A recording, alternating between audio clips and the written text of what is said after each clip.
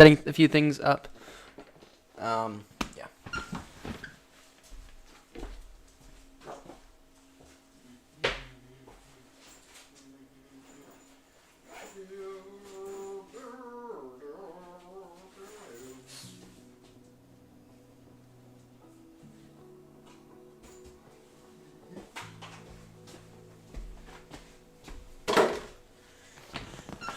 Right. There we go. Oh, we got the iPad now. We got the almighty iPad. Today we are taking the 777-300, yeah, which, if you've ever seen what one of those looks like, you know exactly why I say today we are taking the flying pencil.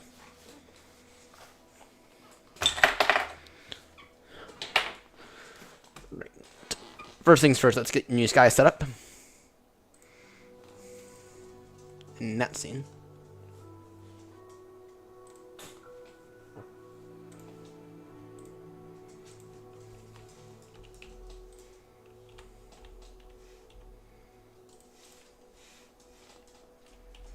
Heathrow. The 77 whiskey. Passenger amount full. Damn, we're flying full flight tonight.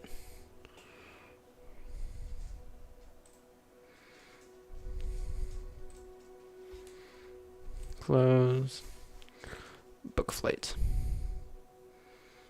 Ah, shit. I need to edit this. 9:45. That's it. That's a goal. That's a goal. That right there's a goal. Let me take a look here. All right, there's a goal. 9:45.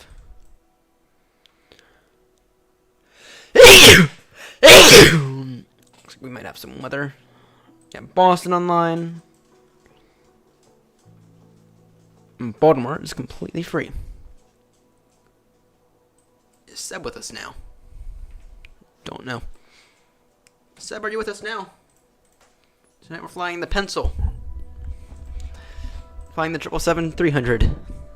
Yeah, stand Echo. I want Echo 3 today. Oh, we gotta start using Echo 1 more. Because that's what they use in real life. They usually use Echo 1 in real life, but... Yeah. Right. Where is it? What's going on with the mice?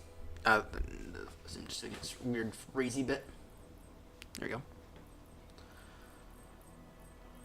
Flying the 777-300ER today. Do we have other engine options? Can we go through Rolls-Royce today?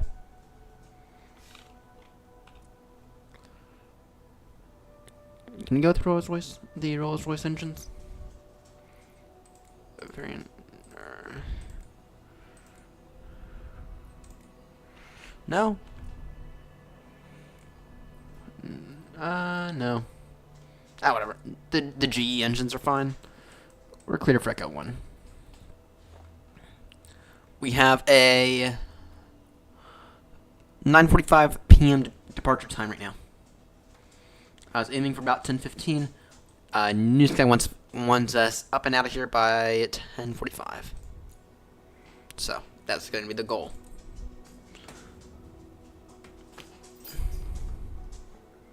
We get the V-pilot on. And I know I have not yet created the flight plan in SimBrief. New flight.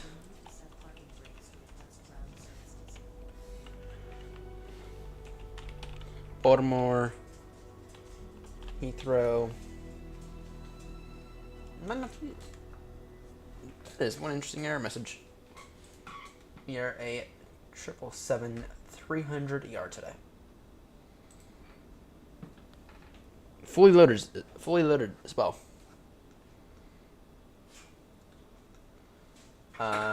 What's that route look like? That route might be acceptable. Got a more direct route though? Yeah, we'll go with that route.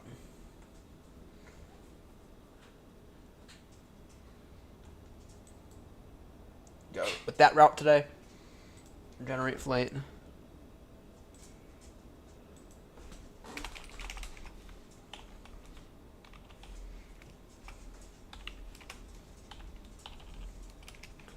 7 wide body, and our cell cow. But I need to write that down throughout the thing. Good Romeo, Mike Papa.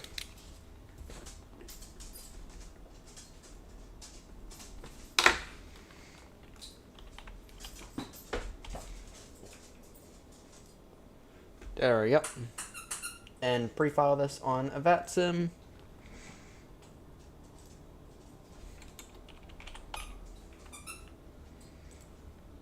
And then we'll be good.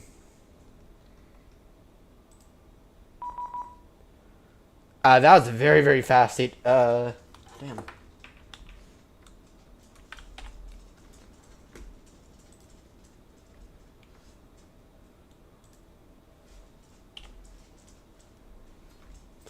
That was a very, very fast auto ATC message. Alright. Let's get this bird up in the air, shall we?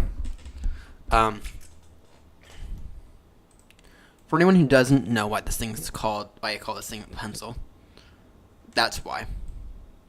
It's really, really long. It's called the pencil for a reason.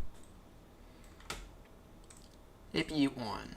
Or sorry, actually no, APU can stay off. Batteries on, Adiru's on.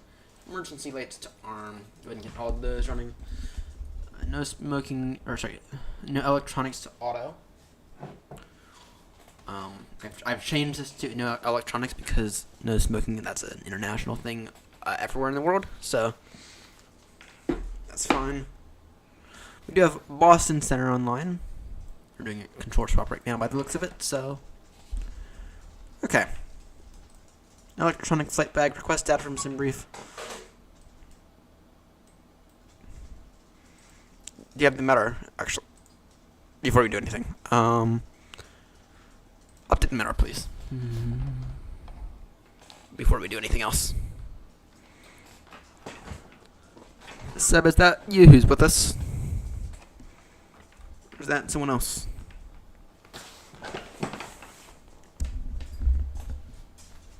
Nice.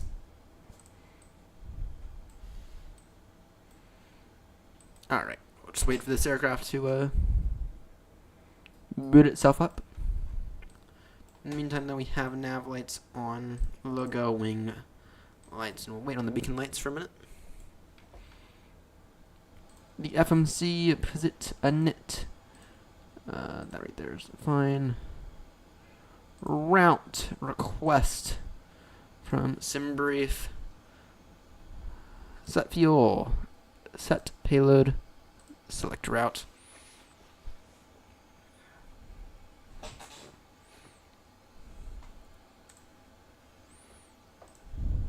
I'm about ready to unplug the stream up because I'm not using it at all anymore. Okay.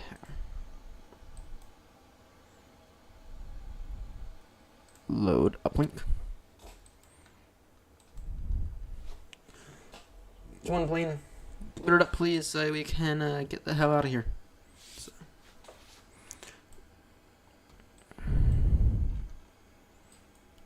All right. Activate. Execute that. Okay. Departure. What's the current ATIS for Baltimore?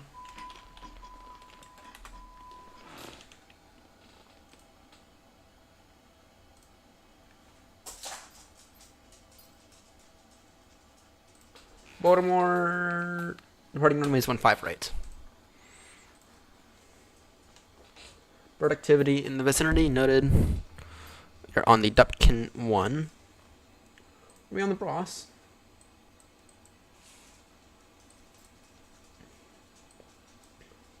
Yes, we are.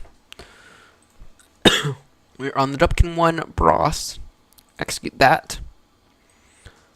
We can go ahead and get window heat on now. The altimeter is what? No wind. Altimeter 3027, so quite high. Quite high on the altimeter.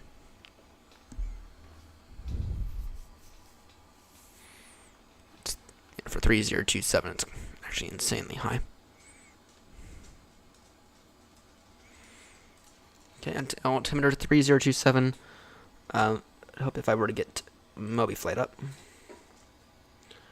Alright, everyone, I'm gonna go ahead and show you all something. So, we're at Baltimore today, which means we're at Baltimore with no ACC for us. These are all synergic here. They do not control us. Okay. Sure, one thing right here. If we were to do dot ZTAF, then KBWI. Go into our messages. We have our CTAF frequency, which for us is 109.400. And so when we push back, we will go ahead and announce it on that.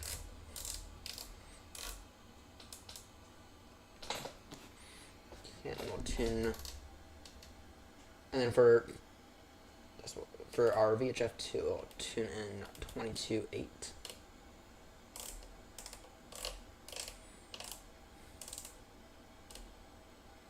That's weird. I have to fix that. 22.8 in VHF2. Making sure we are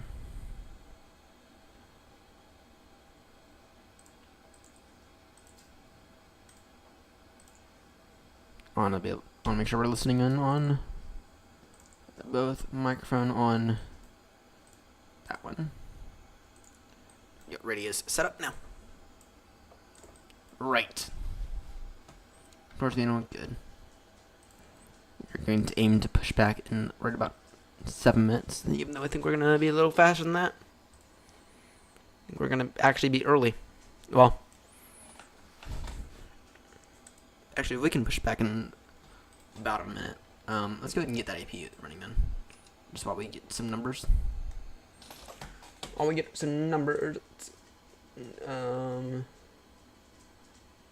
Some tools.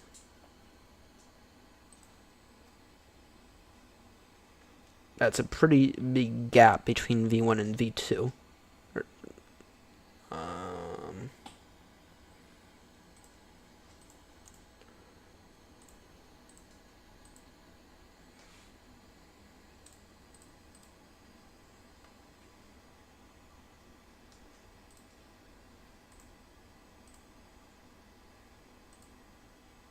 Is it recommending flaps 15 today?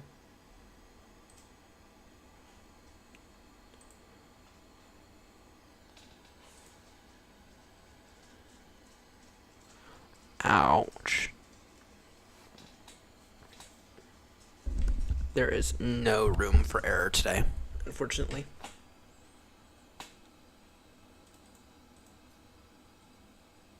And that's, well, so we were to do that. What's flaps 15 look like? Yeah, let's go flaps 20 then.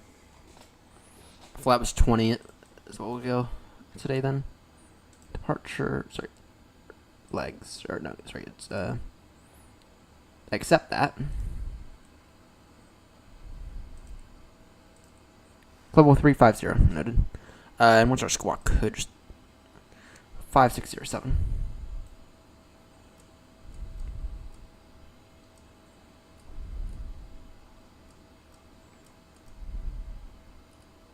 Five, 6, 0, 7 is solid. R mode, Charlie. Good. Legs. Sorry, where is it? Init ref, flaps, 20 today. That's quite a high flap setting for Baltimore. Not going to calculate that. It's going to be 147, 147. So the second we hear V1, we can go ahead and rotate. 156.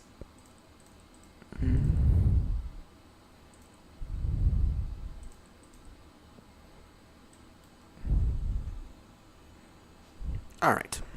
We missed that part. We missed my initial goal. You're just running a few minutes late. We'll go ahead and do our cabin briefing in a moment. Let me just quickly set something real quickly. Push to talk is button 1. Recording device. Microphone USB logic. Okay. Baltimore traffic. Speedbird 2 limit it's heavy. We are a Boeing 777-300ER stand Echo 3 push and start. Baltimore traffic. JSX, do your stuff for me, please.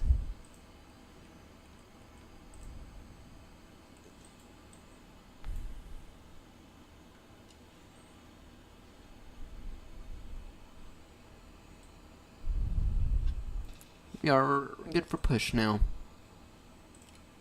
Now nav, VNav, set that all up. In the meantime, VNav says that is appropriate. Good. Nice. Perfect.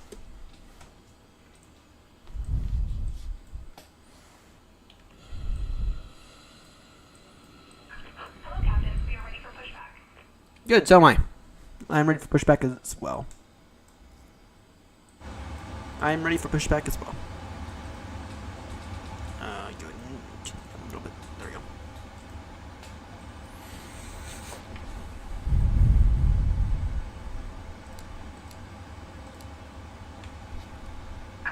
Departure checks completed. Bypass pin inserted. Noted.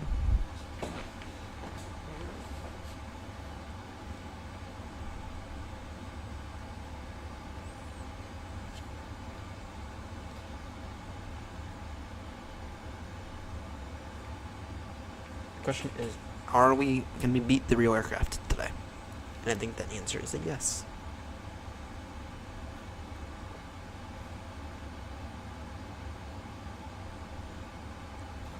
Yes, they're delayed by about 10 minutes today. So, we are solid. We are looking truly solid to beat the real aircraft today. Locking gear. But it'll be a race. It'll be a race, to be clear.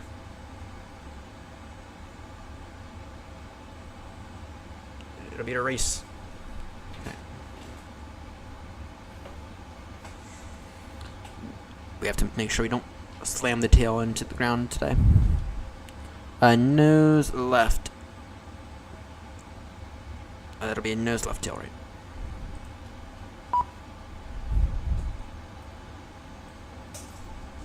Yeah, I suppose we could move those.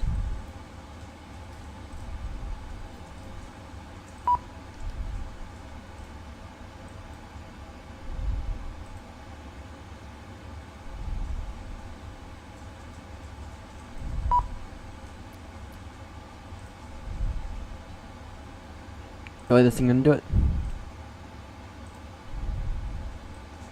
Really?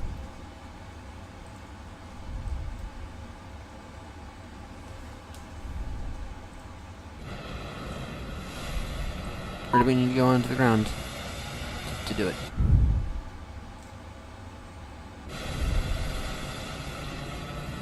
We may need to do it on the ground. Okay. Let's try it on the ground then.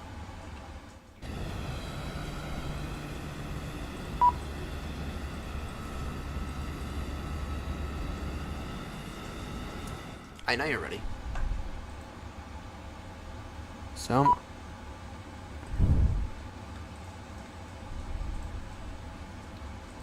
there we go. Ah, that's fine. Baltimore traffic southwest 332 is 30 miles south of the field, 10-10,000, inbound for runway 10, rating 8 arrival, Baltimore. Come on now.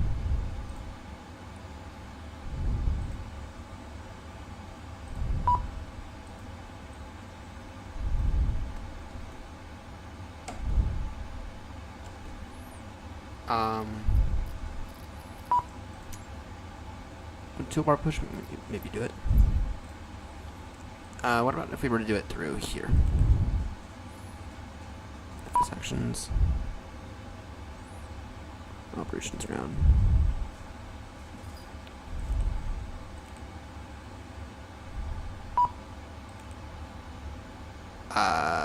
Where's it? Ground connections.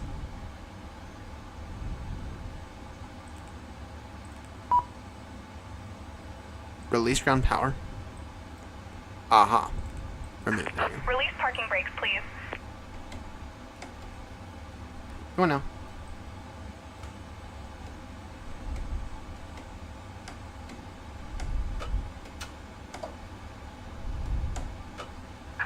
Commencing push. All engines clear. Start at will. Baltimore traffic speed bed 2, Lima Juliet, heavy, stand echo 3, push and start. Baltimore traffic. Right, get all those guys on.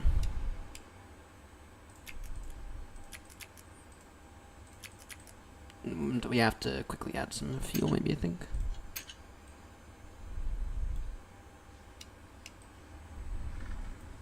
Let me take a look at what Sim Brief did. I think we should be fine in terms of our fuel. Fuel low and center. Yeah, that's fine. If we have any at all, then that's good. Usually we don't have any in the centers. So, that said, this is a slightly heavier aircraft. So, but even then, usually we'll be lucky to have any. We should be fine though.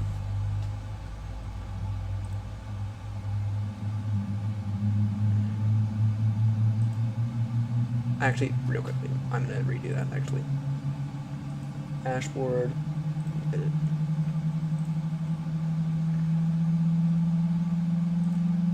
Fuel, extra 60, generate.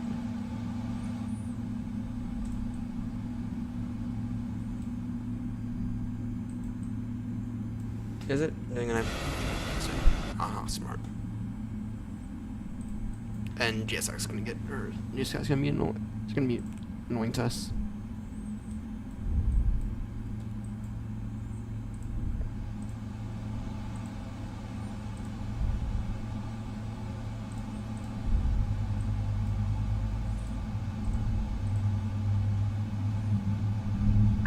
Please set parking brakes.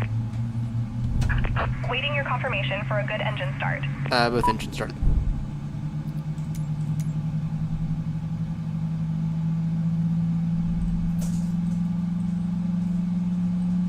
I think that's both engines started.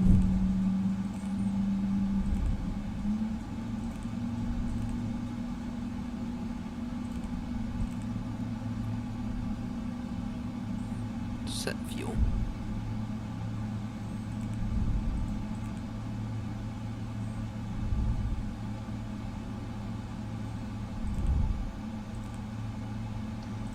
Baltimore traffic, South 332 is now 20 miles south of the field, 5,700. We're bound for runway 10, getting our way down. Baltimore traffic.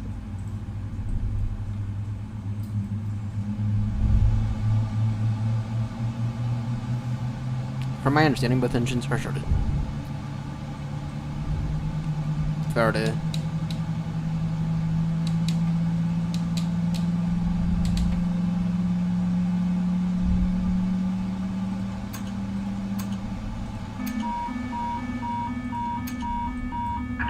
Unlocking gear.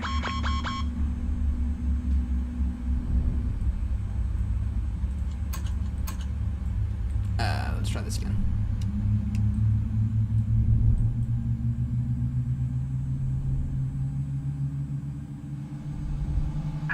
Tow truck disconnected. Bypass pin removed. Left is clear. Right is clear. We can auto start. What? Oh, we completely fucked up this. Let me start this flight.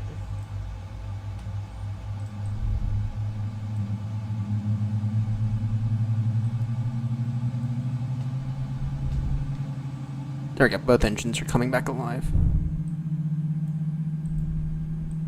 GSX for some reason did not think that the engines had been started. So interesting.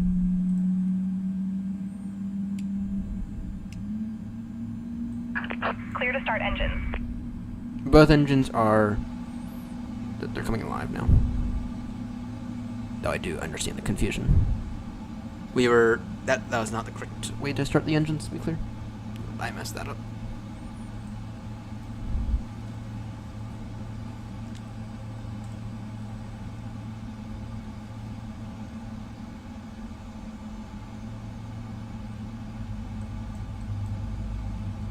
No damage done though. Again, we will be taxiing via Juliet, Bravo, Papa. 15 right.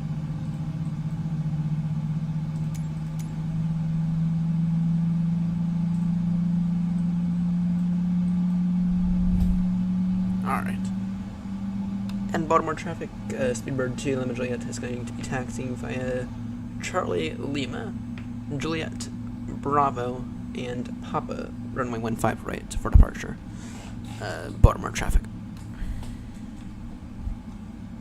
Okay, we should have beacon lights on now. Beacon lights, taxi lights, strobies, and we can keep off just for now.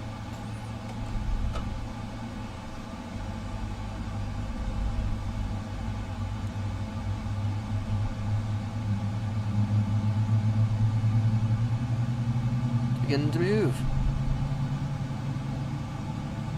Let's begin to get out of here. Gotta be really careful tonight not to bash the tail into the ground. Be really careful with that.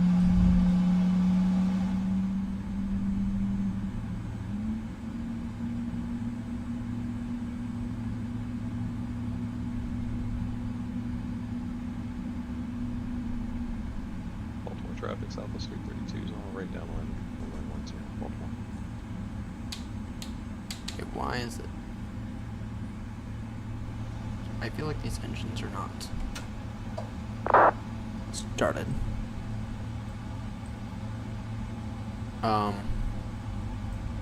So here's what we're gonna do. Baltimore traffic, Southwest 332, with the company traffic on Baltimore 10, Baltimore.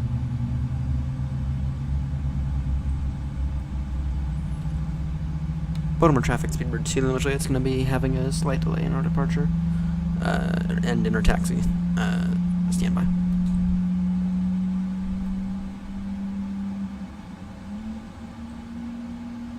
Alright, I'm gonna wait until all these engines are shut down because something's not working. Something's not working right.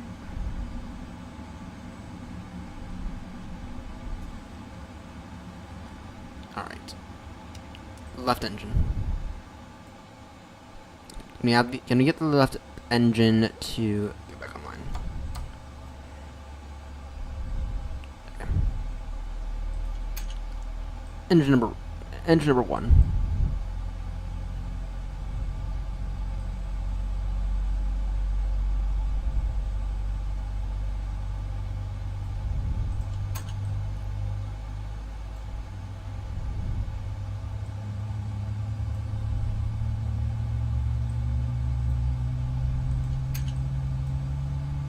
Come on, engine. I'm not seeing. We might have a double engine failure. We may or may not have a double engine failure.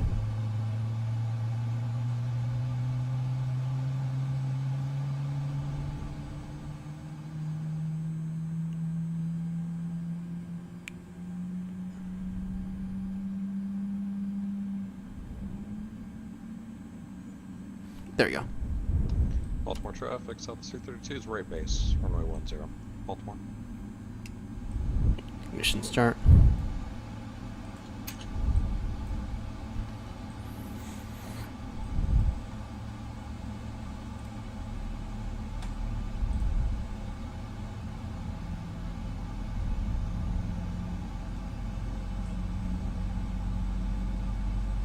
There, we got number 1.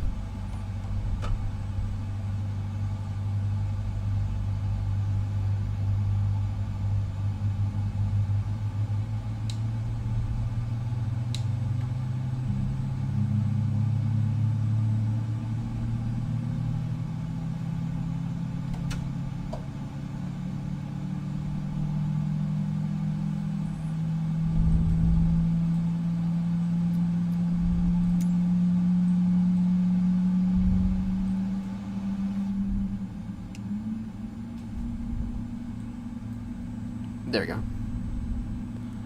Baltimore traffic, Speedbird 2, Lima Juliet. Heavy's gonna be, is gonna resume taxi now. Via Juliet, Bravo, and Papa.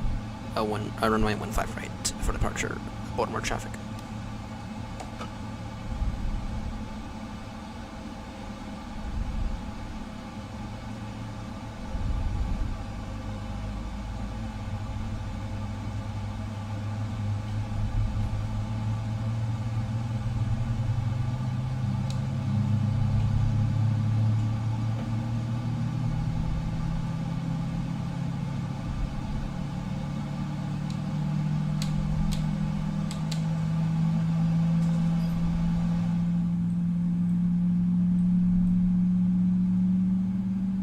Come on now.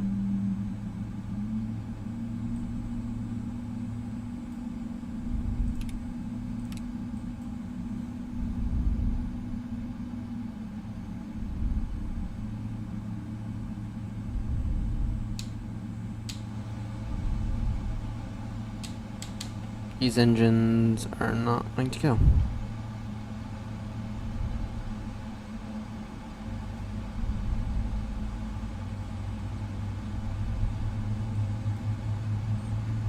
What's going on with these engines?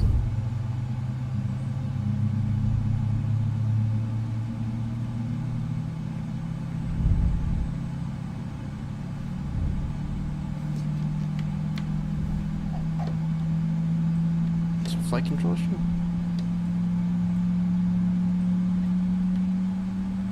Did I forget something important?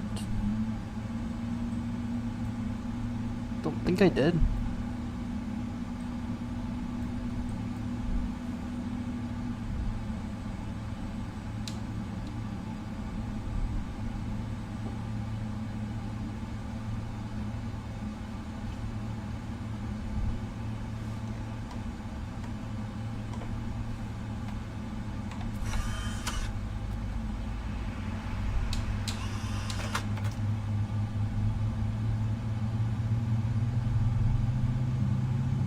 There we go. There we go. It's a flight control issue. The sim. I blame the sim.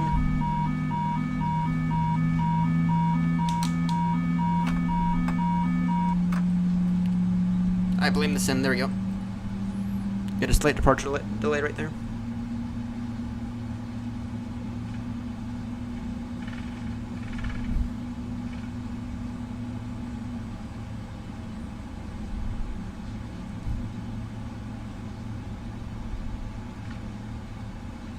Take has been deleted. What? That's annoying.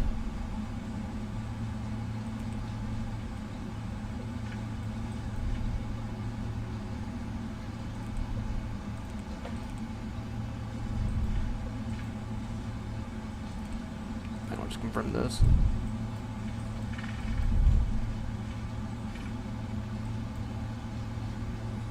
Speedbird 2 Lima Juliet is going to be it's going to be delayed today, both in the sim and in real life.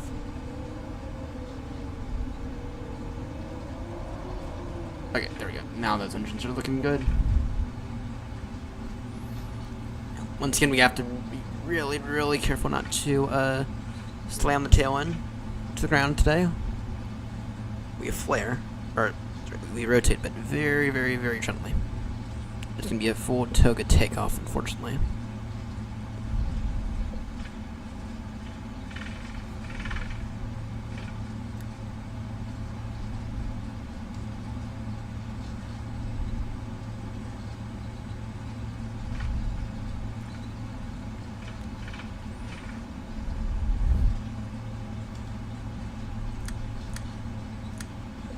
So I'm not seeing Team Lima Juliet on flight radar 24, unfortunately.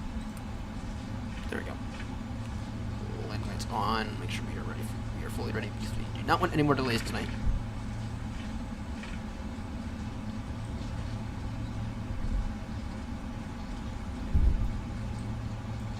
Keep it out of traffic, so you know we have it. And then we have traffic, unfortunately. Someone just landed.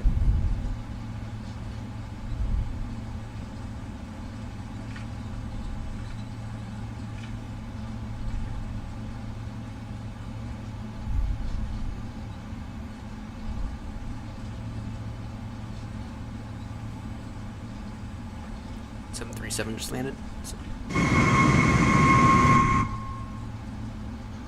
Baltimore traffic, South Pacific 32's vacated, runway 10, Jackson Terminal, via pop up, final call, Baltimore. Alright, should have some more traffic on final.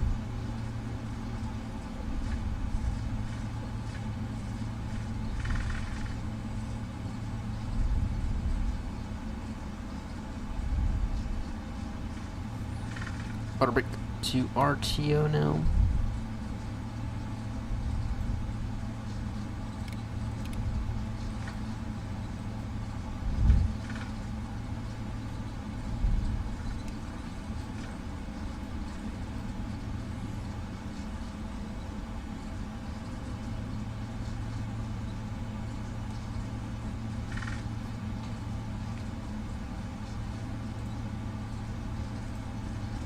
I think we have someone on final.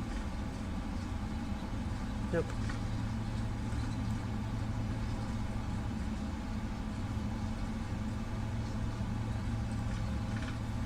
Alright.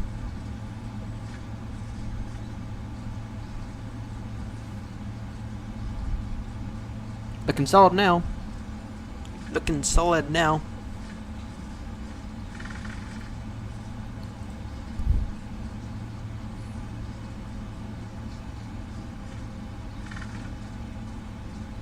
And, yeah, it looks like we're flying blind, unfortunately, for the rest of the night. That's going to be annoying, but whatever.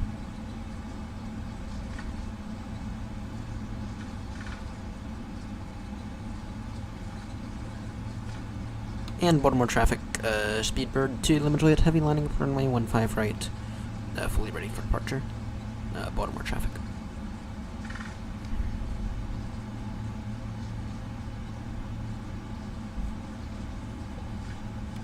Flight 140.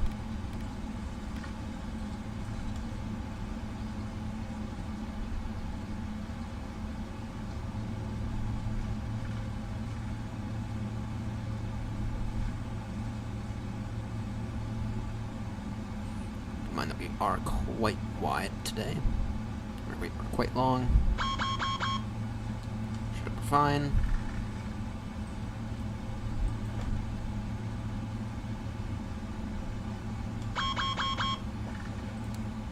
Okay.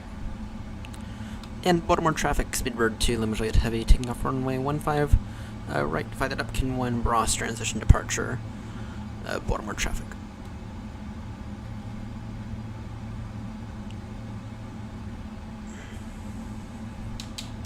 Thrust set.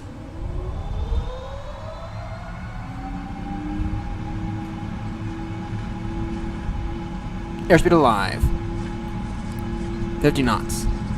60, check, everything normal. 80 knots. 90. 100.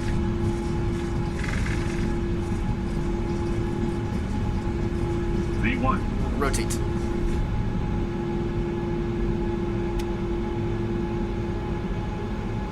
Positive rate, gear up. Begin to throw some flaps away.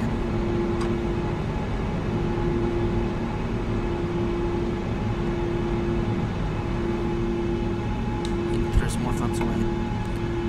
Baltimore traffic, Speedbird 2, Limit Juliet Heavy is airborne, passing 2,000 now, climbing flight level 140, by the Upkin 1 Ross. Last call, Baltimore traffic.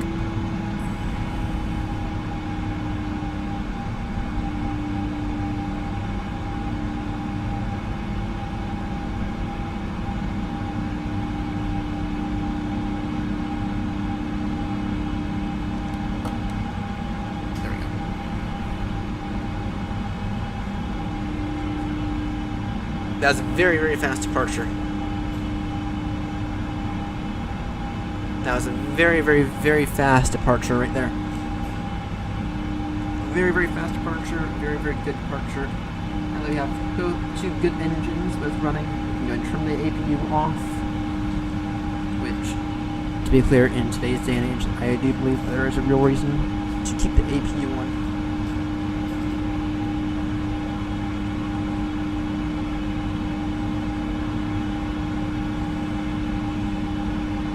Come on, BA. your transponder on BA. Don't be late. I mean, we're already late, so 10 p.m. departure slot. Nice. For the final flaps away now.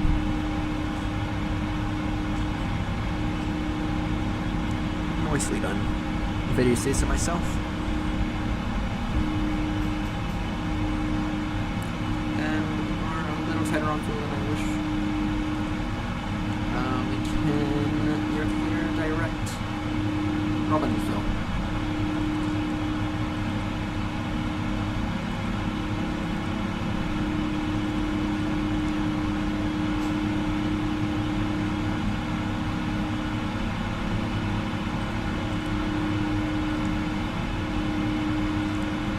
Pick up number 2. Go ahead and finish up that number. Okay. Flight level 35.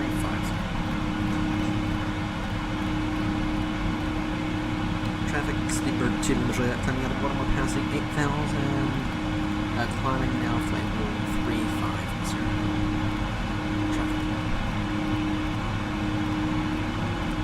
And traffic Speedbird 2 measure that is also direct to Robbinsville.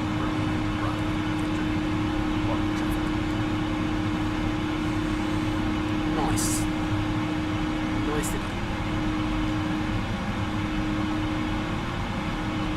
One Speedbird. They are having a bit more of a delay than initially intended.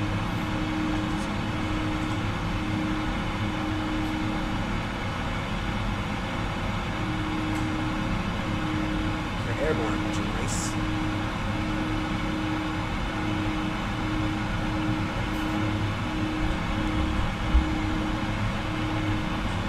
It's always nice when we get airborne. And just out of curiosity, what time is Heathrow intending on us getting in? Or, sorry, what time is this thing supposed to get in? Heathrow ETA 8:50 Zulu, so... Yeah, and that's about... What time is it right now, Zulu? 2:09, so about 6 hours? 6.5 hours? So, yeah. Closer to 5 a.m. Seems about right. Seems about accurate. Yeah, so we will try to take as many. Actually, initial time's going to be flight 330. And we are going to go ahead and throw in the second slate fan real quickly. Just for the sake of this. Where is it?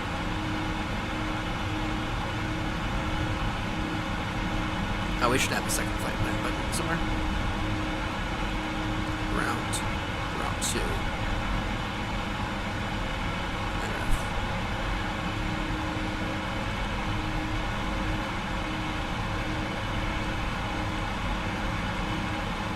Route 2. Departure arrival.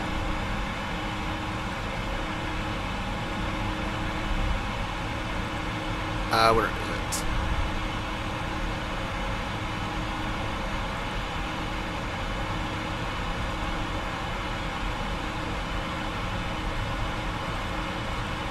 Netref.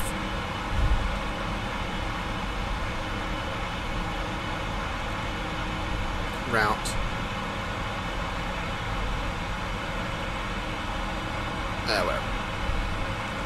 Whatever, we'll do.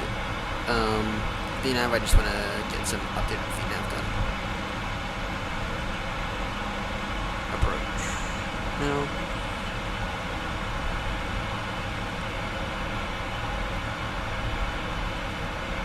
Oh, whatever. It's fine. It's fine. It's fine. Level 330 is what it is recommending, and so we'll climb level 330. We are climbing very, very fast today. We are direct to Robbinsville, which will be there in about 15 minutes or so. Yeah. This is a very, very similar route to the other day. Very, very similar. Of course, arriving into Heathrow via the north. Always nice. So, Should be getting there with enough time for us to get some decent ATC maybe. Maybe we'll get Heathrow or London online. So it'll be quite nice if we get London. Descent via radar vectors. So taking the new direct to hotel, by the way. How much fuel are we estimating on board? Fuel 22.9. My word, that's a fair amount of fuel. 22.9. I get concerned at about 6. So we have loads of fuel. In that case, we have to be a little concerned about our landing weight. We should be fine. Standard pressure now. Take the headset off. That squishes my ears.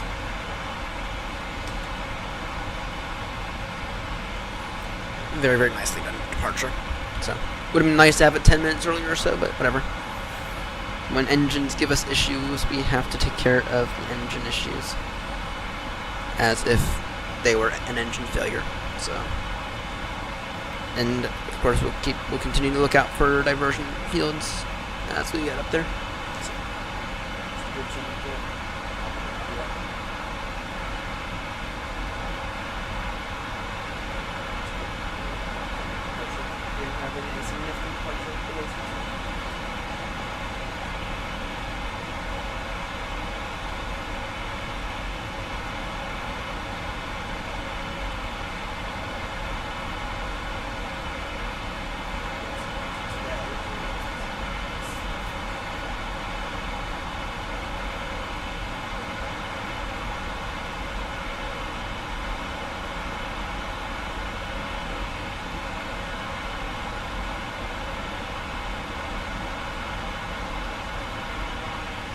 estimated departure time, so about 2 minutes.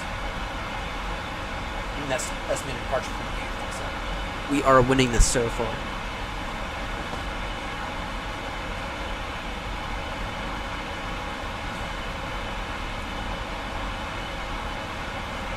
At least we're airborne now. We are airborne and we are going to enjoy the flight. And if Seb doesn't tune in a few moments, so I can talk to him, we are going to, I'm going to go around and do a few things. So we are monitoring 22 decibel. You need the iPad view right now.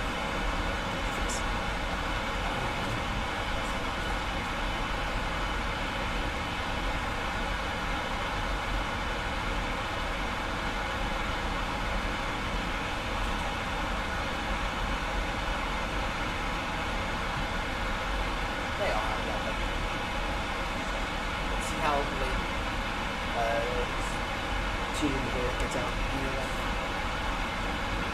For Baltimore flights, they are always late. They are always late, unfortunately. They are always getting delayed, unfortunately.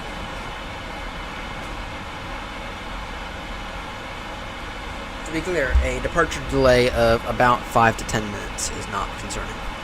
A departure delay of about 3 or about 20 or 30. Okay, that's where I consider it to be a delay.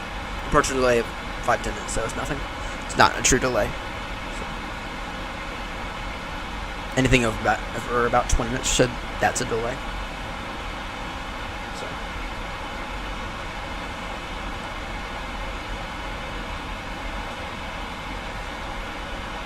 when it comes up, it's going to be right about here.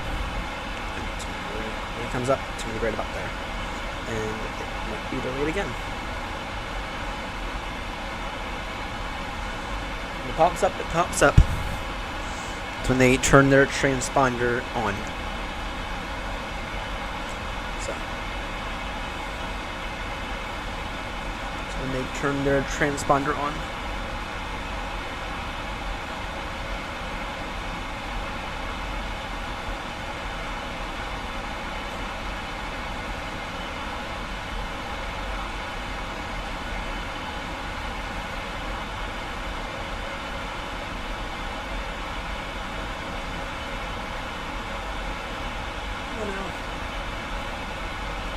You're almost late again.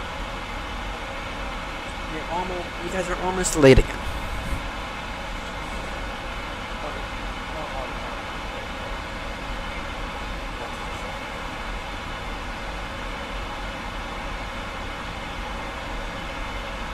They're taking you. Go Victor. Oscar. Interesting. 777-200 ER. We are in the dash 300 today. So.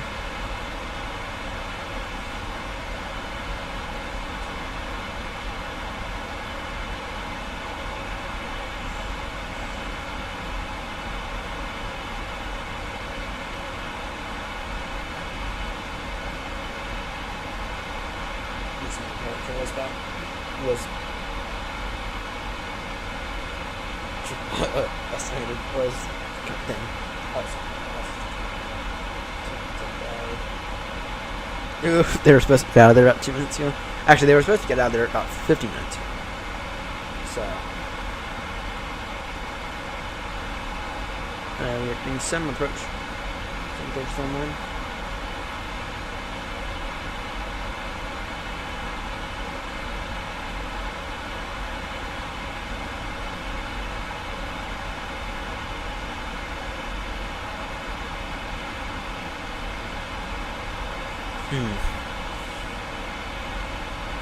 Come on, Seb, get into the stream, bud. Seb.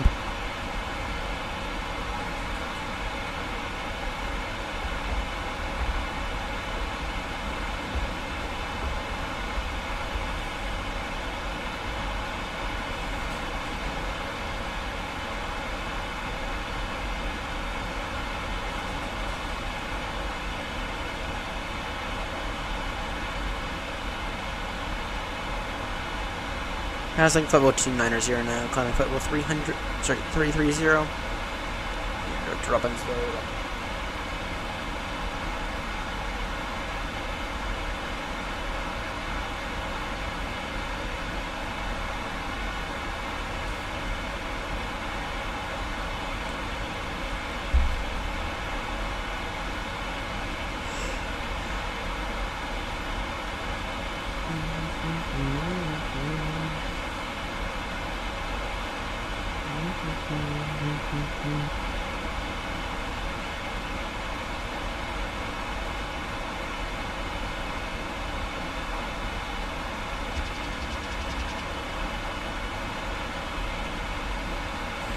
They're very late now. They are very late now, that's what they are. They're very, very, very late.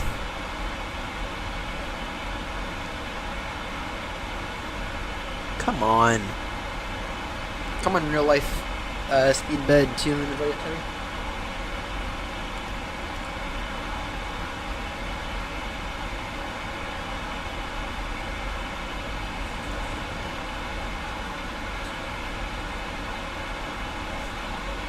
And I know it's going to pop up in Concourse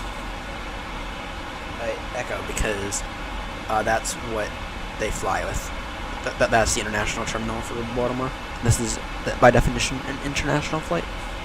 Baltimore to Heathrow.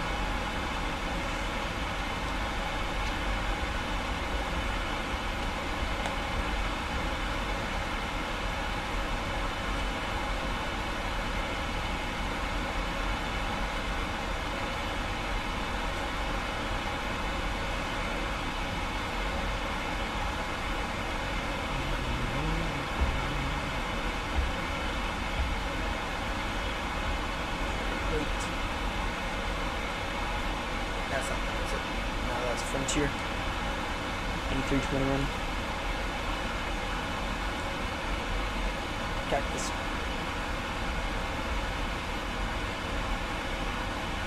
Holiday delivery.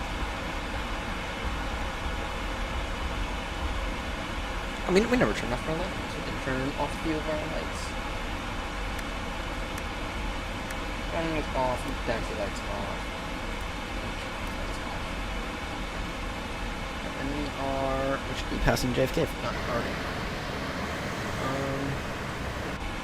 JFK is actually right in front of us. see that runway right there? Sorry, not that runway. It's over here. You see that? Right there? That's JFK. John F. Kennedy International Airport. Frontier flight gets to go to Orlando. So it's going to Detroit, Indianapolis, so up to Boston, 203, Albany, Buffalo.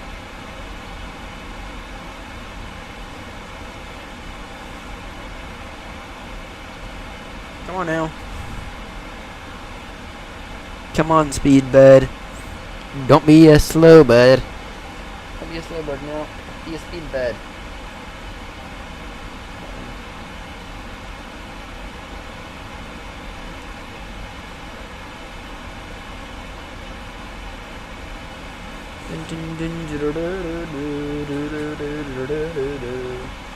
We're gonna watch that transponder come online. I swear, we're gonna watch that transponder come online. Even if that does mean, even if it's gonna be an hour. They're flying a 777, so whatever.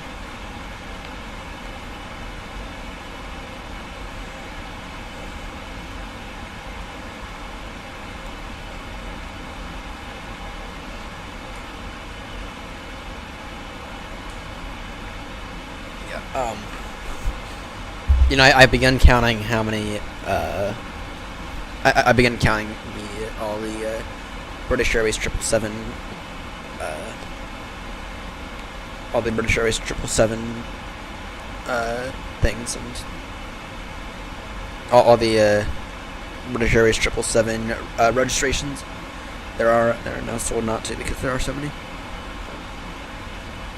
There are simply so many.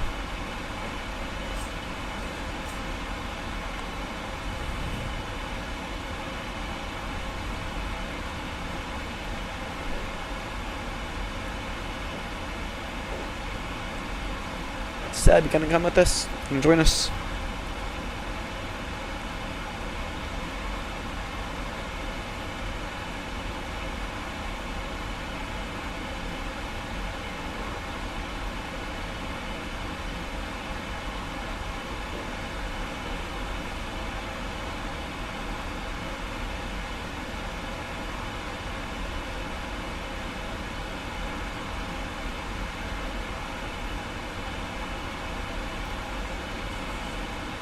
Bunch pop up.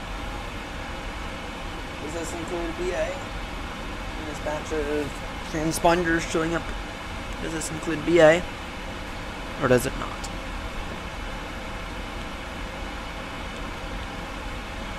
Got another one right there. Come on, speed bed. Don't be a slow bed. Be a speed bed. But you're already being a slow bed. So now we can turn direct. Whatever the next waypoint is past Lauren Bays.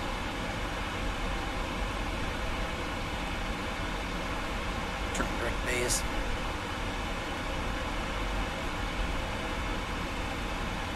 VNAV wants us to be at flight level 350. We'll climb flight level 350.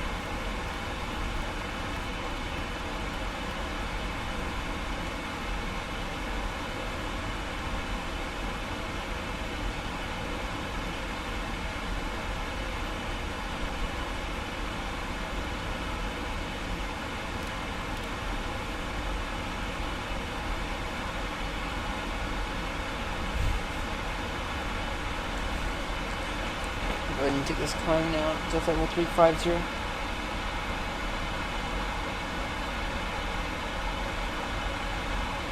Do do do do do do do do do do do do do do. And you're in the pencil machine today. You're flying a pencil. In case anyone's wondering, the pencil is the 777-300. The 777-200 is a bit different. It's not quite a pencil. The Dash 300 absolutely is by definition a pencil, though. Just to say it.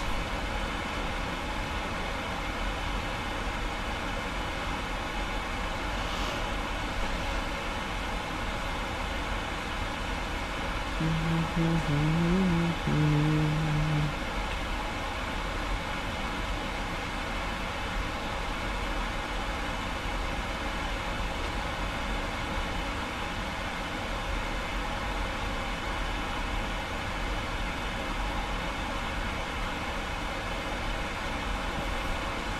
out of curiosity, put it up a short here earlier today. 249 views. Not bad. Damn, BA, you are really delayed today. Watch it be 11 before you pop up on my radar.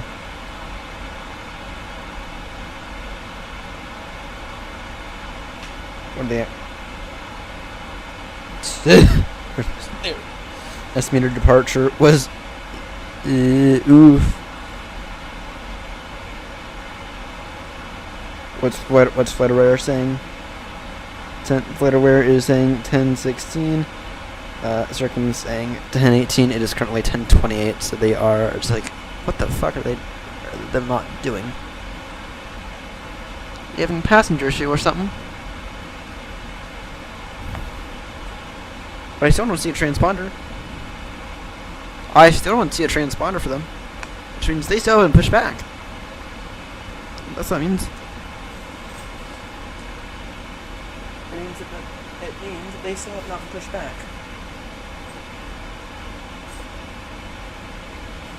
Annoying. Whatever. Actually, here's an interesting fact about Baltimore. Baltimore, because of Southwest, actually operates more. Actually flies. A, more flights than Dulles, and B, more passengers. What makes Dulles so big, though, is that most of Baltimore's flights, and when I say most, I mean all aside from like 5 a day, are domestic flights. There are only like 5 international flights out of Baltimore. Rather, for Dulles, Dulles is actually mainly the opposite. Dulles does have a fair amount of domestic flights, but Dulles really shines in having international flights. So I always tell people, if for some reason your British Airways flight at Baltimore gets canceled, what you now need to do is you need to make your way down to Dulles.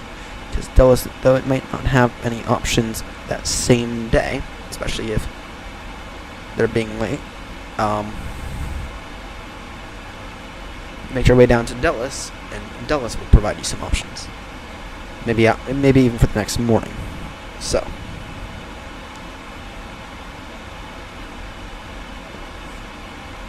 Yeah, this guy just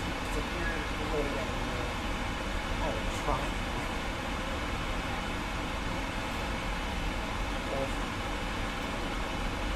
Estimated is 10:16. You haven't pushed back. Not as much as streaming fucking transport. Doesn't seem like that's the case at all. Direct to the next waypoint out, please. Foxwood. Excuse. Do do do do do do do do do do do do do do. All right. In a moment, I'm going to we'll wait for B8 for Speedbird 2 Limited to come online, and I'll grab a snack. So I'm on the pepper side. It's eating a pretty damn massive dinner.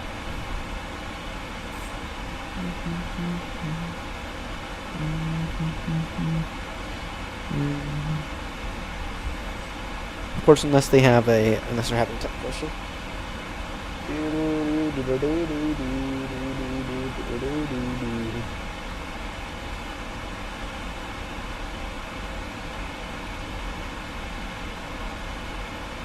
Yay.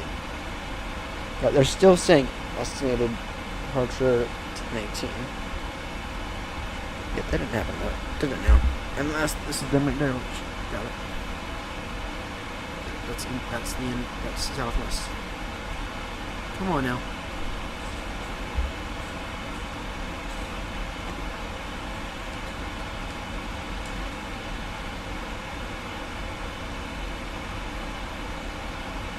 we're already at cruise. We don't have to do anything again. So, is it even recommending any subplanes today? Yes, it is. 370 in at time 6320. So in about 4 hours. Yeah, 4 hours.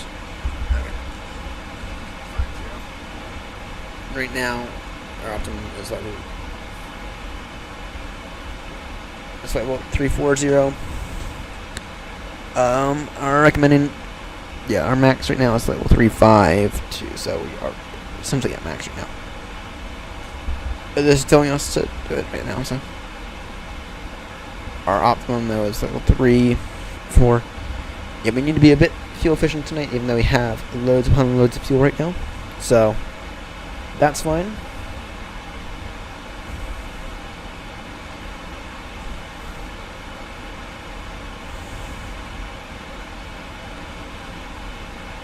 Ah, there we go. They're online now. Coming up.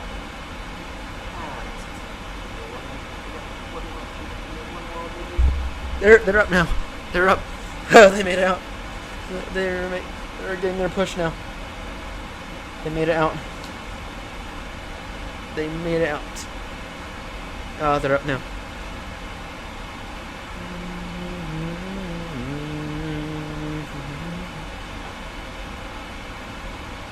That's what I'm feeling. Both Mike uniforms. That's what I'm feeling. Golf Mike. Yankee Mike, golf. That's what I thought. No, it's not. I flew in golf, Yankee Mike Romeo. That's what I flew in. Same aircraft, to be clear. Same aircraft, but whatever. Back to Foxwood now. Alright. I'm gonna go grab a bite to eat. Here, I'll be right back.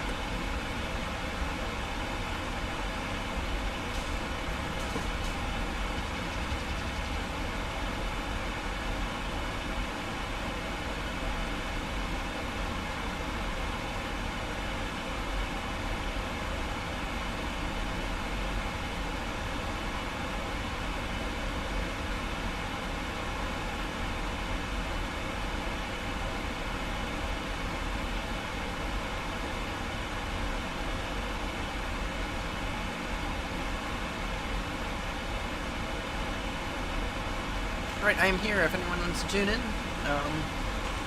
You may need to grab my attention, but whatever. Yeah. Had a very, very smooth departure.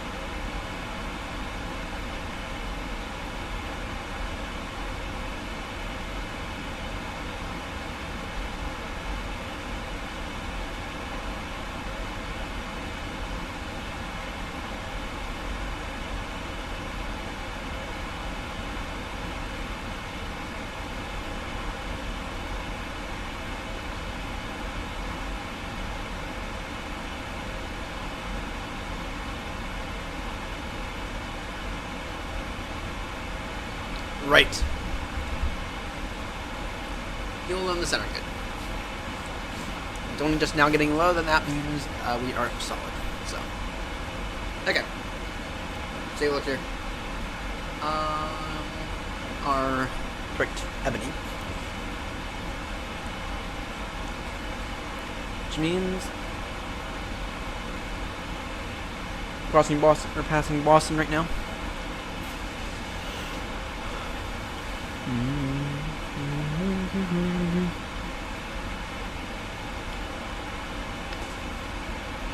You're passing Boston right now.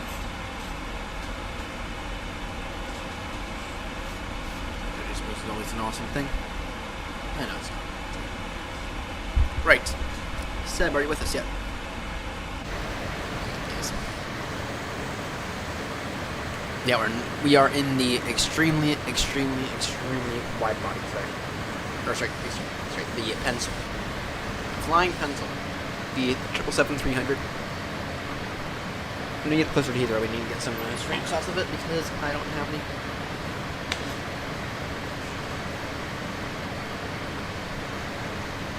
It is nice to have a good 777 though. This is where the real aircraft is. We're all the way up here. So we got about an hour on them. And I'm serious about that. They only just departed Baltimore a few minutes ago. So we got seriously we got about an hour on them. Okay.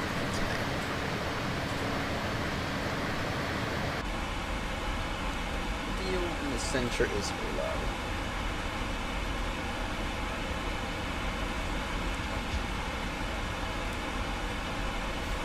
Yeah, no shit. Got about half a ton of fuel. Yeah, about half a ton of fuel in the center.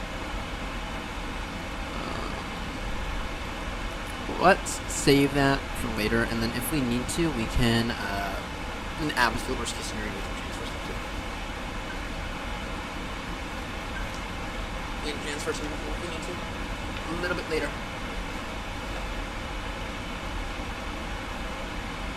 We have a decent fuel balance. We got about 62 kilos. We got about 62 tons of fuel on board right now. Quite happy with that.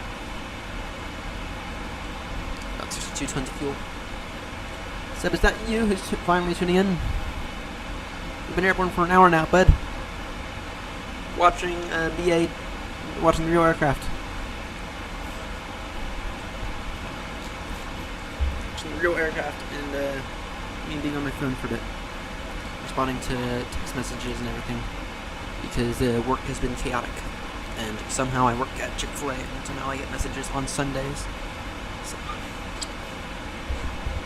All right.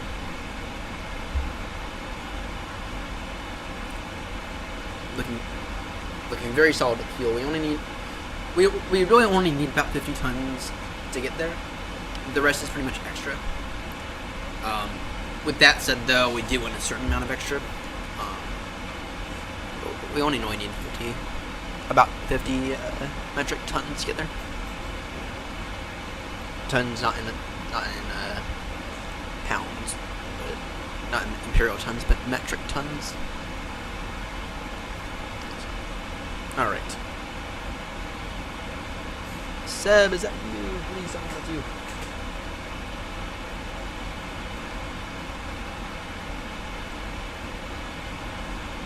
We're in the pencil today. Pencil. And the reason that I call this the pencil is because it's quite wide. We're in the wide body pencil today. We're in a triple. It's a wide body. It's the that's the Dash 300, which we're usually flying the Dash 200.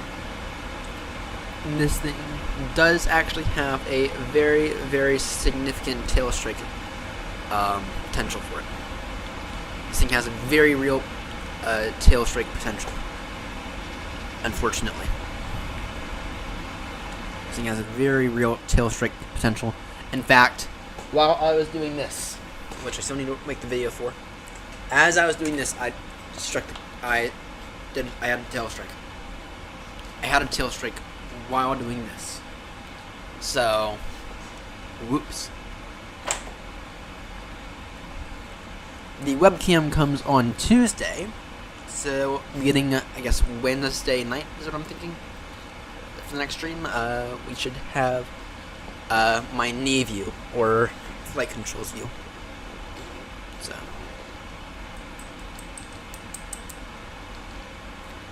Alright. Let's take a look here. We are direct to Ebony. In about 40 miles or so. In case anyone's curious about the flight plan.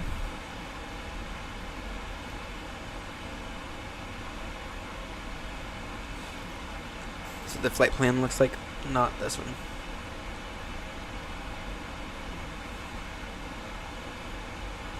Not that. This one. So it's Ebony, and then Tudet, and then Dogal, Begsit, follow the Quebec 37 to Danax, and then it turns into the Quebec 38 to Nugra. That's what it turns into. Then we are on the Nugra 2 hotel for Heathrow, because that is the best arrival for Heathrow, period. And yes, I'm picky about that kind of stuff. I'm always picky about the Heathrow arrivals. So, but right now we are just past Boston. Actually, we passed Boston a little while ago. We passed Boston a little while ago, unfortunately. Oh, fortunately, actually. So. Alright.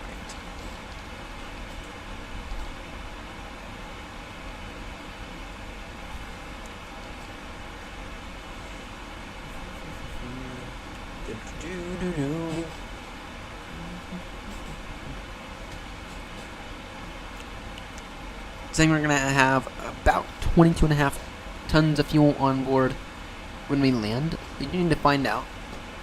I'm actually find this out right now.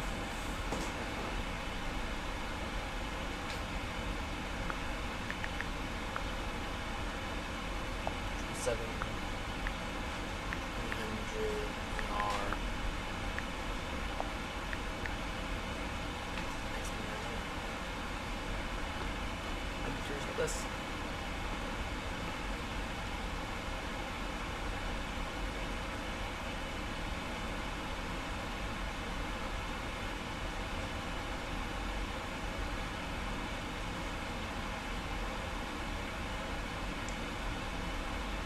I'm curious about something.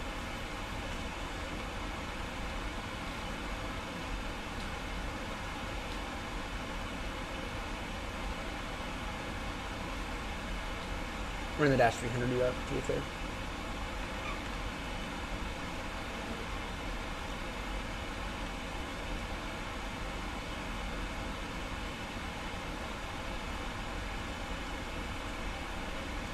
Should be in here.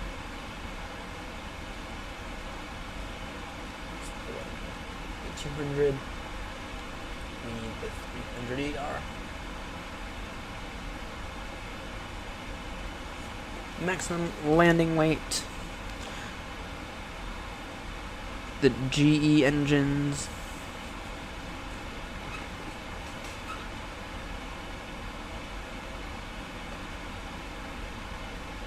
.920. Right now we are. Don't know what we're looking like in terms of our fuel.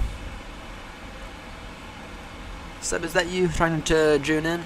Trying to tune in, bud?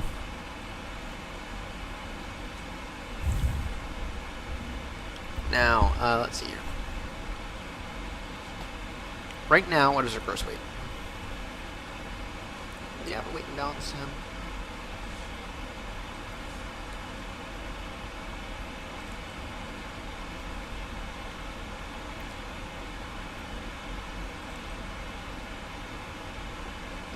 Beam Ninja needs ASM cameras.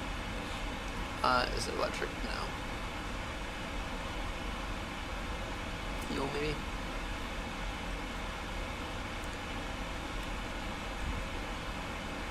Where is it? Hydraulic, electric, no. Yeah, is it in flight controls? No.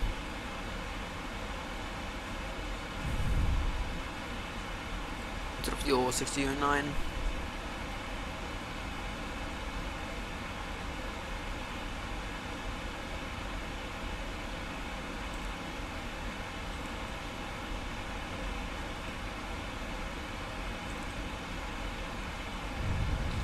Hydraulic.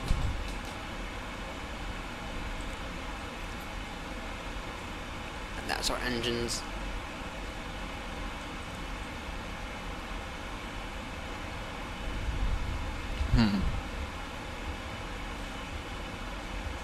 I don't see it.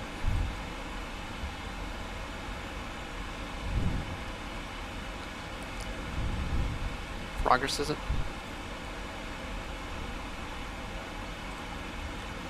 Is it in progress?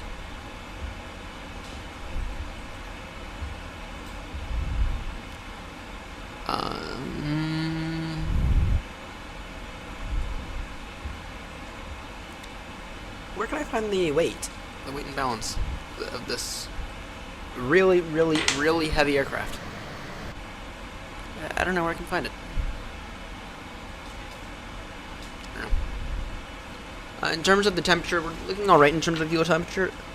With that said, though, it is approaching winter, and so if it gets down, if we look at the fuel temperature, and if it gets down below about minus 30, then we need to go ahead and descend so we don't end up like Speedbird 3.8. We'll need to descend if we if that fuel temperature gets any lower than minus 30, but right now it's sitting at plus 8, so we should be fine. With that said, that we are entering into winter, so we have to be very, very careful with that.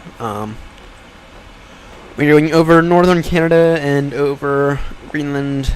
Actually, we're not going that far north, but we are going into northern Canada, so we have to be careful. We will have to be careful. We will have to monitor the fuel temperature closely today. I don't think we're expecting any weather that is going to allow us to get down to the minus 30s range, but if it happens, then we will need to descend to warm up a little. So that is something we have to note today. Come on now. No. Barnaby, cut it out.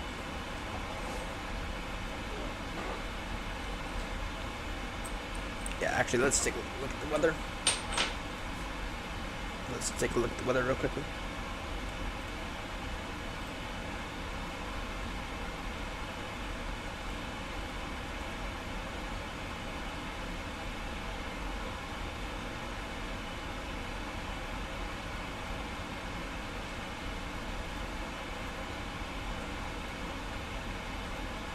We have Toronto Center online. We're not passing them now, are we? Okay. Seb, is that you trying to tune in? Someone's trying to tune in. Someone's hopping in and out of the stream. Seb, is that you? Visibility.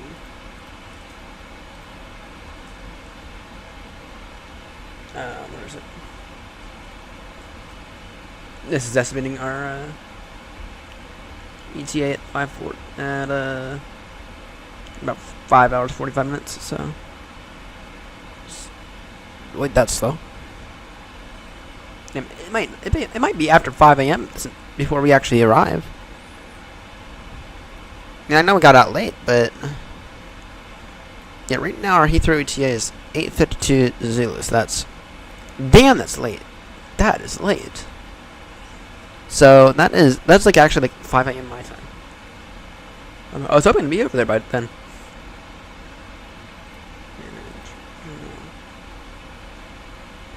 I am trying. Where is it?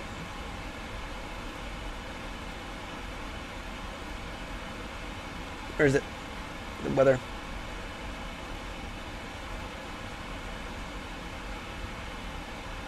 Well, they have it out now. They have it out.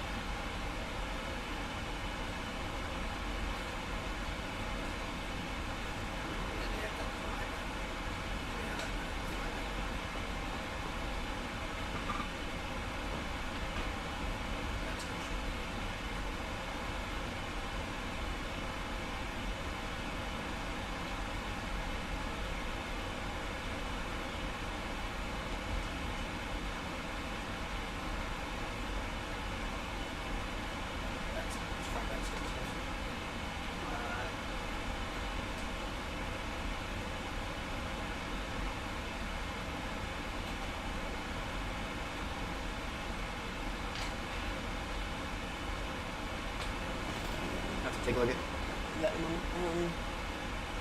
Right, where's the weather? Seb, if you're tuning in, which someone's trying to tune in, I don't know who. But Seb, if you're tuning in, if you could add notems to this, if you could add notems to that, that'd be amazing.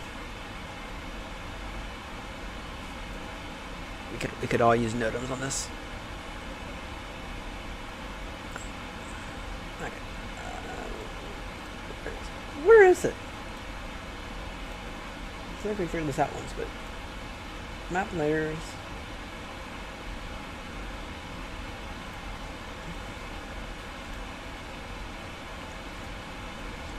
Filters.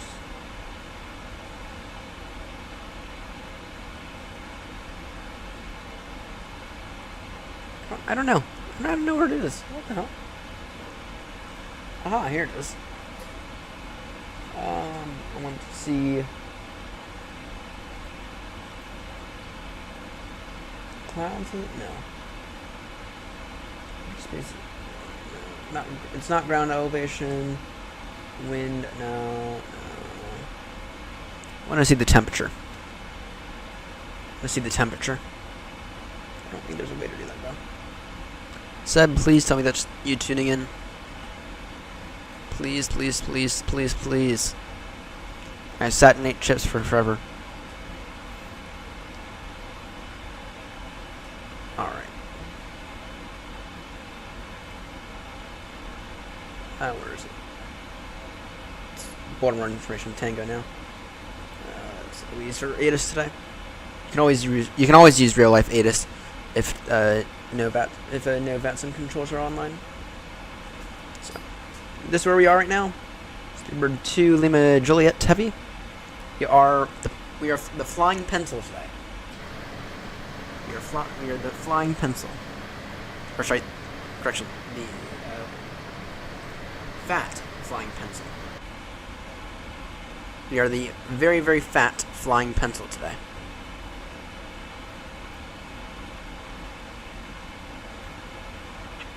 That's what we are. If you ever tuning in wants to say something in chat, please do, so I know who you are. So I can know exactly, and go ahead and say whatever the hell you want. Just be hearing some noise in this aircraft. I hope that's not a failure issue. That said, we did have some issues departing from Baltimore. We certainly had some issues departing from Baltimore earlier. Some engine issues. So hopefully they don't come back to bite us in the ass. But if we lose both engines, right now we're kind of fucked. It'll end up being a water landing if we lose both engines right now. But I don't think we are going to lose both engines. Because eventually we got them started. So. Wind.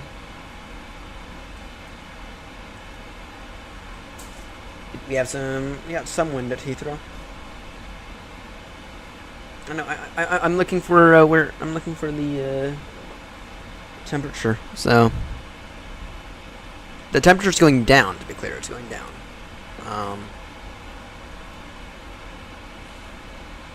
It's +7 now. It was +8. 1 degree difference though is not gonna it's not gonna change anything. It's actually really nice to have it as plus some, but as we go oceanic though, I'm expecting our weather to get a whole lot colder, and that we have to be careful of. We have to be very, very careful when the temperature gets a whole lot colder. So, Seb, are you playing games now? Who is it that's tuning in?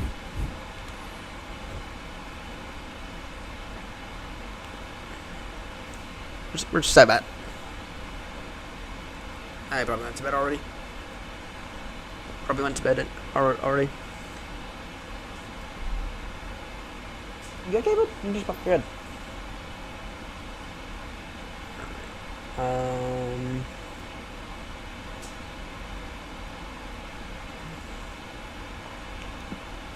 Let's try open weather.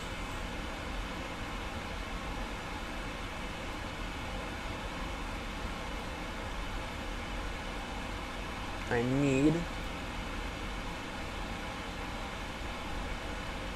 Where is it? I don't know. I don't know where it is. So I don't know where to find the weather. I just need to see the temperature. So I know if we need to do any kind of funky business. I just need to. If we need to descend, we can always descend. So we'll just monitor it closely. This is going to be something we have to do all the time. We have to just monitor our fuel ton. Now, as we are getting into the winter months, October is usually when we have to begin to really monitor that stuff. If we get down to about 30 degrees, to minus 30 degrees Celsius, then we have to descend. So we don't turn into BA 38. Into Speedbird 38. Which, for anyone who does not know the story of that crash, basically it was in a 777-200. It was at Heathrow. Okay, it was back in, I think it was 2008. It was really early 2008. What happened was the flight was coming from Shanghai. It went over Russia, and it got really, really cold. And what happened was there was a constant, but very gradual buildup of ice. And then as they got into Heathrow, as they descended into the UK, what happened is all that ice was dislodged with a little bit of turbulence, and it caused a blockage in the fuel heat exchanger. Okay. And so we have to be careful. And if we get below, if the temperature for the fuel gets below 30 degrees Celsius, we need to descend. So just something to keep in mind. Alexa, turn on Ryan's bed.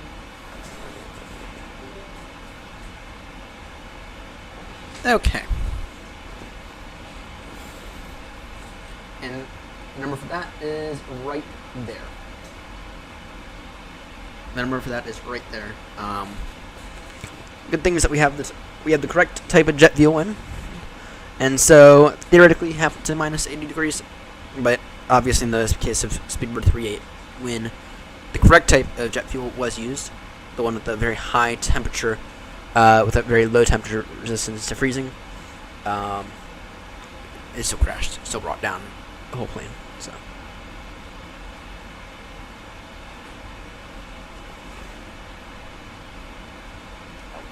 Did Grumpy just send me? Sorry, the Grumpy number 2. We have 2 Grumpies who are good friends of the channel. We have Grumpy Windwing Mike and Grumpy Bus Driver. Well, usually when I refer to Grumpy, though, I refer to Grumpy Bus Driver. Very good friend of the channel.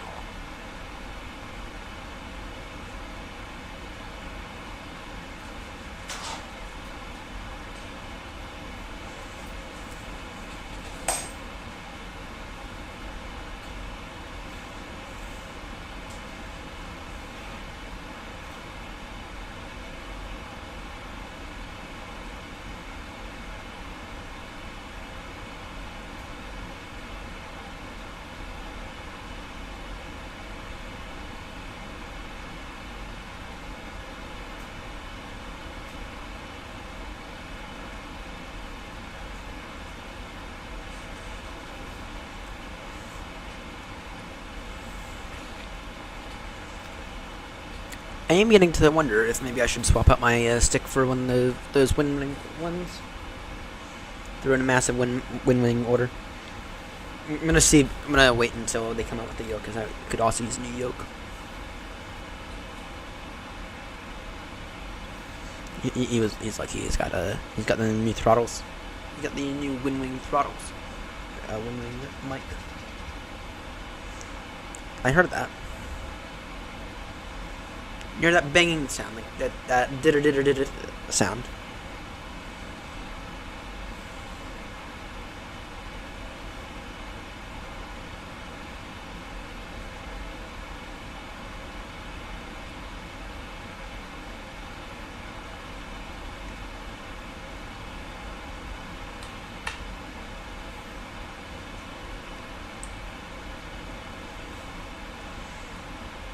Is that one of the grumpies right there that's tuning in?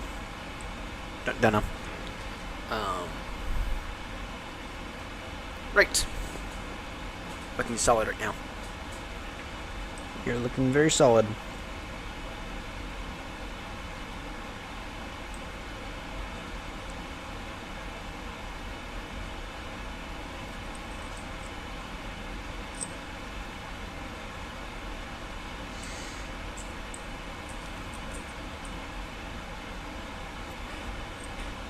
Looking very, very solid. Okay.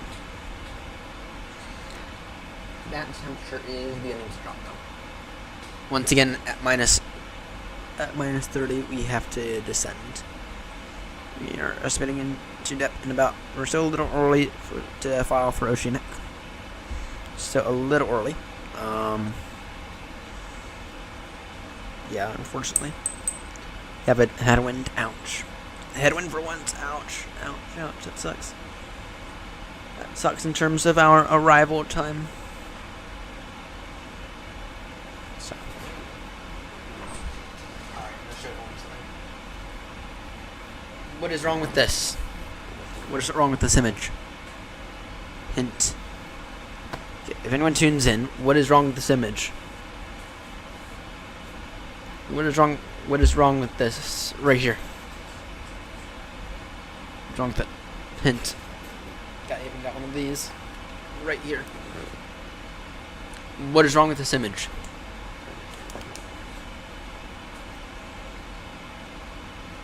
Hint, look at the hat.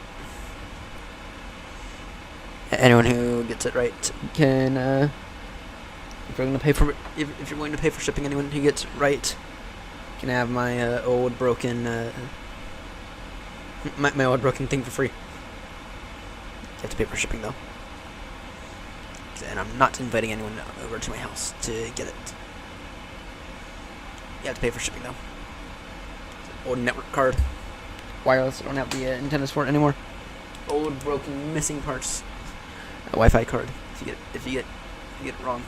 Or if you get it right. Even then if you guess it wrong, I'll see it. Wait for the end of the stream. But if you can guess it all, maybe you'll get a chance to have it. Once again, you have to pay for shipping. So. What is wrong with this image? Look at the hat. You can look at the plane we're flying. Those are your own two hints. Before I just eventually spit it out of my mouth. Eventually, I will spit it out of my mouth, and the game will be over. So, look at that. Look at the aircraft type, and that is all I'm going to say.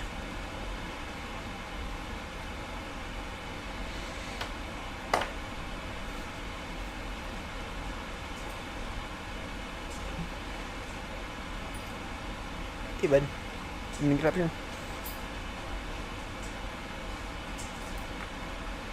Da-da-na-na-na-na-na.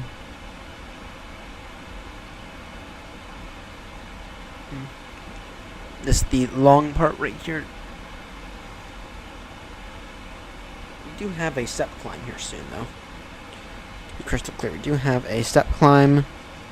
About an hour, or sorry, about 2 hours out from Heathrow. So when we are mostly over the Atlantic. We're mostly there, so Got a step climb in about 3 hours. Listen, 2 hours. 2 hours. Do whatever. 2 hours. Do whatever. 1390 nautical miles. So.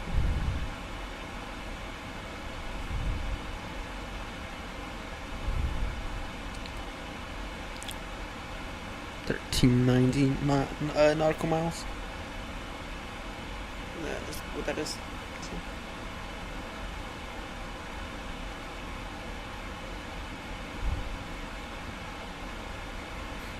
I'm curious about saying what the A300 dash 600.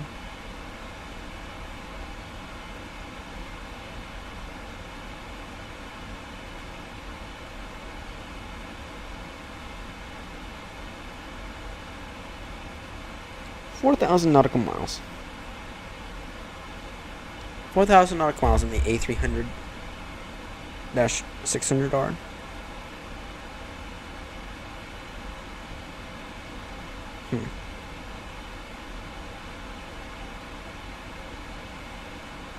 And for a Baltimore to Heathrow, Baltimore to Heathrow is not actually that far. It's only about 3,000, I want to say.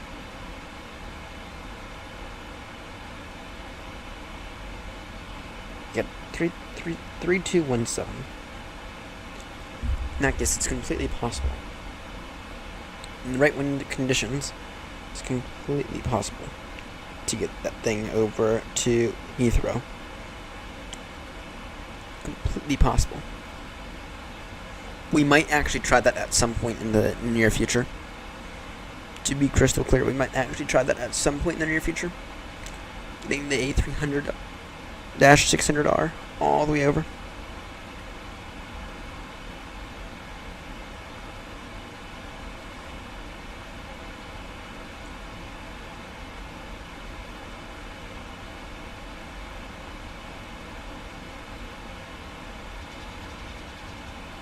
There it is again. That noise, that noise, that little weird ticking noise. We may or may not have to begin investigating that here soon.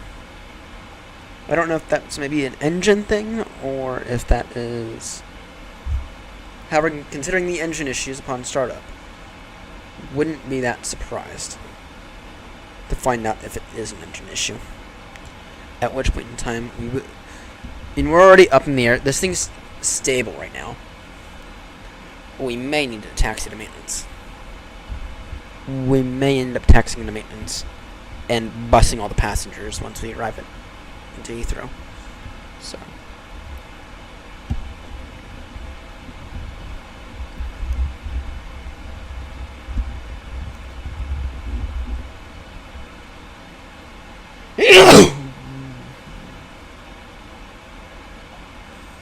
Okay.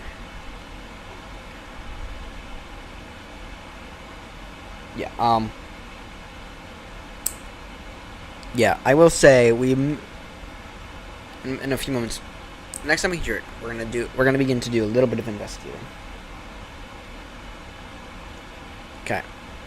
And we're gonna find out what it is.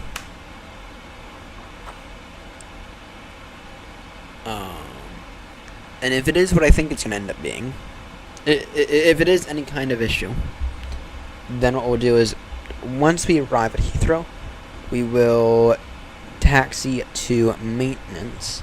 We'll go straight to maintenance. We'll declare the pan with ATC if ATC is online. We'll declare the pan as we get a little closer to Heathrow. Declare the pan. Since you say we have a minor engine fault, or we have a small engine issue that is requiring us to get in as soon as possible. We can. There's no rush, but we do need to get in as soon as possible. We do need to be number one for the runway. It's no mayday, but we may end up having to declare the pan as we get a little closer. So, and especially considering the startup issues we had, I think we may end up doing it. So, for those who have missed it, we did have some startup issues at Baltimore. We had some startup issues. where the plane. How do I say this? It took us 3 tries to start the engines.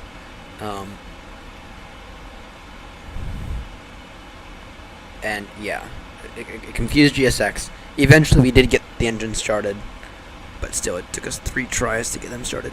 So we may end up with the pan as we get a little closer to Heathrow, and we will be certain to tell maintenance about the engine issues when we land. So, took us 3 tries to start up 2 engines. Ouch. So, if we were smart, and if this was the real world, we would have ground operations pull us back into the gate while we figure out what's going on with the engines. That said, though, we got both engines started, and so now I'm just wondering if that noise that we hear was is that the engines or is that something else? So we have to keep an eye on the engines today. Is my point. So, Seb, please tell me that is you tuning into the stream. Please, please, please. Please tell me that is you, Seb, tuning into the stream.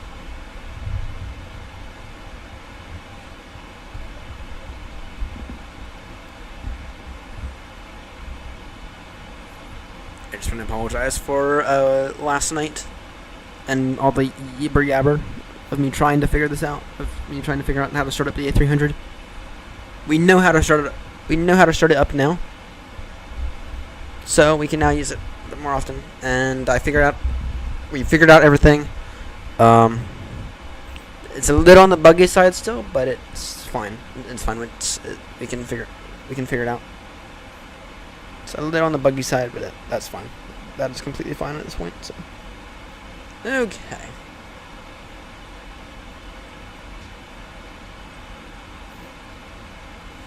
Time for 6. And about 10 minutes. We'll go ahead and throw an oceanic clearance on request.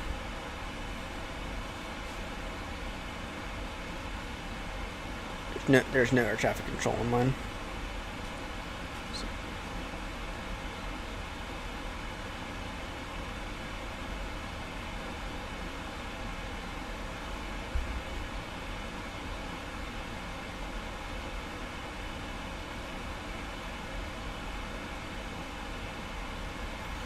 Alright, the game's over.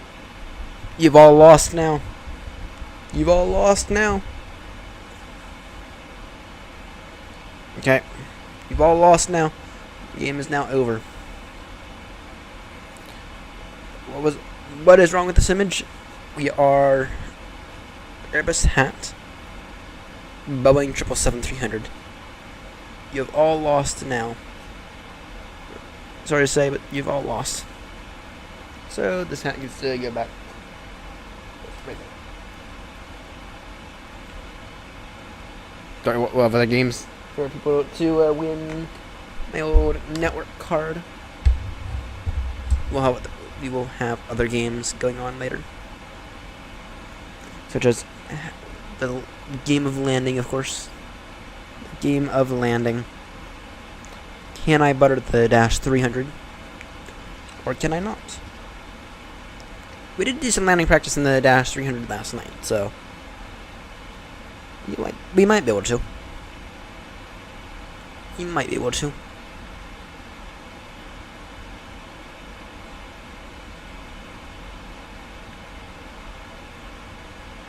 Seb, please tell me you're staying in. I probably went to bed knowing Knowing Seb, you probably went to bed. Seb, probably one of our good channel members. So. Oh, I have another announcement to make.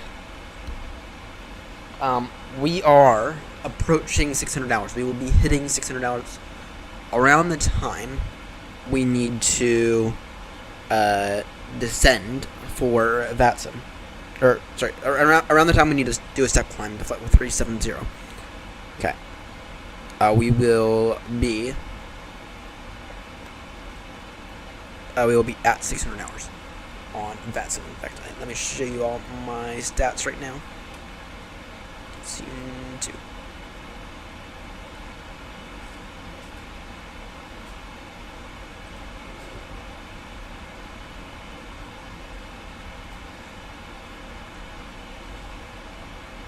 No, that's not accurate. It's not accurate now.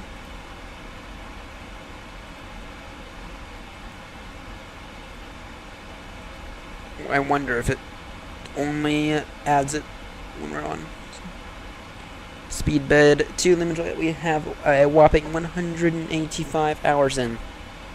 So, anyway, if this is as of earlier, see if that forces the restart on. Yes, it does. 497 hours. Okay. What that means is, in approximately 2.5 hours, we are going to reach a grand total of 600 hours on the VATSIM network. 600 hours. Which is mind-blowing to think about. And then we're going to do some math at that point in time to what it takes to get to 1,000 hours by the end of the year. I do not think we're going to do. I do not think that's going to be possible at all. I do not think that's possible at all.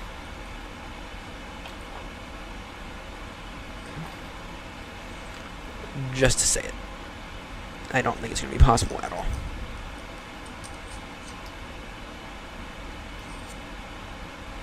But it would be wonderful to see if it is possible to get to 1,000 hours on VATSIM by the end of the year. Okay. So either someone is in and out of the stream constantly, or YouTube Shorts is I'm having some success with that. Take a look at that.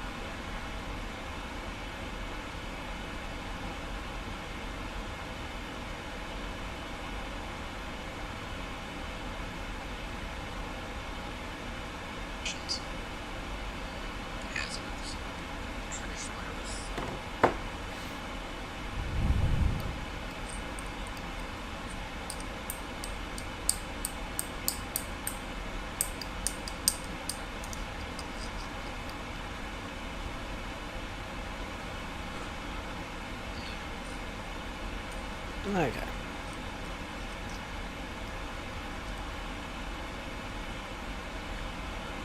Who is it that is tuning in on YouTube? Okay, who is it that's been in and out of that, or is confusing the YouTube algorithm to say they've been in and out the entire time? Who is it?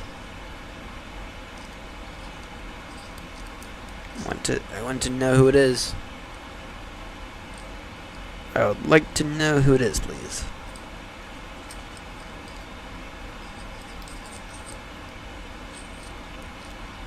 Alright. Do that. In time 4470. That's not bad. The fuel temperature is +5 still. So I think we're going to be fine in terms of the fuel temperature, though we will go ahead and take a look at some of the stuff in a bit. We'll go ahead and take a look at some of the other stuff in a moment and find out. We'll take a look at what the weather's looking like at Keflavik and Nuuk, because both those airports will give me a good idea of what it's actually looking like.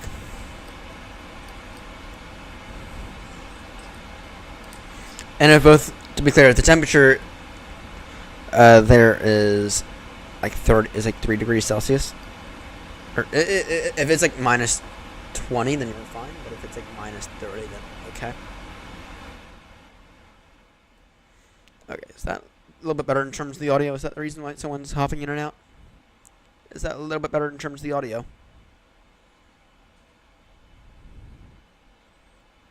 Is that Is the audio working all right? I think it's working a little better now. Now that I've tuned it a little.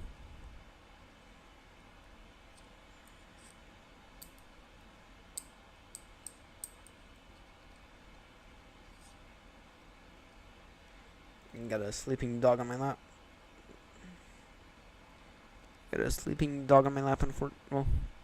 Fortunately, so. Alright. Is the audio working a little bit better? Does it sound like I'm too close to the mic?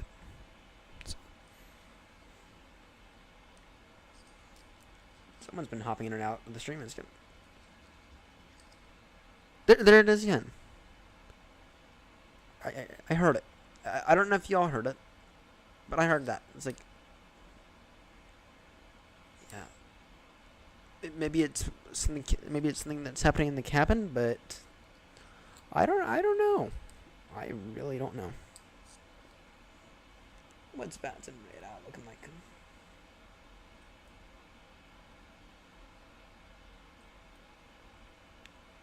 Well, we're getting there, so that's good news.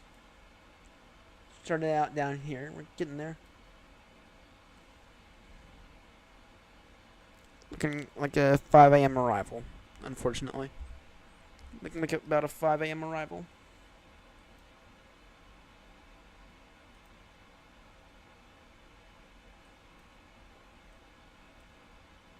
Boston ground is online. Whatever. It's the mess looking like at Heathrow already. One aircraft departing for Vienna. What the hell? An American A320? My word! You're supposed to be flying Speedbird. My word. American... It doesn't even know how to take off right. That explains that. An American Airlines... A320, an A320, going from Heathrow to Vienna. You're supposed to be flying Speedbird there, mate. Not American Airlines. You're supposed to be flying Speedbird. My goodness. Some people on VATSIM are clowns. American 7135. Yet somehow they have an instrument rating. How long do they have on VATSIM? 18,000 hours on VATSIM. Okay. I feel like that's wrong, but okay. I feel like everything about that's wrong. But whatever. Nothing I can personally do about it. Still feels wrong.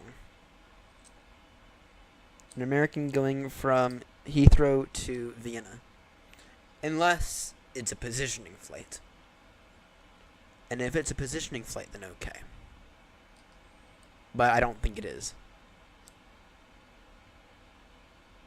I have this weird feeling that it's not a positioning flight. Still, a little mind-boggling to think. You can't even depart right, so. In the meantime, here's us. All the way over here.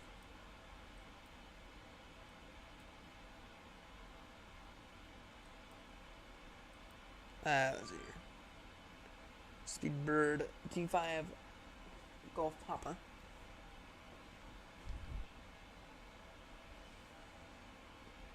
Now that's real. That's a real flight. I can guarantee that right now.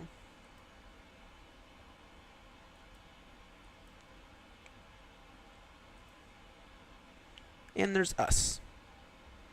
With an ETA of right around 5 hours 14 minutes. So yeah, a little after 5. A little after 5, unfortunately. Damn, that sucks. Whatever. Whatever. We do not use sim acceleration here. So, whatever. We do a proper long haul the proper way. ETA for Heathrow is 854 Zulu, so... in that case, we're not getting in until about 6 a.m., I think. When this says something different from the sim, and it's going up, then I don't know what to think. So... Seb, I haven't been getting any of your messages, if that's you that's tuning in.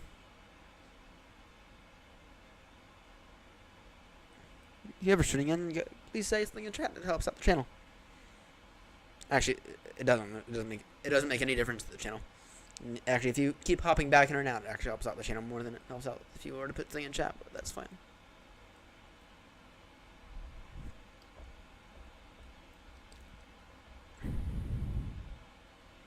Recommended, flight level 350, max level 360. Okay, we have a step climb here soon.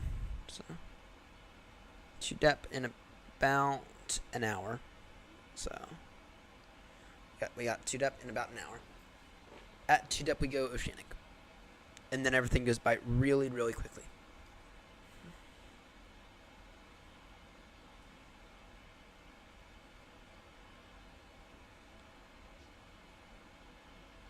I got a lovely dog on my lap, by the way. Lovely dog on my lap who's enforcing the rule of me scratching his belly. He's trying to sleep now.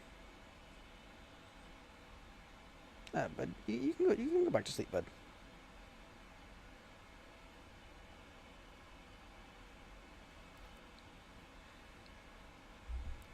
Level 350. +4. That's fine. As long as it doesn't get below minus. At minus 20, we'll begin to take a closer look at it. At minus 30, then we have to descend. And do it gets a little higher. So and that just prevents fuel from getting in and out of. That just prevents fuel from having a gradual buildup of ice. So I know that Jet A1 fuel, which is what airliners use, I know that is very, very resistant to freezing, but clearly not enough in the case of Speedbird 38, which is a flight going from London Heathrow. Sorry, going to London Heathrow. Crashed right off the threshold of 27 left.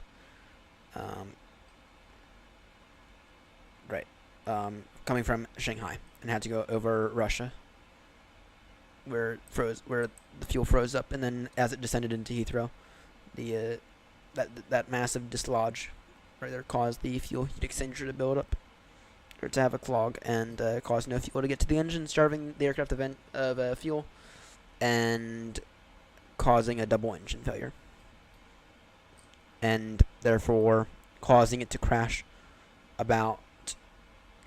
right off the threshold of 27 left at Heathrow. And it was some very, very quick thinking that prevented it from being worse. Very, very quick thinking from the captain to raise the flaps from flaps 30 to flaps 25, increasing the speed, in which by them doing that, it allowed them to avoid the ILS antennas sitting right off the threshold, but it also allowed them to avoid hitting a gas station that also is right off the threshold. Of course, that gas station is no longer there. I've been over there to Myrtle Avenue, which is right off the threshold. That gas station is no longer there, and rightfully so in my opinion. Okay, but them raising the flaps very, very quickly allowed them to change, or allowed them to not hit the aircraft, or it allowed them to not hit the gas station, and it allowed them to prevent the collision, to get a little bit more time out of that flight. So it was that, and then also we get this instinct of, oh, if we tilt the aircraft's nose up, then maybe it'll descend a little slower. Right. What they did was they followed their training, and they forced the nose of the aircraft down to increase the speed. Right. It also increased the rate of descent, but not in the same way. So.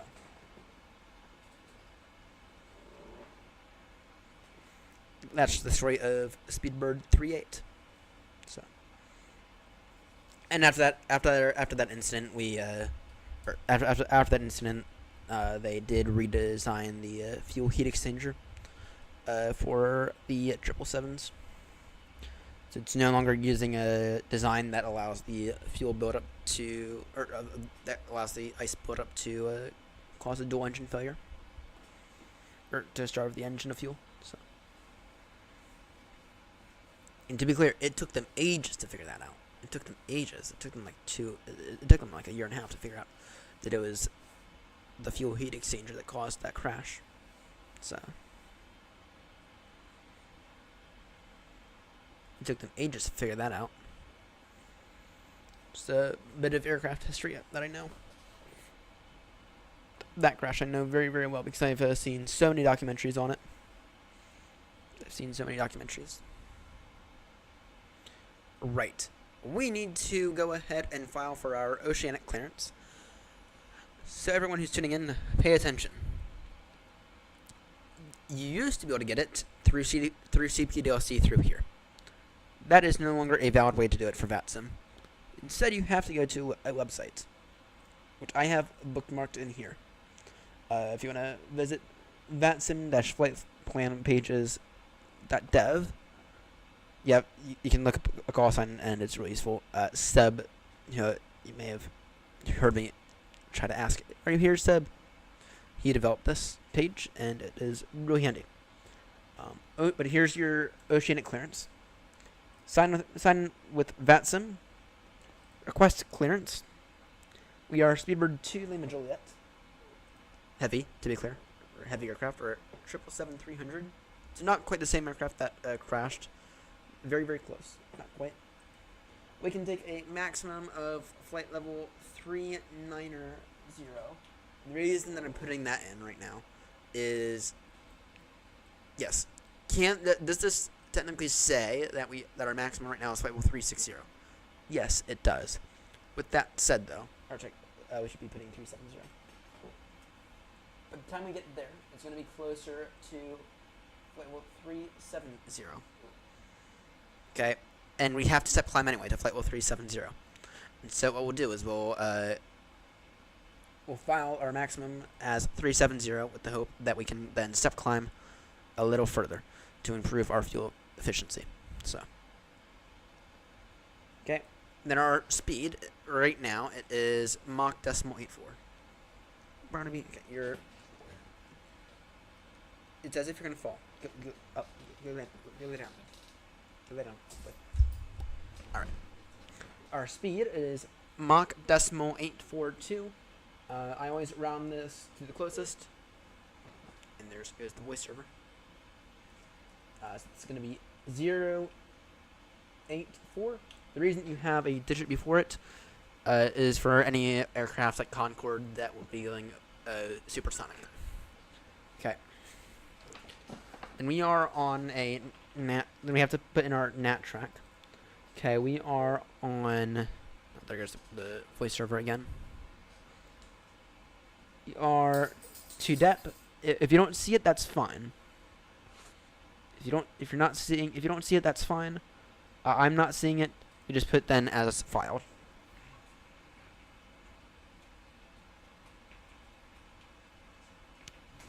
Okay. We put in as filed right there. Okay. Our first oceanic sector is Gander. Right now we are in uncontrolled Gander airspace. Okay, and then our ETA for the fix. So for this waypoint, it asks for the entry fix, which is to depth. Tango Uniform Delta Echo Papa. And then our speed time that we're going to be there is 04490. Okay. You always put that number in Zulu, and there's no colons, right? This says 0.1, whatever you round it. Now, one of the things I will say is that I always pay attention to this number on and off for a little bit, especially when you're on this leg, because if it changes by any more than plus or minus 5 minutes, then you do have to refile the oceanic clearance. And if you're within too close, if it's too close of time, then you may need to hold. Okay. The current TMI at the top of the page is 279. And then in the free text, I always put our CellCal code, which today it's Echo Romeo Mike Papa.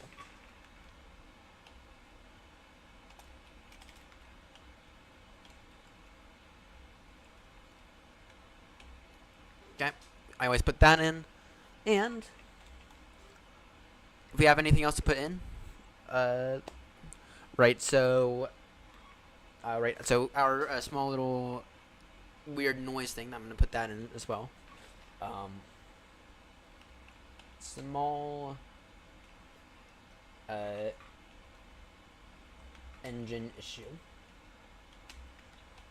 not emergency.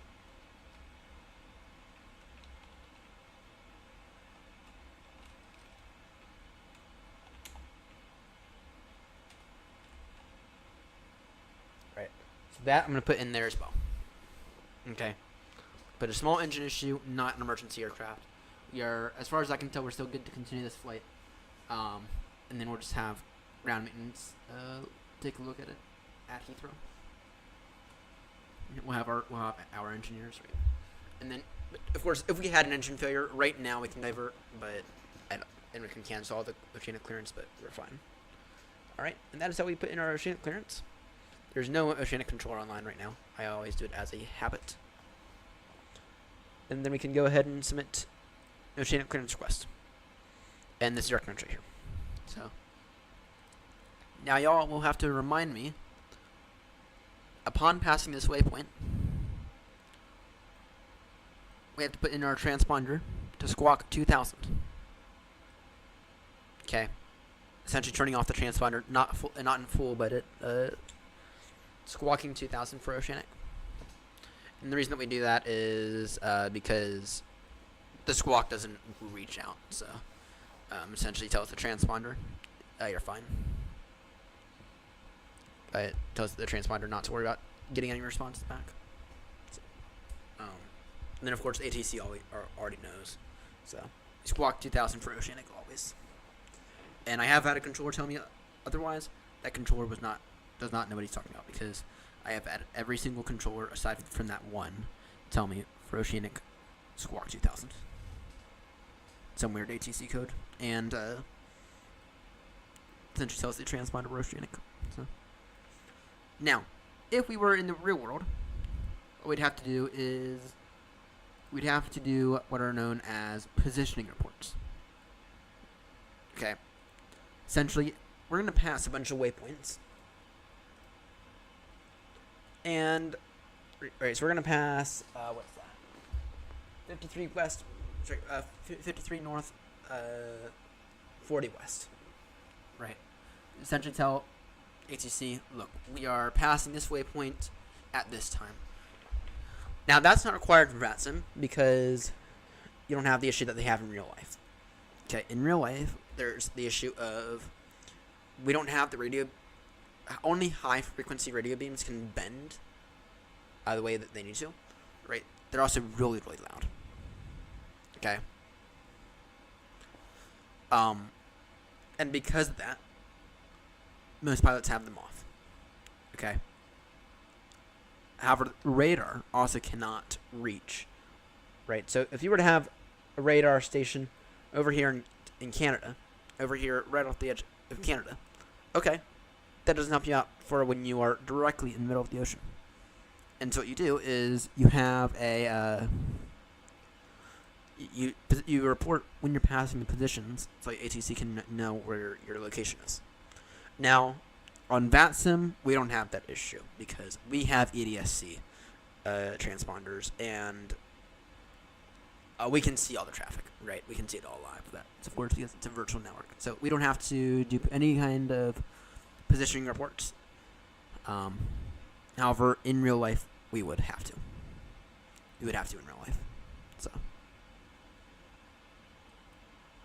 damn, 15 views. My goodness. Someone is still hopping in and out of the stream. You have one consistent person.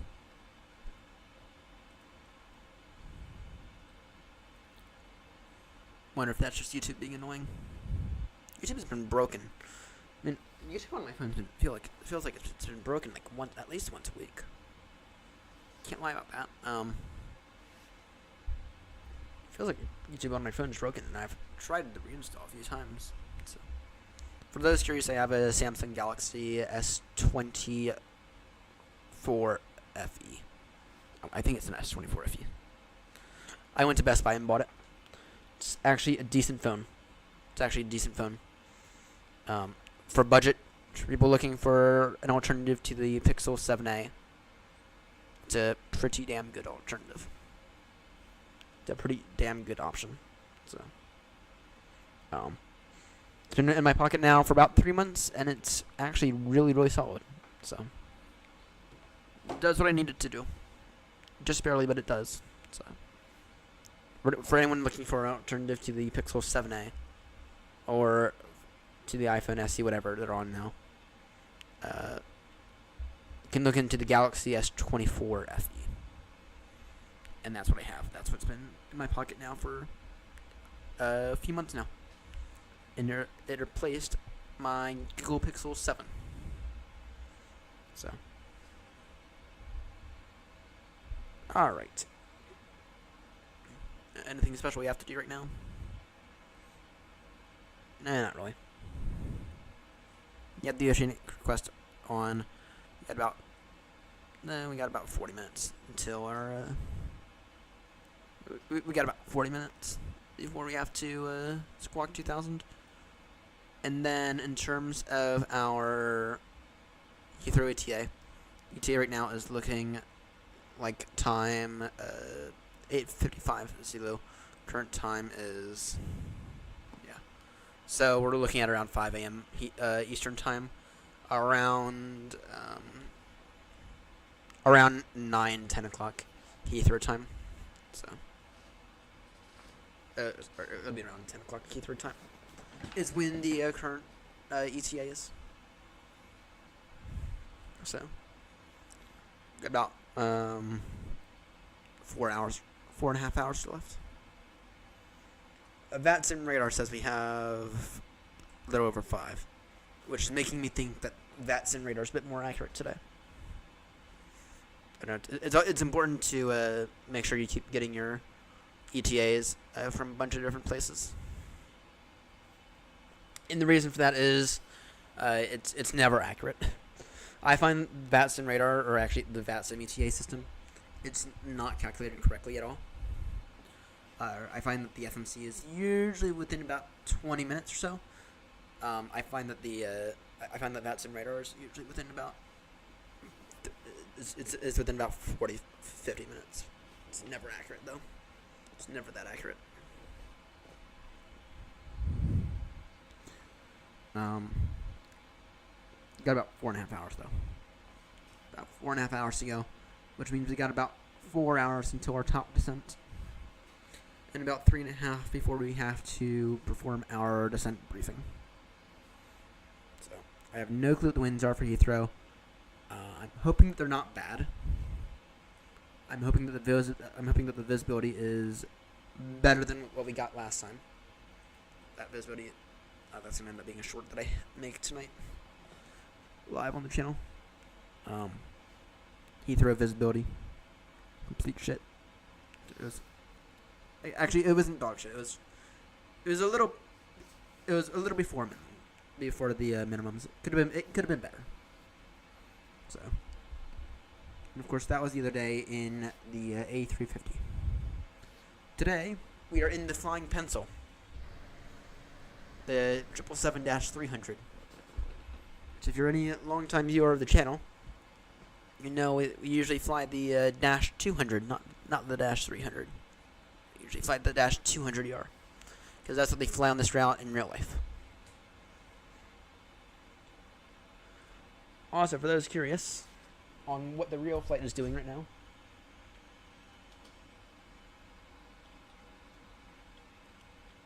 I'll show you. See if we can. Let's see if we can find it. We got about an hour on them. There they are. Their ETA for Heathrow is 10:36. Heathrow time. Of course, scheduled arrival at 9:50. That's gonna be around the time that we get there. They're also departing late, so I don't know why they're departing so late. They're aside from the fact that they're always departing late now.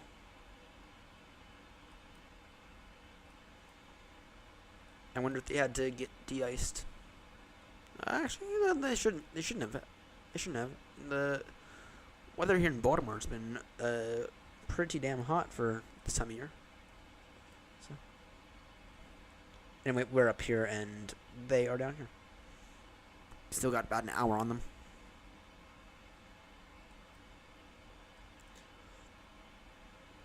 Then let's take a look at the mess that's going on at Heathrow. Oh, here's the mess going on at Gatwick.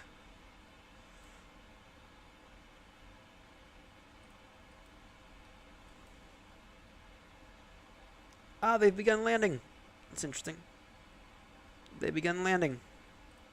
Spirit 5-6 from Johannesburg. They've begun landing. They'll be arriving in 3 minutes. So, for those who don't know, actually, I'll go ahead and give you all this setup instead. For those who don't know, Heathrow will begin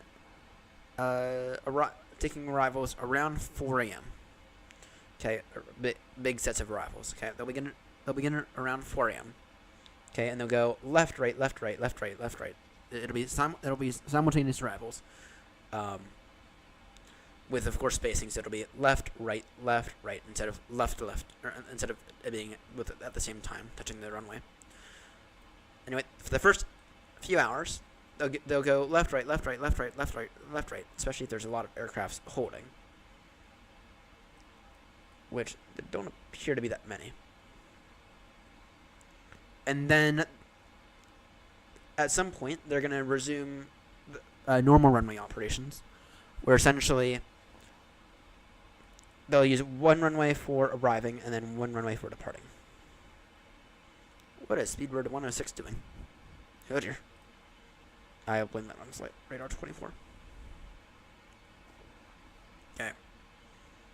I'm hoping that they're going to continue to arrive by a 27 left, because that is my favorite runway to arrive in at Heathrow.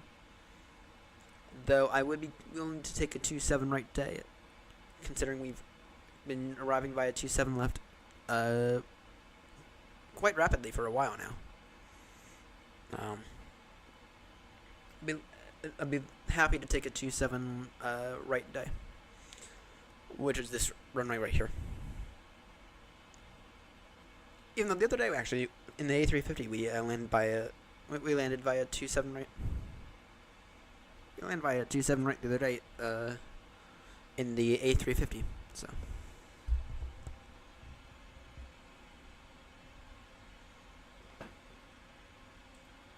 position reports are rare in the real world as well, because many planes are equipped with ADS-B in the process of planning phasing out oceanic clearances as well. Interesting. Yeah, it'd be good if they're able to get all that infrastructure working. So it'd be very, very interesting. Let's see here. And anyway, we have ours, or we have as much of an oceanic clearance as we can get. So on VATSIM, I always file in one whenever I'm flying on VATSIM, whether or not, or even if there's not an air traffic controller online controlling oceanic. I just say if there were to be one, they know that I've done my due diligence to do it. So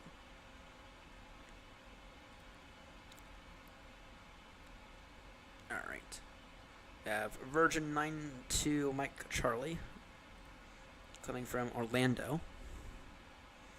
We got a heavy super from coming from Johannesburg. Is this the same one that I flew on? And I have a photo of which one I flew on.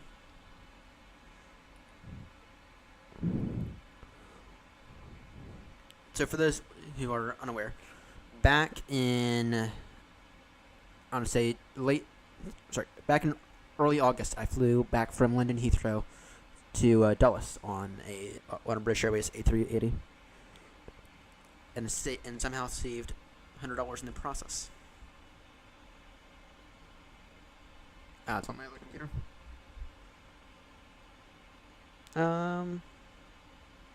Well, actually, is it though? I might have a photo of it.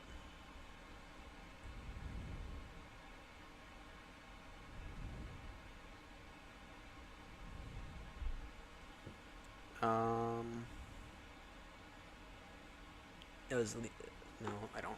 Not on my phone. Not on my phone anyway. All right.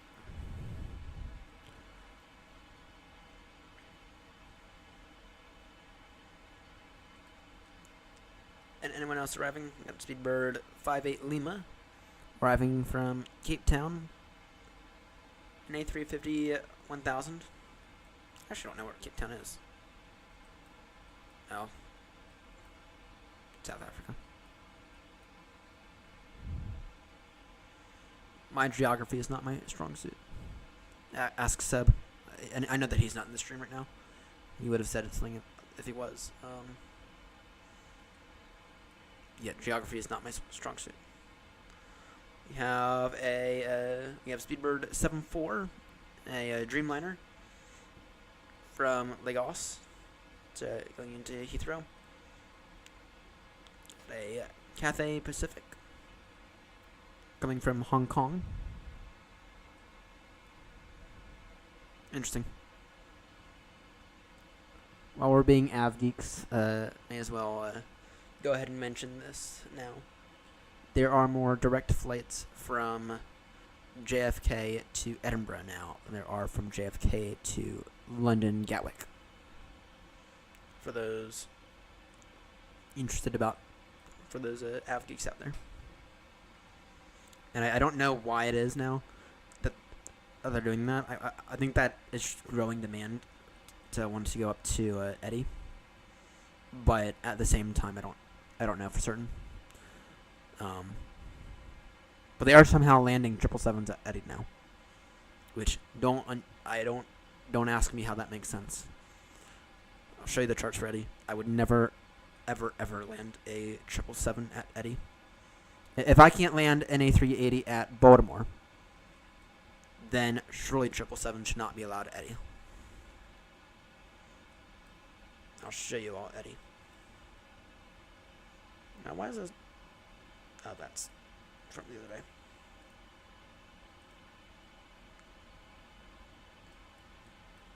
day. Where is Eddie? It's up here. There's Newcastle. The Edinburgh VOR. There's Eddie Airport. Okay. Yeah, I would never, ever, ever land a 777 at Eddie. And I'll show you why in a moment. Where is it?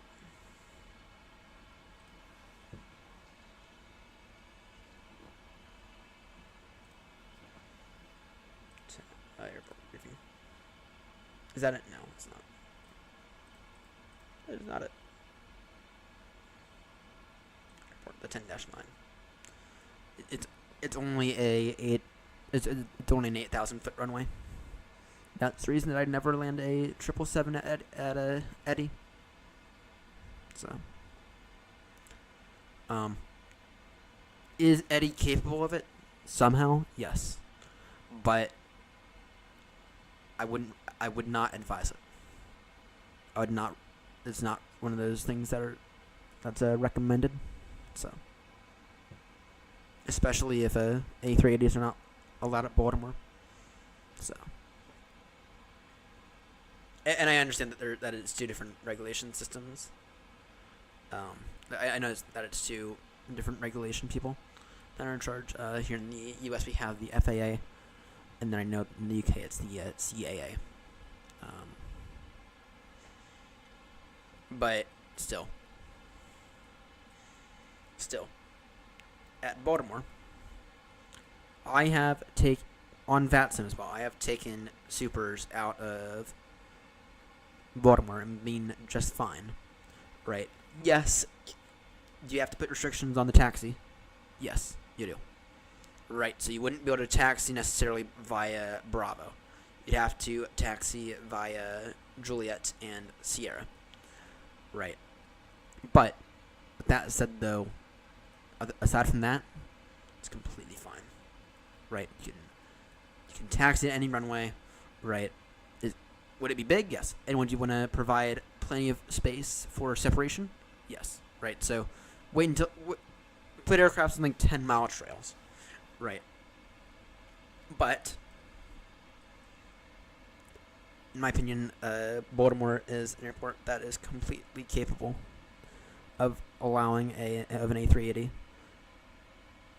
Especially if Eddie is somehow allowing of a 777.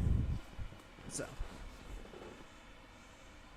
and to be clear, aside from the 747s and the A380s, the 777 is the largest aircraft. So, aside from the 747s and the A380s. So, anyway, that's my opinion on that. I know that regulation-wise, supers are not allowed to land or fly at Baltimore. So, doesn't make sense considering triples allowed at Eddie, but whatever.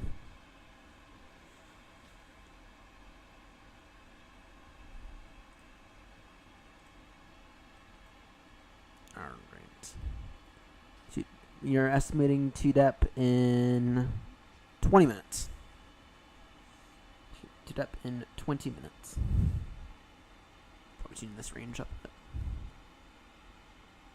And then at TDEP, we will go ahead and squawk 2000.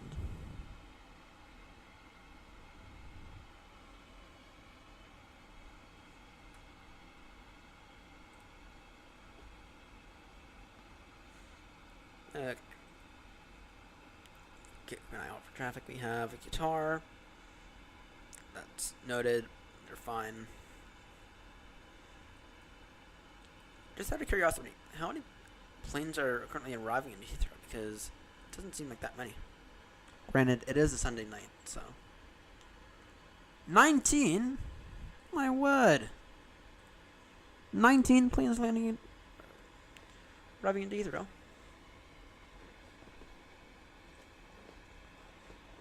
Okay, we have Lufthansa 114 arriving in 8 minutes.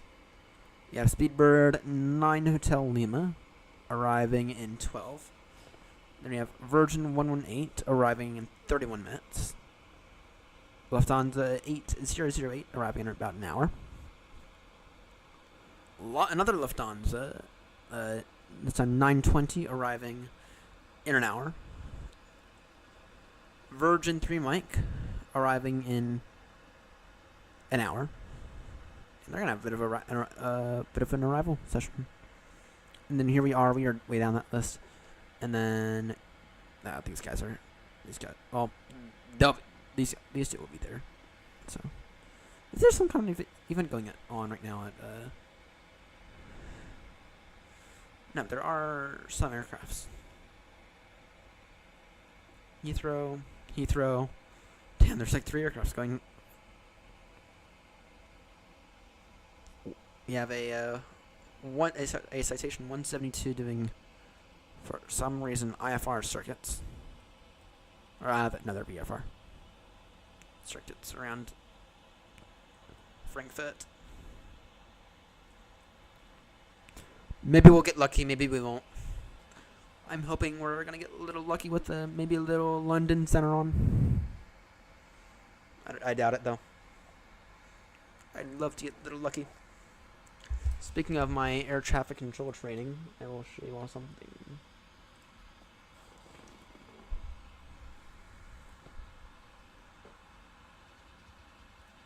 there's that noise again.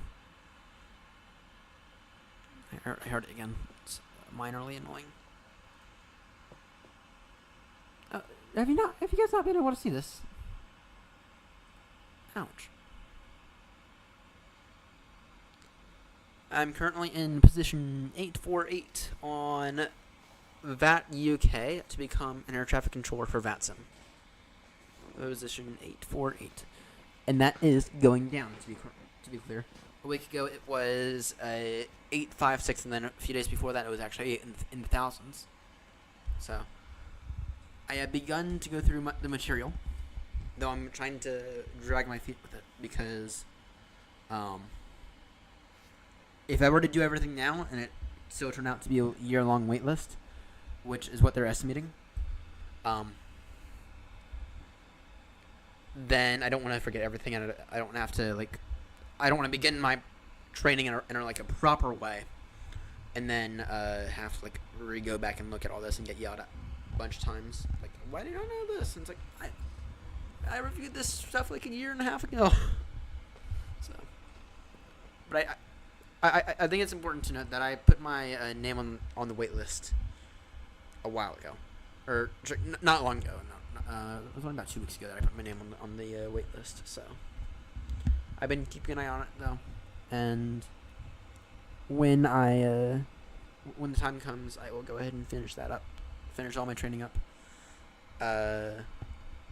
finish all the theory exam training, and then I will take the theory exam. And then I will hopefully be on track to become a controller with VAT UK. So we get the option to start out at Eddy, Manchester, or Stansted. And I have decided where you're going to start out at Eddy, because Eddy does get a little bit busy at times.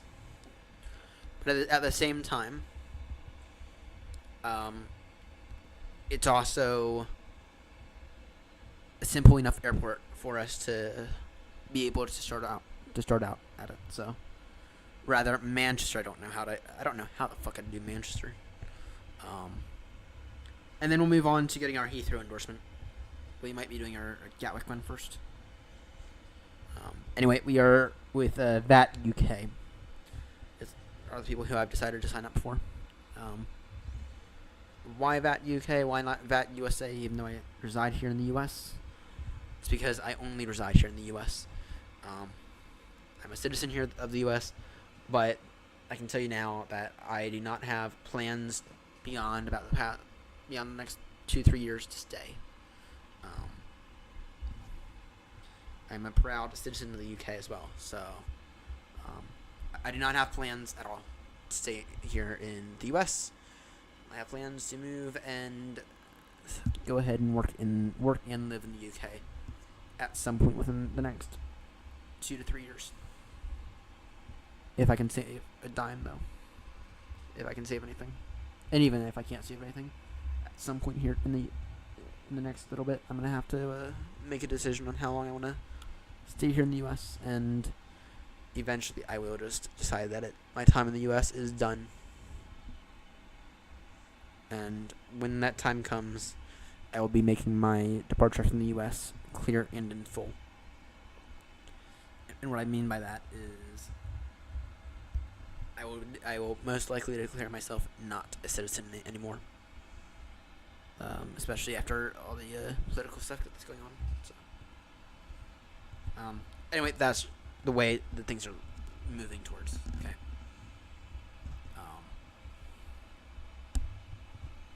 I don't want to get too political on the channel, but I reside here in the U.S., and I only reside here in the U.S. In terms of all my future goals, they are not here in the U.S. So,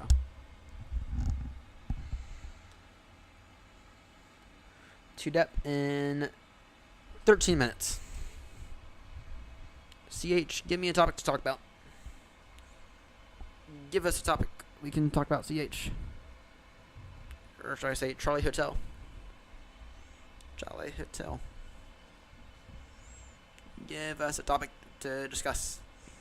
We got a long haul here. It's a long haul flight.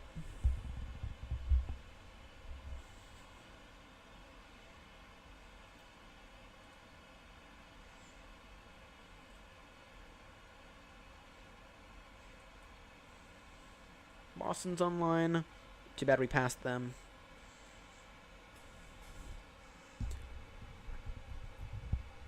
So last night we used the AnyBuilds A300 for the first time.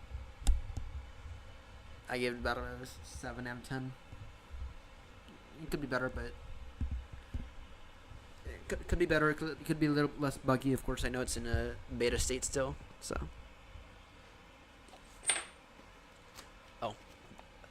I have completed my evaluation for the 777s, and you can expect that video at some point, maybe this week or next week.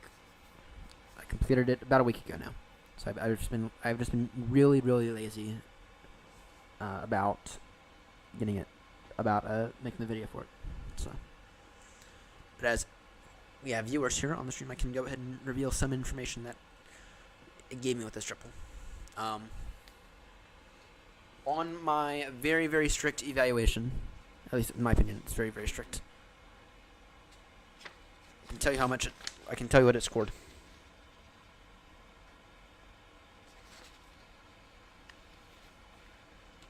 If I can find it. If I can find it, that says it.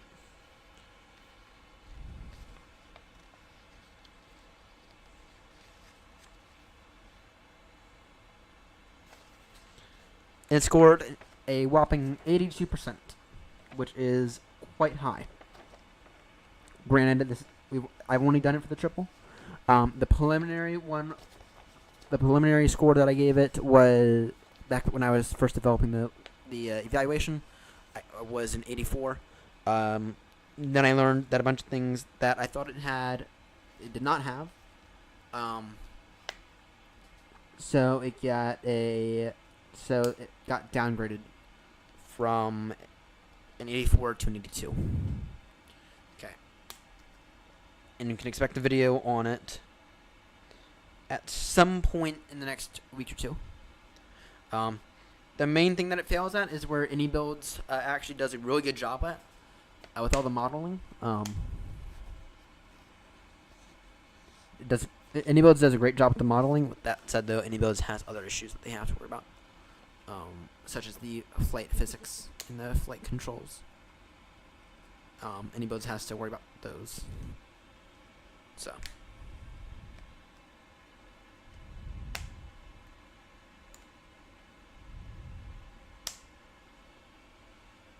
Okay.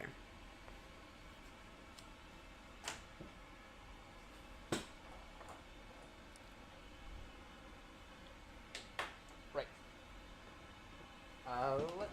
Let's play a game here. What's wrong with this image? What's wrong with this? There's no image up on the screen here. What's wrong with this and the aircraft type we're flying? If you get it, without going back, and you live in the Baltimore area, and you are willing to pay for shipping, you get my broken network card. My broken old network card. You have to pay for shipping as well. To be clear. What is wrong with this image? If y'all can even see, which you should be able to. Yeah, I'll go ahead and get a little closer to the webcam.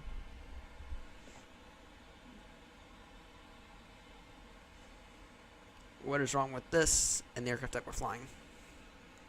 It's not hard. It's not a trick question.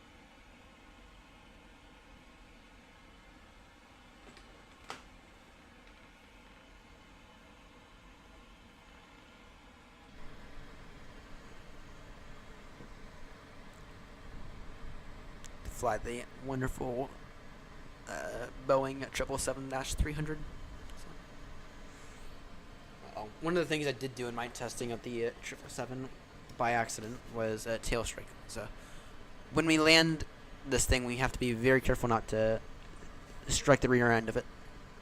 You have to be very careful not to do that, because I did my testing of the 777. So first time I ever had a tail strike, and first time I ever had a legitimate tail strike in the 777 as well.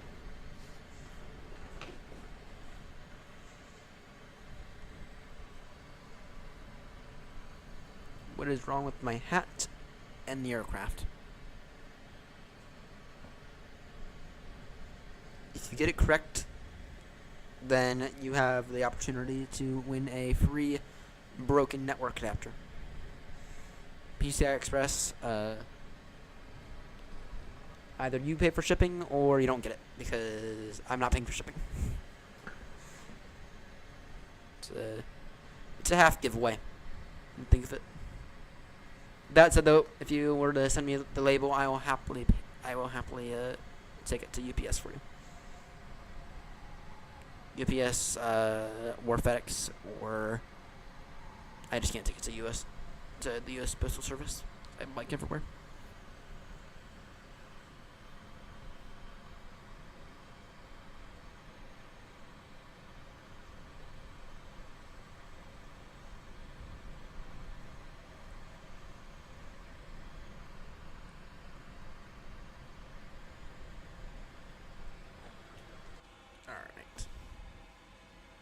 The current temperature outside the aircraft is 0 degrees Celsius. Good. You have to keep an eye out on that today. You have to keep an eye out on that, but it looks like we're fine. It looks like we are completely fine. Speedbird 38. That's it's an aircraft incident for people to remember. It's caused because of. Well, it was caused because of a bad part, but it was caused also because of fuel freezing. So, and because of a very, very slow buildup of ice inside of the aircraft fuel lines, that was then disrupted at the final approach, causing a dual engine failure.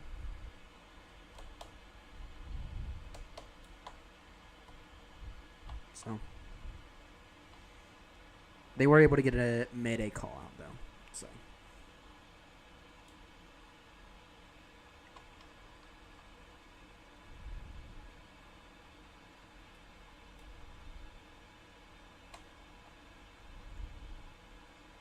yeah, the pilots of Speedbird 38 are absolute heroes, just to say it. They're quick thinking. Is the pilot not wanting to be like my controls, and yank the controls out of the co-pilot's hand? No, it was the co-pilot that was pilot flying at the time. It was the captain thinking of a very, very smart thing to do. Raise the flaps one level. Okay, it means that the aircraft will drop faster, but it also means that the aircraft will. It also means that the aircraft can fly forward a bit more. Okay. And it was just enough to avoid a gas station, which I no longer think is off the threshold of 27 left. It's enough to avoid a gas station and enough to avoid hitting the ILS antennas. So. Anyway, we are going to try and not turn into Speedbird 38 today. Even though we did have to start up the engines 3 times in order to actually get any significant thrust out of them. I think that was just me. I think that was me not following the proper startup procedure. I think I opened up both engines and started them both up a little fast, but whatever. Eventually, we did get it, and it's been fine aside from that noise. And that is why we are going to tell the ground maintenance crews at Heathrow to take a bit of a look at the engines, because we need to. We need to tell them to do that. And because we did have issues with startup, gotta make sure it wasn't me. Gotta make sure it was the aircraft.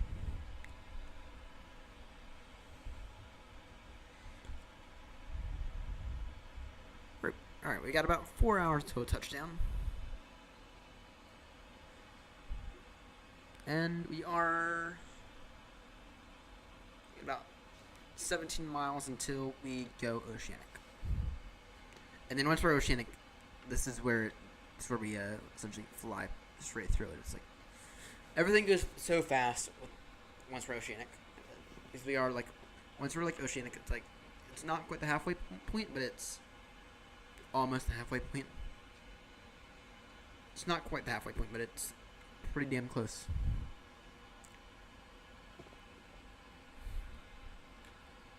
Oceanic in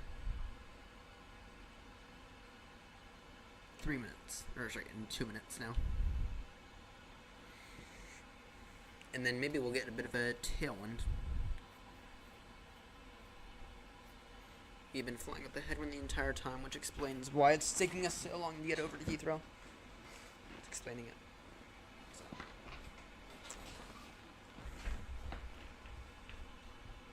And yes, for those curious, I did steal this from BA. BA, don't come after me, please. Please don't. I stole it. And then then last week I threw a little spray adhesive on it, and I stuck it to the chair.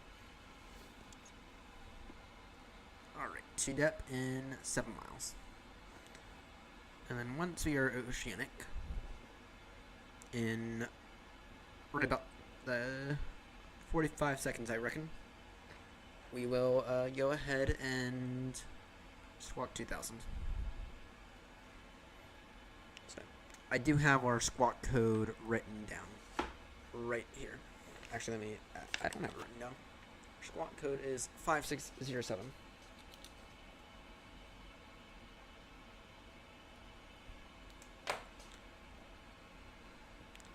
Squawk code is 5607.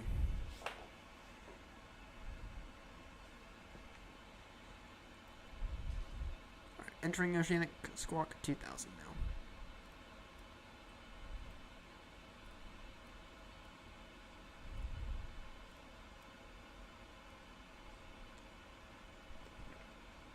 Squawk 2000. Now we are now Oceanic, which means we are not quite halfway there.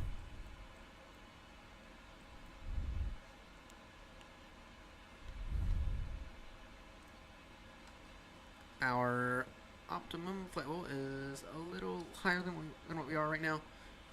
In about 2 hours or so, we will go ahead and do a bit of a step climb. That's right, in about an hour and a half. In about an hour and a half, we'll do a bit of a step climb, and then our Heathrow ETA right now is 9 o'clock Zulu, set at exactly 5 a.m. And that's not accounting the arrival procedure. Oh dear. Oh dear. Ouch. Ouch. I was wishing we didn't have the delay.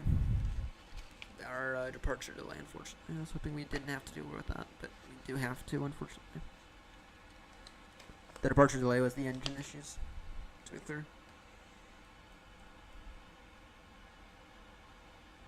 Line 0 winds. You have some winds. Actually, what's VATS and radar saying about the winds right now?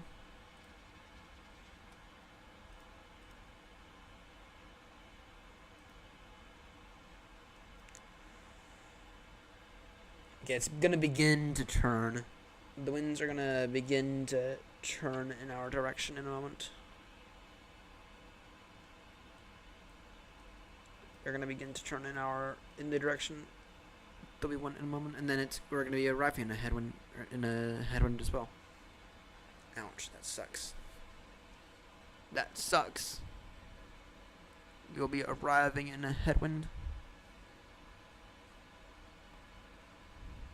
That's brutal. Straight up brutal right there. Straight up brutal. Okay.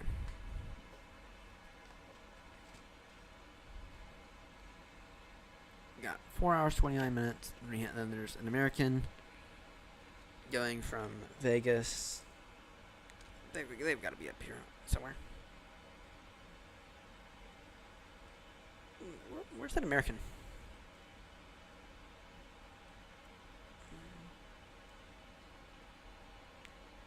An American 602. There they are. And the next Heathrow arrival is what? 7 hours. So. All right. I don't need to mute myself before I make any more bit of a mistake myself. So. 22.8.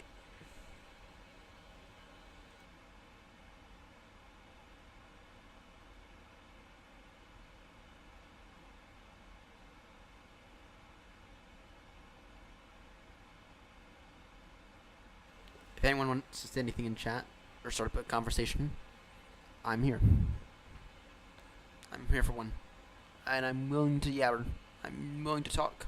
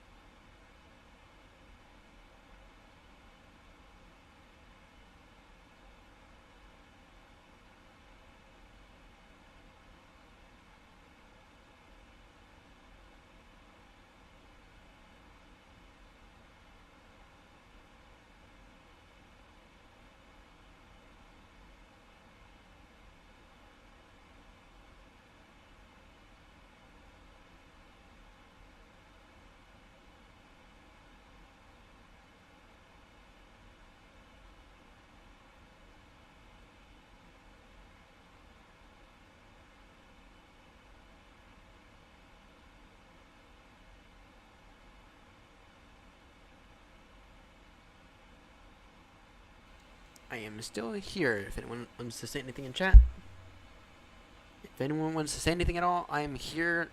I am all yours.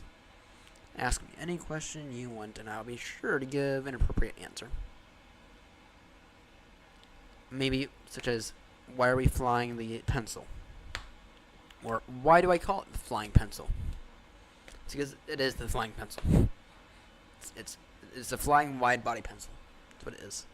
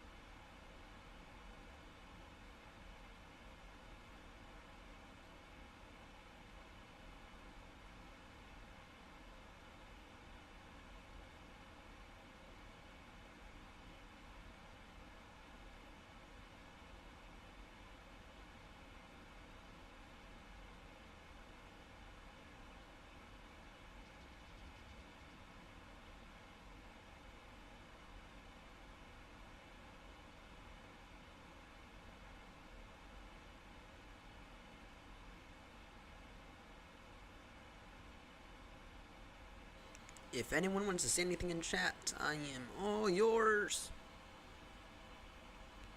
Say whatever you want. Just make sure to abide by the unofficial community guidelines that I will definitely not report you for. If you were to say something bad, I will not report anyone. That is a promise. If you were to say something, as long as it's not horrendous. As long as it's not horrendous, I will not report you. So, as long as it's not horrendous or spammy. So, my community guidelines, my rules. And I don't have any aside from nothing spammy, nothing sexual. That's about it.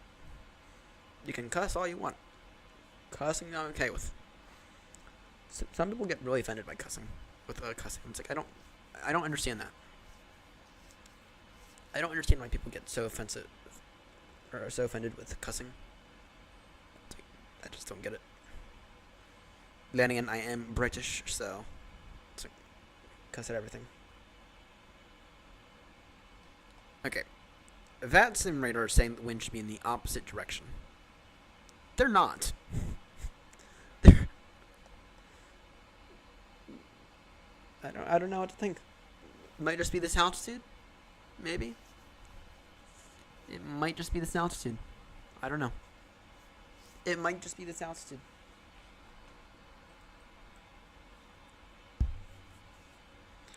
What's our maximum right now? Yeah, we can't. It's not even like we can climb right now, though. It's like we can drop down to a different altitude, but we can't climb.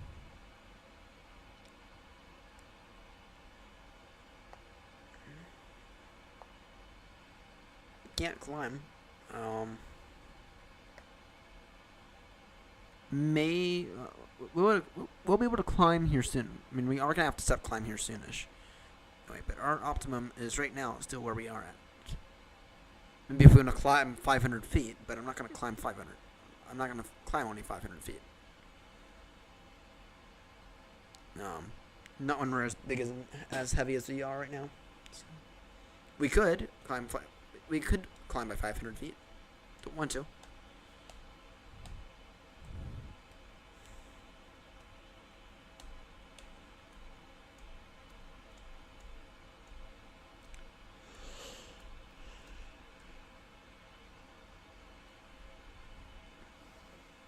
Come on, not 22.8.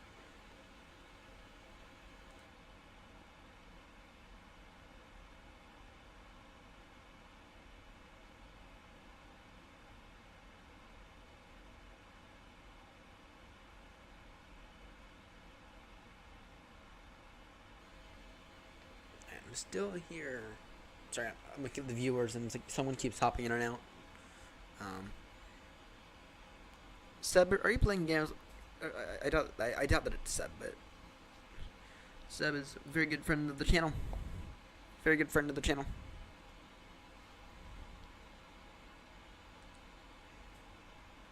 Too bad he couldn't be with us today.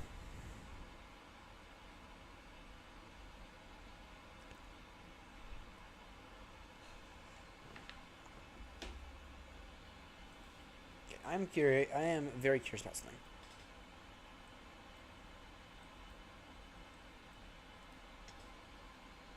Flight information. It's not one. What is our gross weight? What is our gross weight? What is our live weight right now?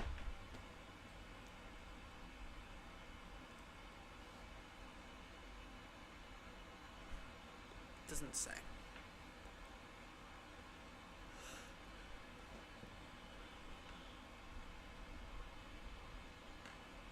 It does not say. Alexa, turn on Ryan's desk. It does not say what our live weight is right now.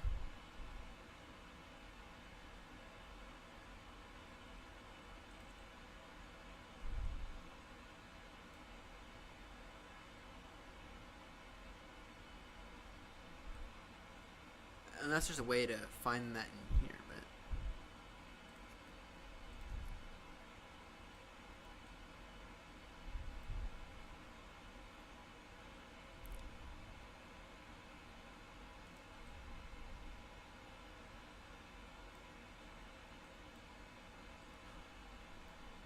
kind of seems like being able to see the live weights seems kind of important.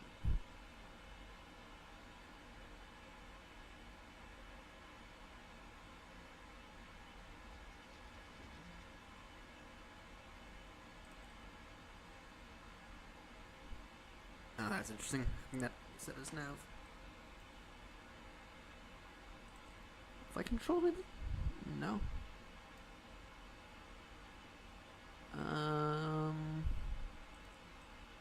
Hydraulics. Hydraulics. Nope, nothing in there.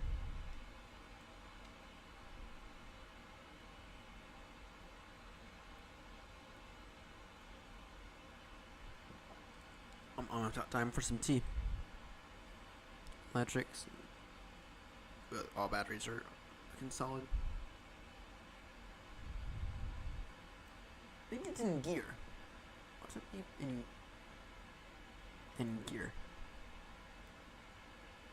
No, it's not in gear. Okay. To whoever's tuning in, do you know how you can see your live weight in the PMDG 777? Because I can't figure out how to do that.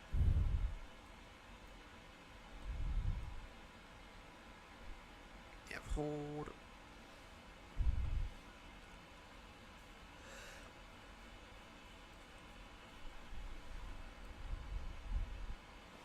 The reason I ask is because I can't seem to figure out how to do it, and I want to make sure we are going to be arriving into Heathrow above our maximum landing weight, considering that I added a bunch of fuel via SimBrief.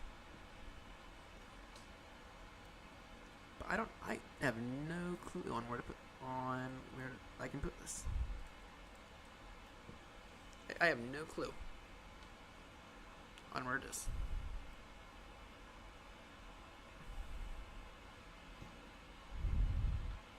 Well, first off, I want this to be in kilos.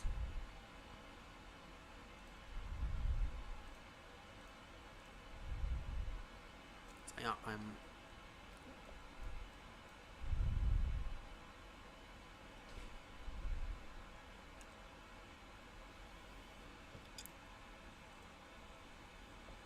Temperature unit, Celsius, good. Speed unit knots. I'll see you. Distance, miles. Yeah.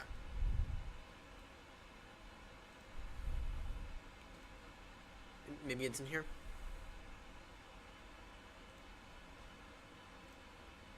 Weight and balance.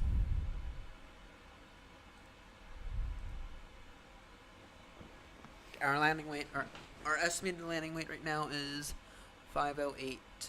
Well, that's not helpful because that's in pounds. That's in pounds. I want it in kilos. See, I have the number in kilos. I don't know. I don't know. Y'all get back to me on that. Y'all gotta get back to me. We're flying to London Heathrow right now. By a speed bed 2 limit at heavy. So.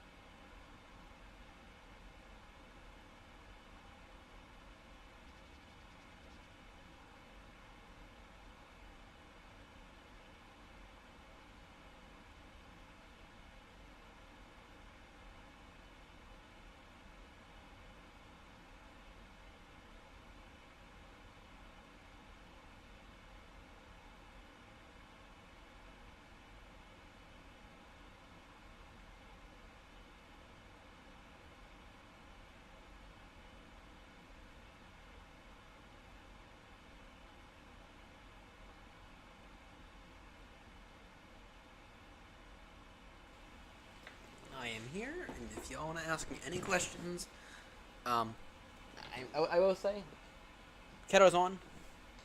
The kettle is on. So, we are direct to 53 north, 40 west. 53 north, 40 west.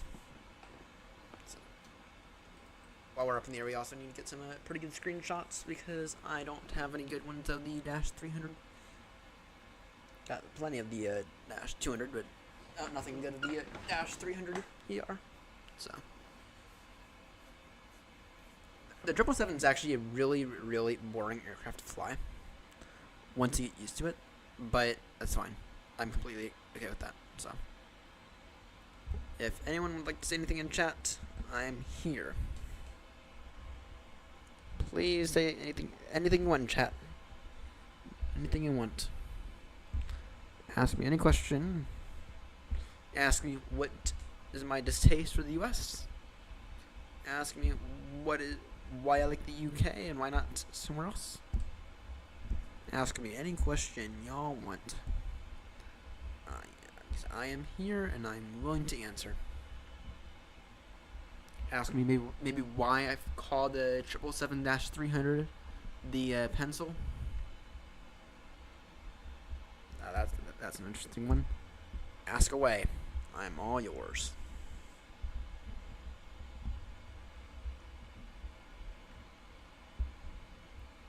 Flying it over to London Heathrow, to be clear. Asking me why I'm so picky about the routes for Heathrow. You can ask me that. So. I'm here. Ask me anything. Ask me whatever the fuck you want.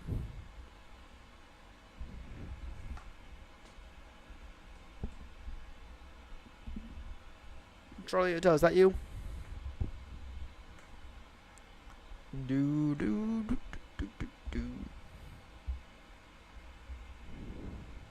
Ask me how much my whole setup costs. Ask me what equipment I'm using. Which my answer will be cheap stuff. I got a Thrustmaster TCA side stick. I got a Thrustmaster Boeing yoke. Got a Thrustmaster. Actually, all my stuff's Thrustmaster. Actually, got the Thrustmaster TCA throttles, the Airbus ones, with the side bits, and I got the sheep rudder pedals as well. So, ask me anything else though. Ask me why I have everything. Ask me how on earth I'm doing the Airbus ones with the Boeing aircraft. Interesting video right there. So, ask me why I love my. Ask me what's my favorite tea. The answer is Yorkshire tea, by the way.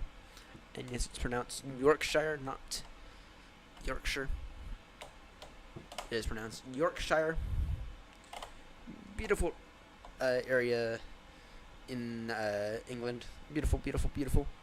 Nothing but hay fields and sheep for miles upon miles. Truly gorgeous. Truly beautiful.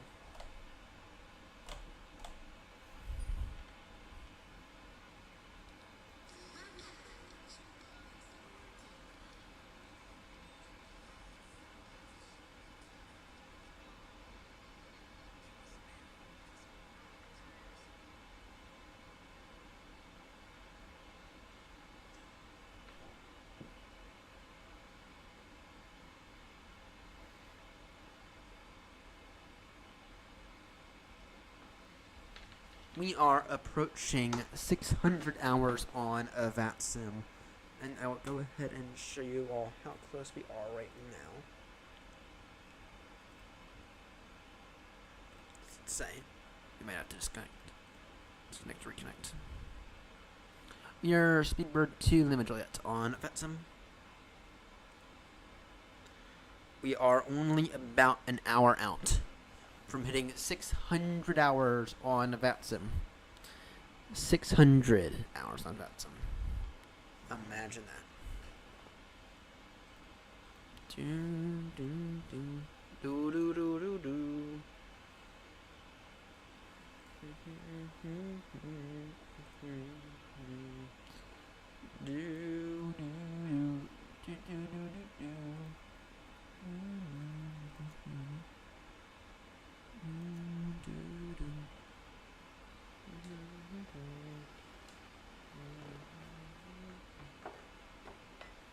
Tell you what, we'll use this fancy cup from Greg's.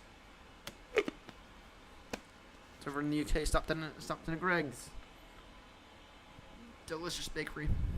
Kind of delicious chain bakery. Go ahead and use this cup for the first time.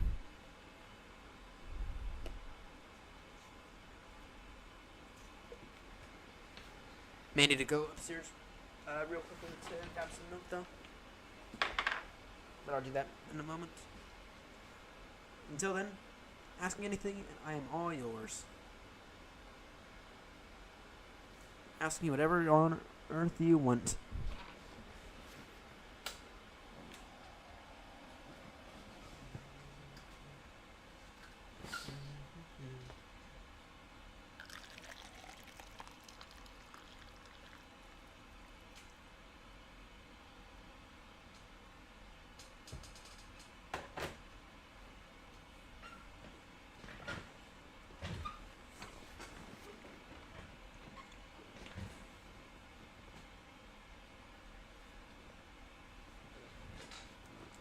Flying to London Heathrow, of course. In the pencil. In the flying pencil, the Boeing 777-300 yaw. Why the Dash 300? We've been flying the Dash 200 a lot, and I thought it would be time to change it up a little. The Dash 300 is quite long, so it's quite long. It's longer. It looks exactly like a pencil. So.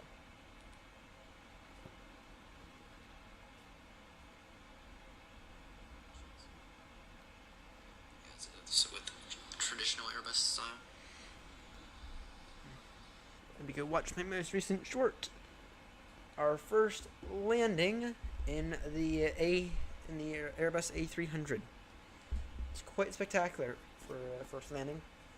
With that said, though, I'm not certain about the physics. Unfortunately, not so certain about the physics.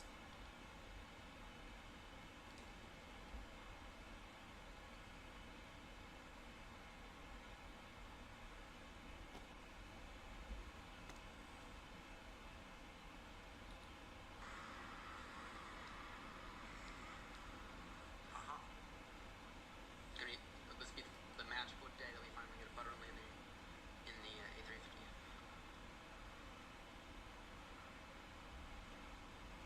Continue approach.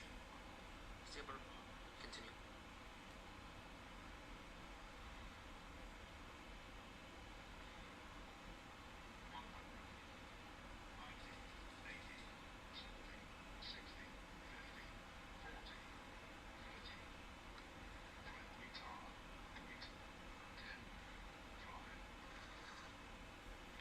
Feet per minute. Okay. That could have been better. With that said, though, haha. You begin to see the ground. Not the runway. My controls. Runway in sight. Continue. Right, I'm pretty certain I'm going to have to go upstairs in about 30 seconds just to grab a few things. I'll be right back. Then I actually have a box of stuff that I can go ahead and begin to go through with y'all live, of course.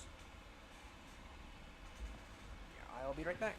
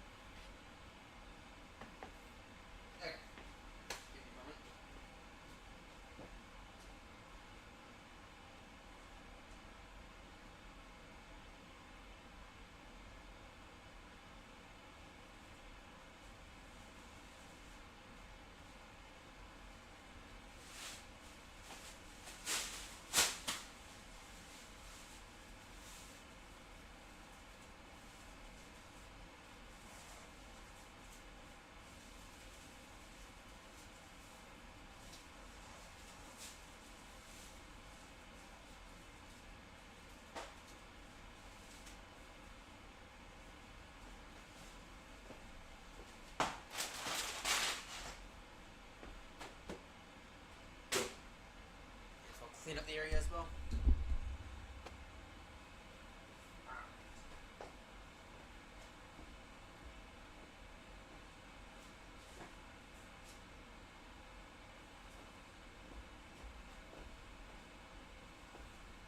This right here is a box of junk that my dad gave me, and I'm gonna go through it live on the channel. Starting off with an old motherboard box, actually his motherboard box. So the motherboard I'm actually using is the Asus Prime B450M-A2. It's the exact same motherboard. I'm gonna steal everything out of it. That might be useful. Got the rest. That's useless. That's useless. That's useless.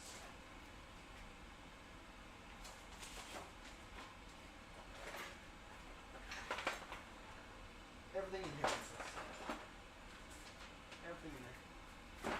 Actually, make it so you can get out everything in here.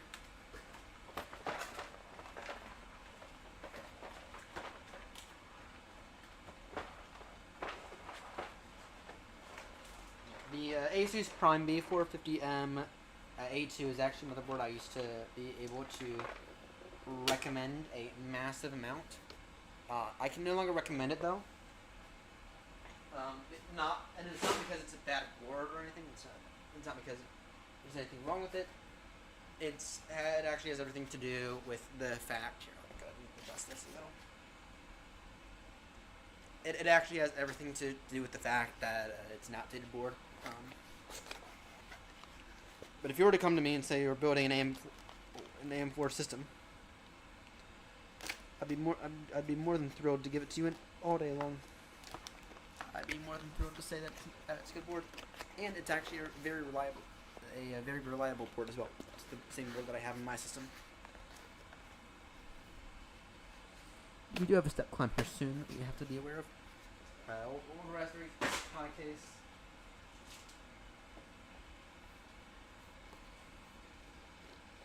Ryzen 5 4600G. Actually,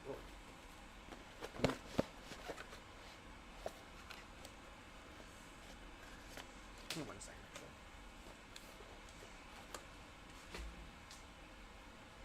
Too free. Hang on 1 second, actually. They have that processor. It's in that box.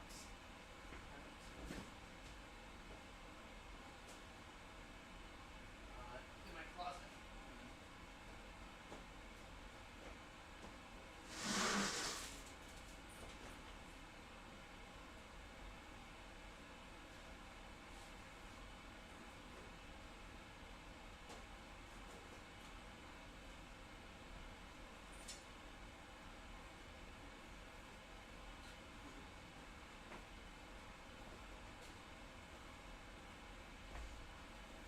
Alright. I have the old processor.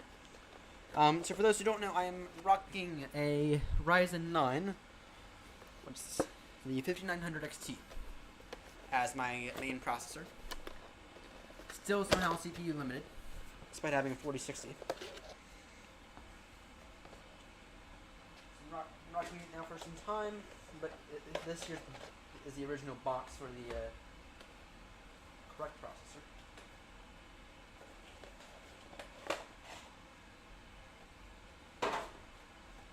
This here's the box. I now have the original box for processor, so I may as well make sure I get it right.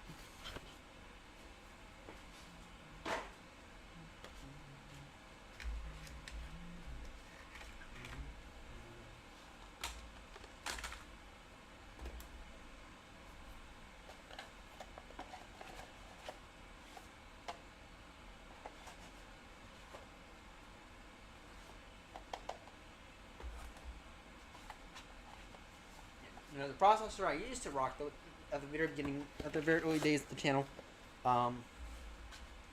was in fact this very Ryzen processor, the Ryzen 5 4600G, which, to be clear, it is still a processor I recommend. Of course, I prefer you all get something that's a bit more with the memory now, a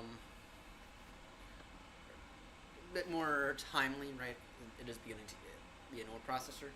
And for being honest, I don't really know if Windows 12, whenever that release, is going to have DDR4 capable RAM.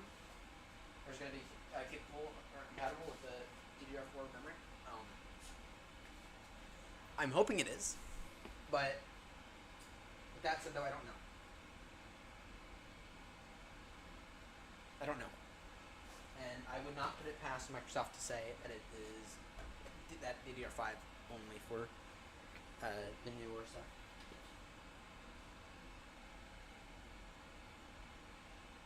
Which is gonna completely fuck me over because I got DDR4 system only. So, actually, all my stuff is DDR4 only.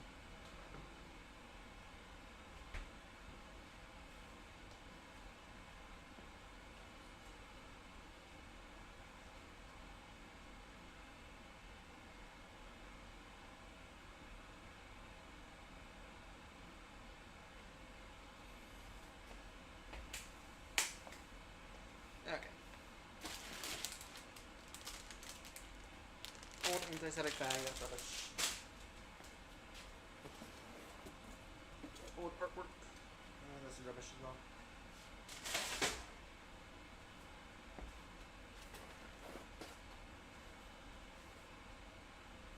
That's rubbish.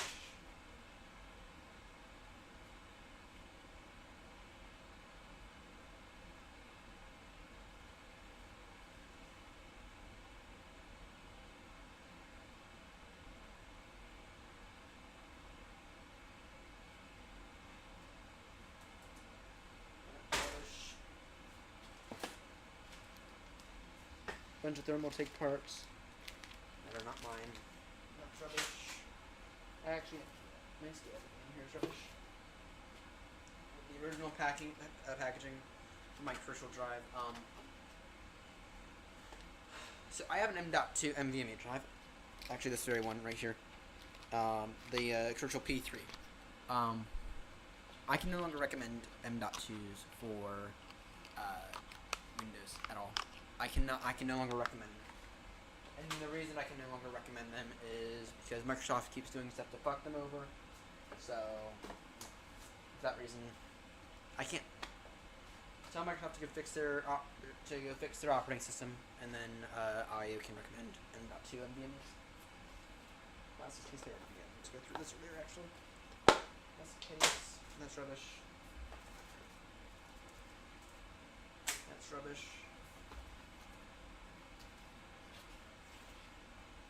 That's rubbish. Okay, let me just take out this. Nope, everything in that's really rubbish. Actually, let's take a look at this. Old,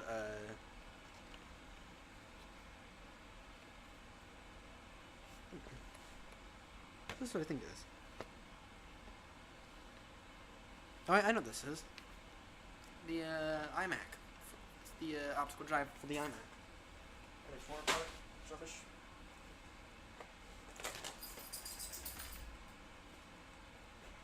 It's the calculator case. Bunch of old stuff. What we have here is the shell for an old iPhone. Shell for the old for an old iPhone. I might actually get this. Actually, we have the logic board for it. Ditch that. We have an old CPU. This is an old Intel processor right here.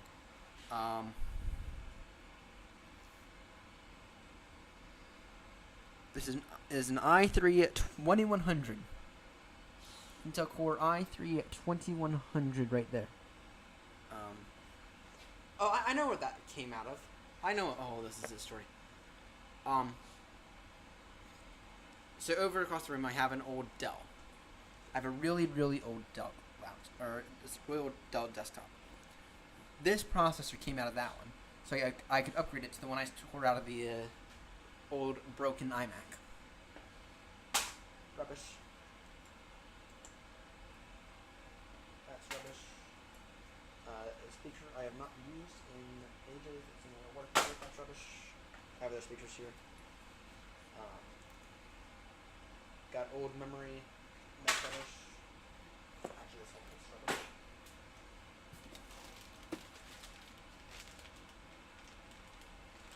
Heatsink mounting stuff.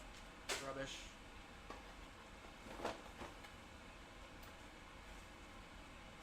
Does this have a fan in it? Really?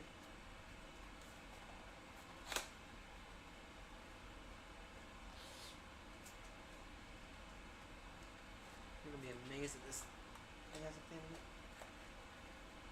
This thing feels way too heavy. This thing has a fan. This thing has a fucking fan in it.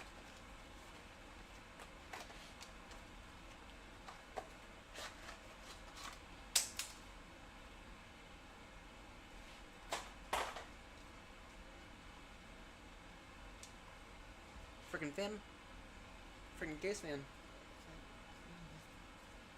I'm gonna leave this laying on top of my computer in case I ever end up having thermal issues, but this thing is functioning correctly now in terms of the thermal. Some kind of old cracked stud part, which I don't have anymore.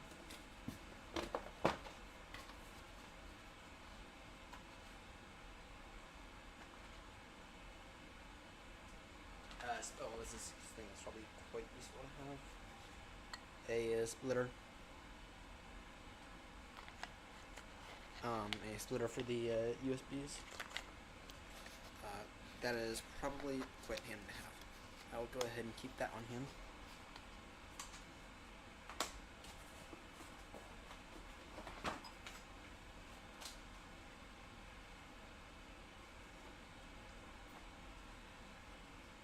Then this is probably from that actually. Actually, I'm curious about something.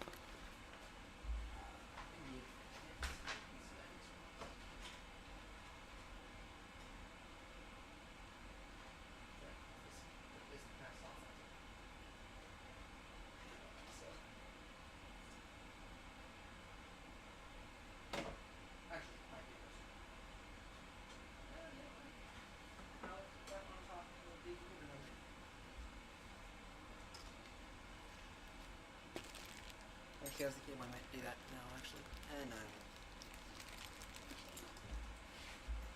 don't see any reason why I did. I had to tear out my old network adapter.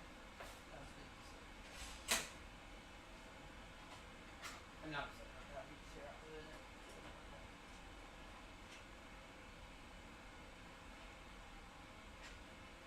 But I'll do this for a different day. And then I'll use it right there. Here's all the thing.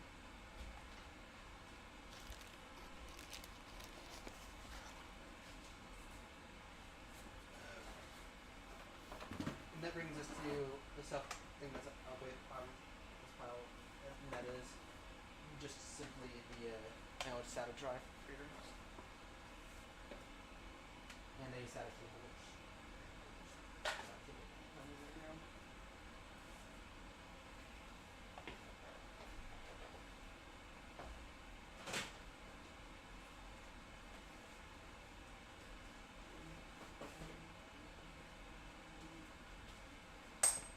yeah, a lot of old, really old stuff that I don't need. That's rubbish.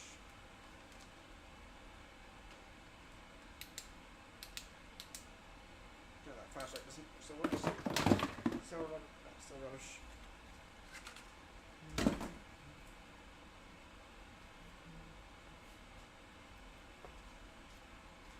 This right here is the housing for an old iPhone 4, I think it was.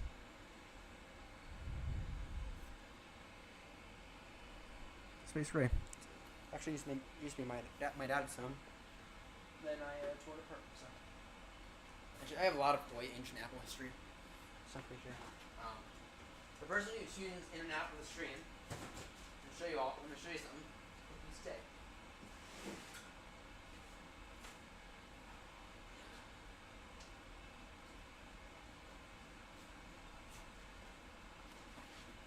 And what I have right here is a personal project of mine last year. Very, very expensive.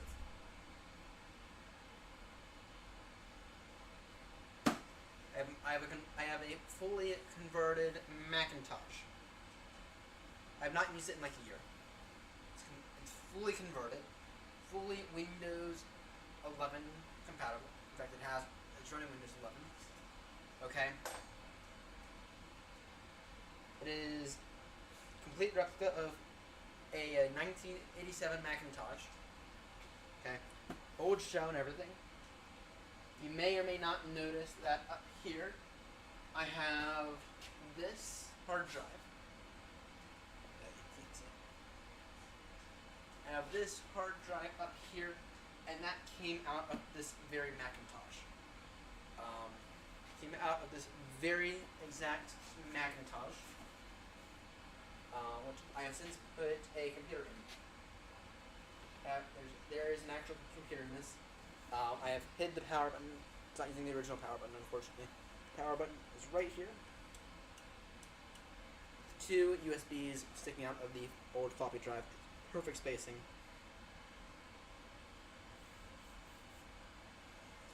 It has a full screen.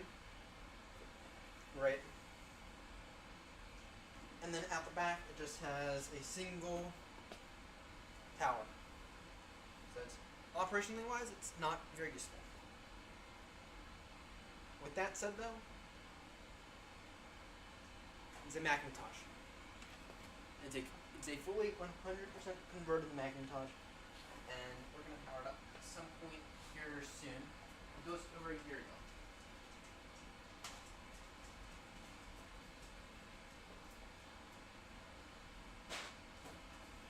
Until then, we just put it back on the shelf.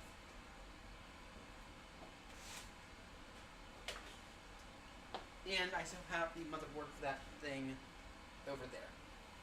Up on the, well, it used to be the setup. So, we have a step climb here soonish. We got a step climb in about an hour. Our Heathrow arrival is in about 3 hours. No, Heathrow arrival is about 4 hours.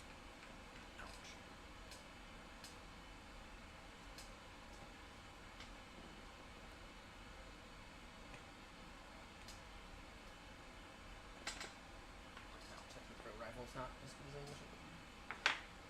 I can just turn around.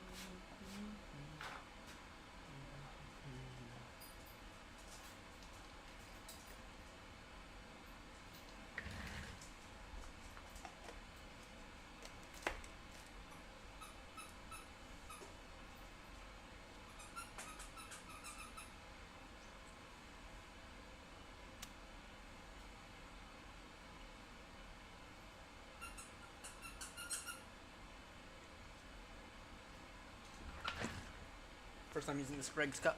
It's quite good, actually. It's got from Greg's.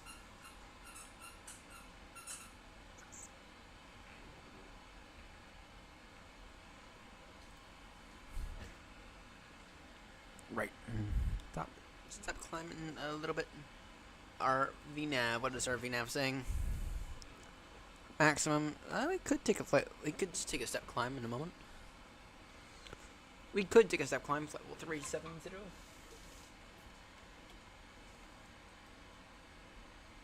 See what they're beginning to look like.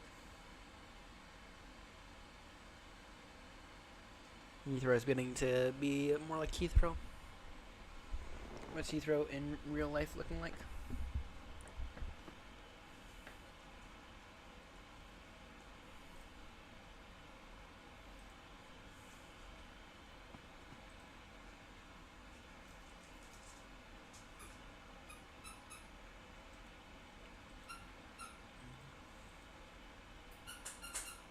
Barnaby cut out.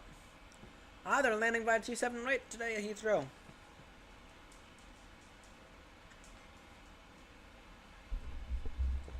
You can use a 27 right day. Use one indeed.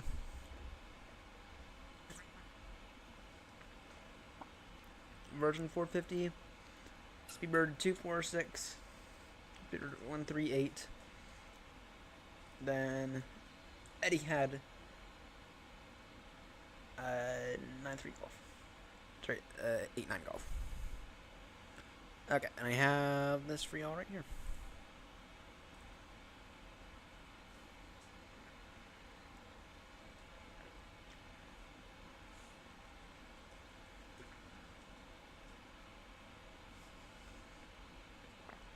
Is this person on the island for 27 left? They on the rifle for 27 left?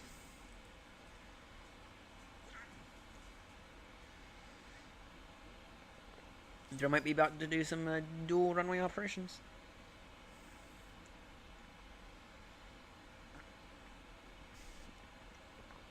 They seem wildly off from everyone else, though.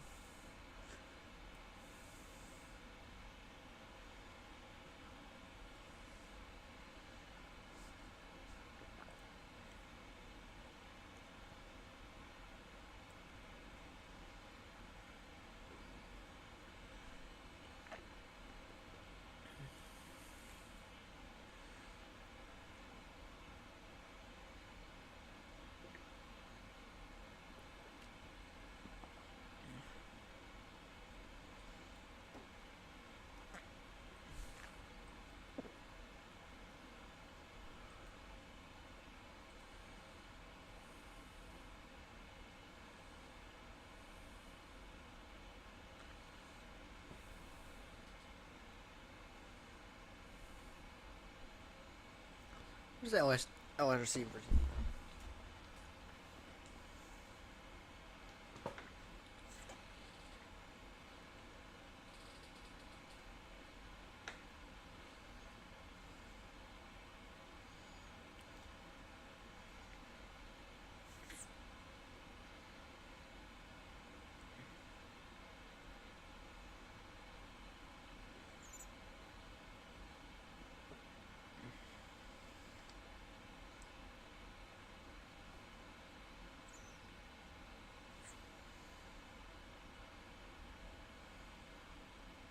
Long range cruise corresponds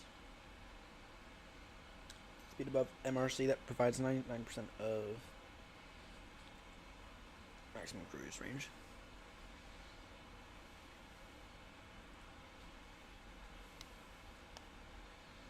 Can try to go a little faster, please. Considering that our Heathrow arrival is at 4 hours. Sorry. 5. So that's 4. Yeah. I wish there was a way. I wish we could be going a little faster, but at the same time, I can't say we're. I do actually feel like we might be able to go a little faster. If we were to tell it Mach decimal 85, which is not traditionally allowed.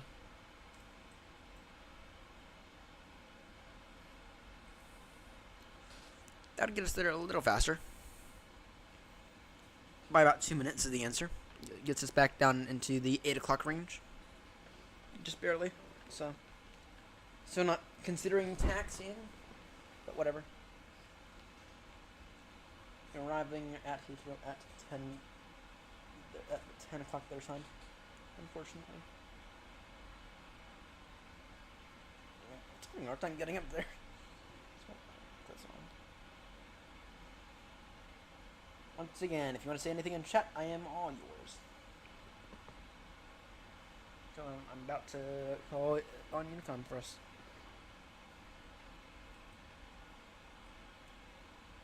They are resumed. They have done dual runway operations.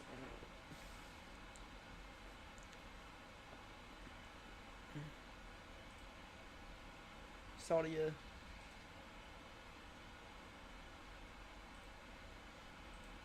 Got United 767. Should have 13 Charlie going Oh, coming from Newcastle. Show 19 Charlie coming from Aberdeen Dice. Air Canada coming from Brussels. They're all on the Nutra. Virgin 10 Hotel on, also on the Nutra. Shuttle 7 Sierra on the coming from Glasgow. Virgin 104 Lima coming from Atlanta.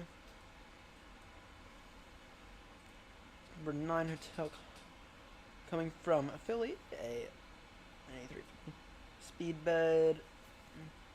2 Charlie Echo coming from Boston. A heavy A380. Heavy A380.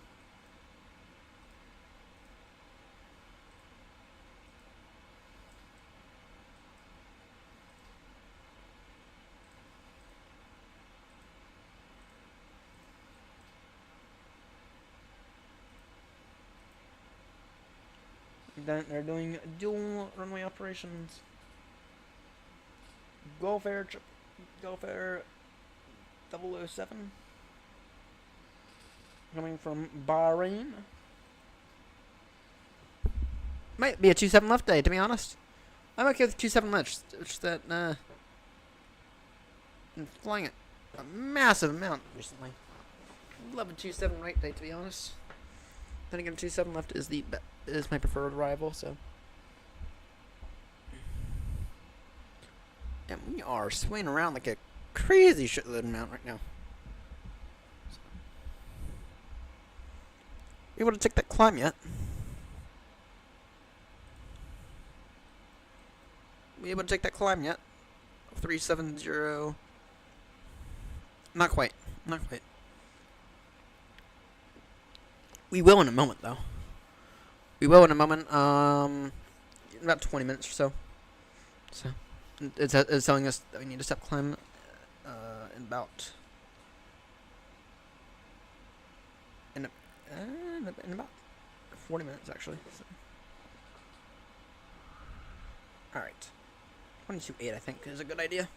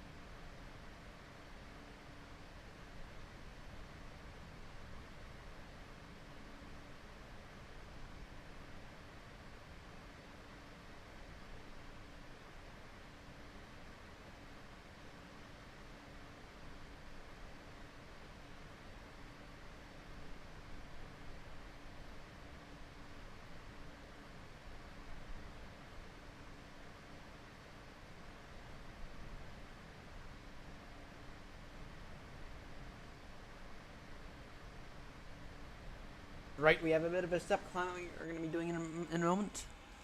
Step climb in about 13 minutes. Actually, what is it recommending right now? Optimum is actually over. Well, our max though is still ouch. So we actually have to. This is a situation where we actually have to wait.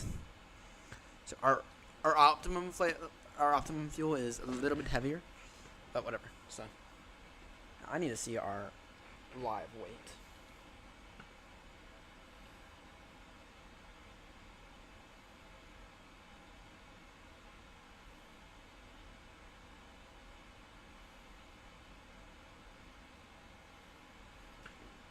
In 777.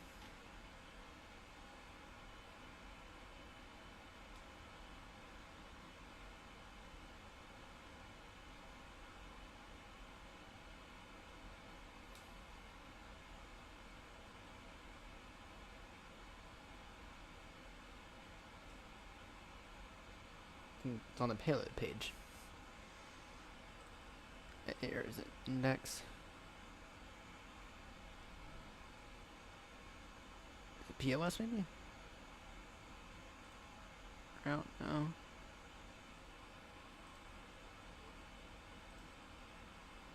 don't know.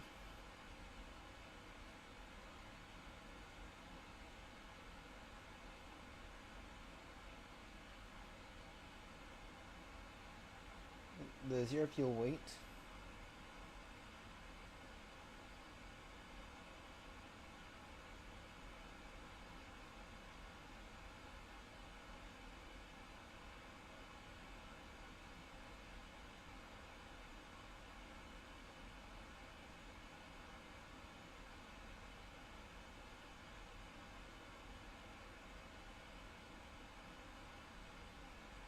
Okay, is it?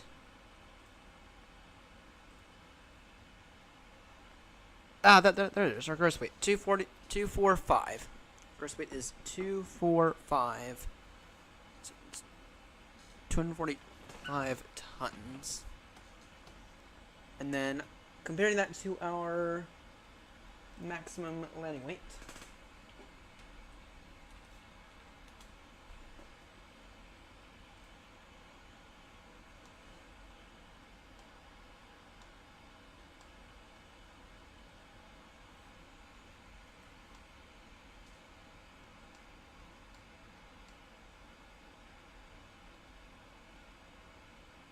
I'm just looking to see if we can find the maximum landing weight.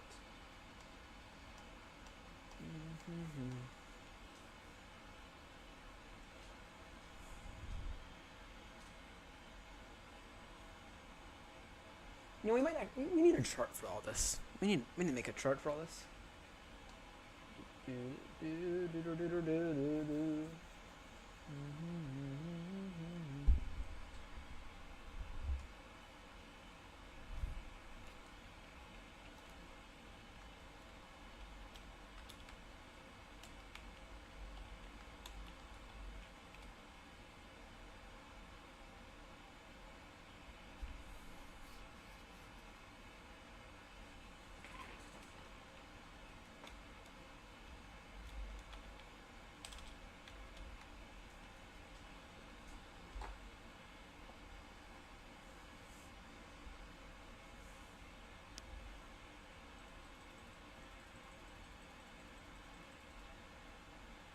Max landing weight.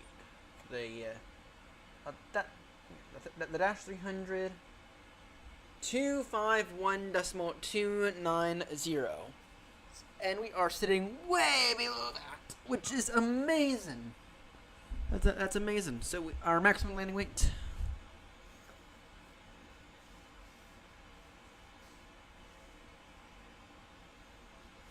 So, I'm going to actually go ahead and begin to make a tracking for this.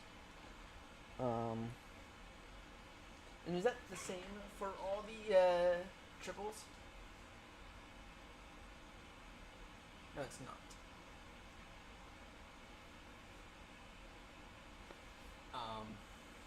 So when you search it for the 200, yeah. I don't know. Um.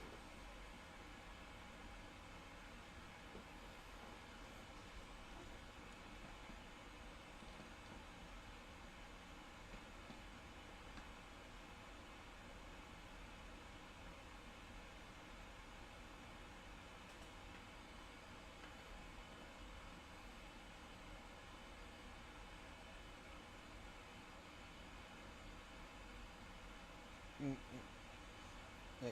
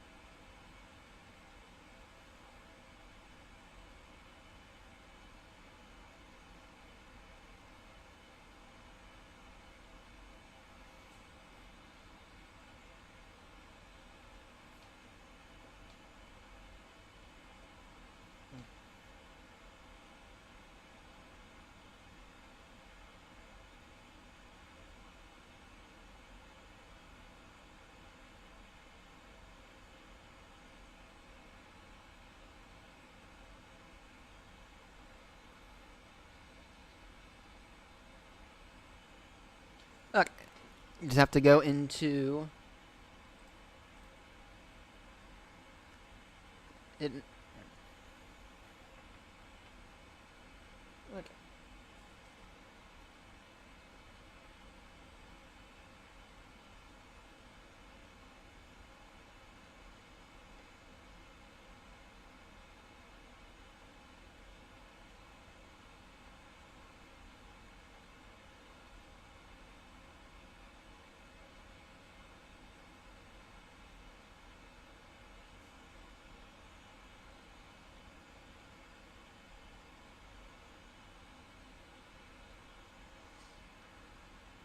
Okay. It's gonna be init ref.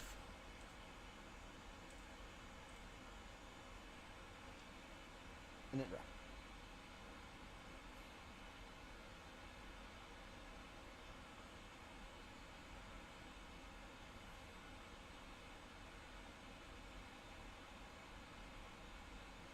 Okay.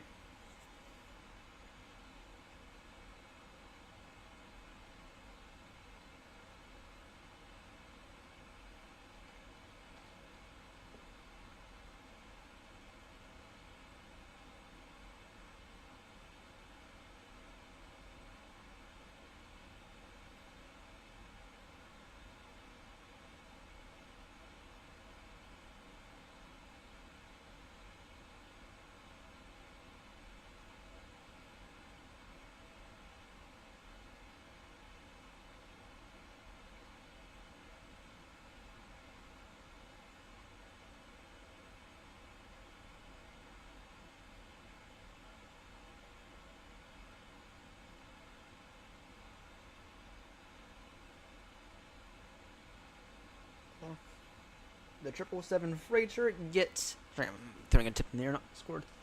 The 7 freighter is gets max takeoff.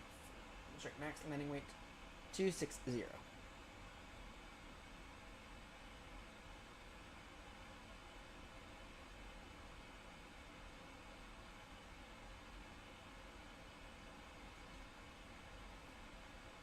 So 260 decimal 8. Okay. Dash 300. 300 yaw is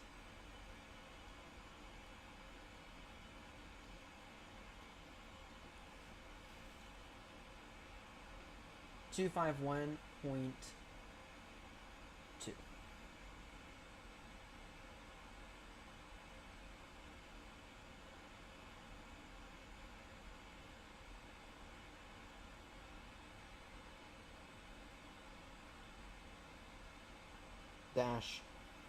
200 OR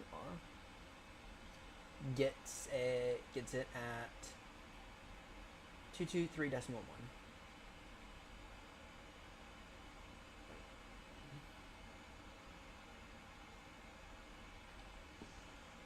To 3.1, and then the then I don't know what it is for the dash PR.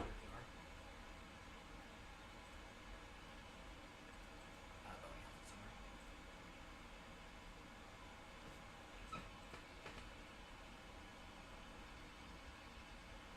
Max landing weight. Really? Is that not? 208. Maximum landing weight.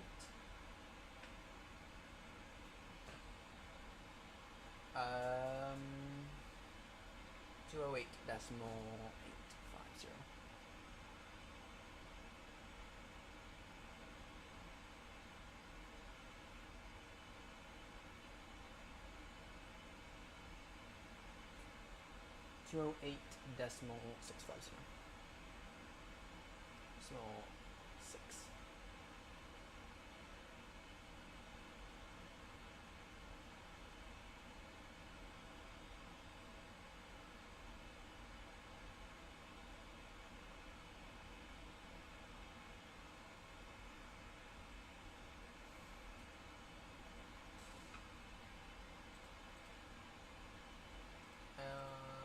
Same.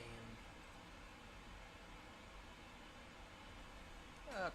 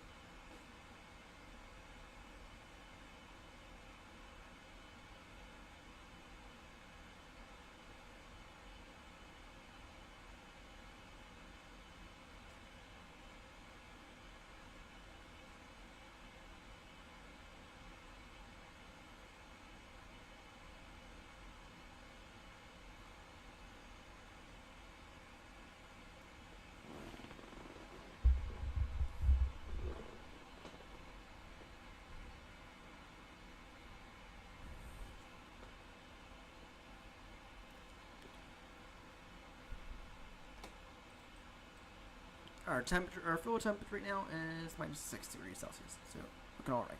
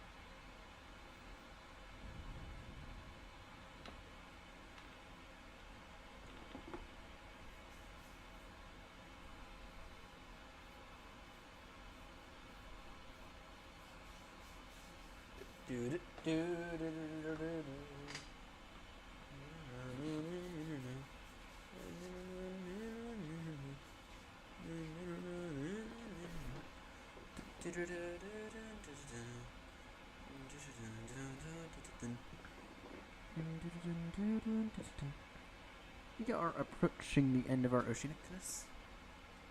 No, we shouldn't stop climb.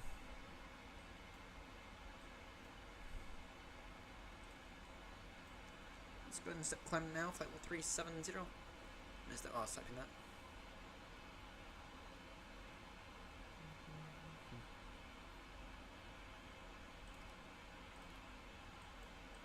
Just go ahead and quickly do it in, put it in like that.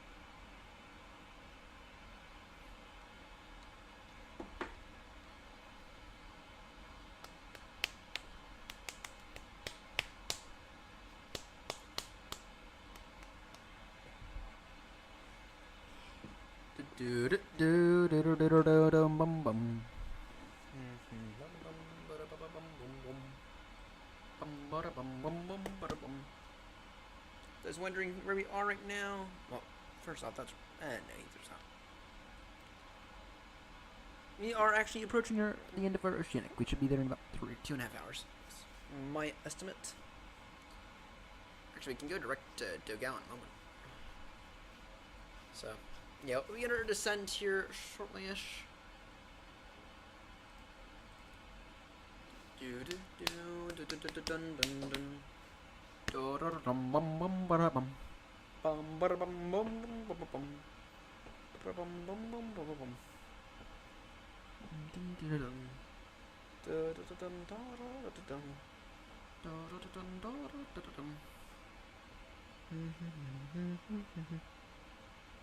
Yeah, we'll begin our descent here soon. Soonish, roughly. We got about an hour and a half before we begin our descent briefing.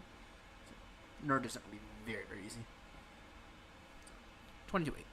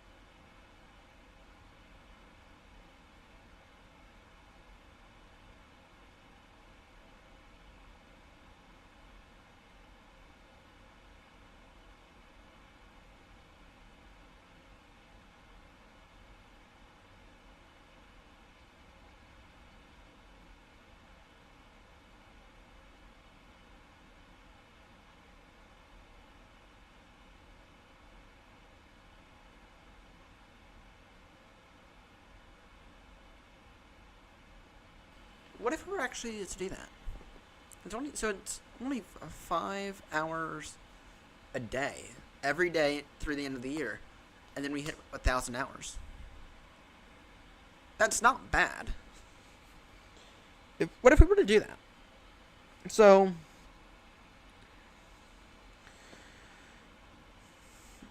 $400 divided by 7. So we have to do another 60 Baltimore to Heathrows by the end of the year in order to get to 1,000 hours. That's not gonna happen. 60. Sorry, only 58. Sorry. What if we were to do 57 days, 85. It's gonna be interesting. Can we get 2,000 hours by the end of the year? I'm gonna push it. I'm gonna push it. When we're gonna try to do streams most days. 5 hour plus streams most days.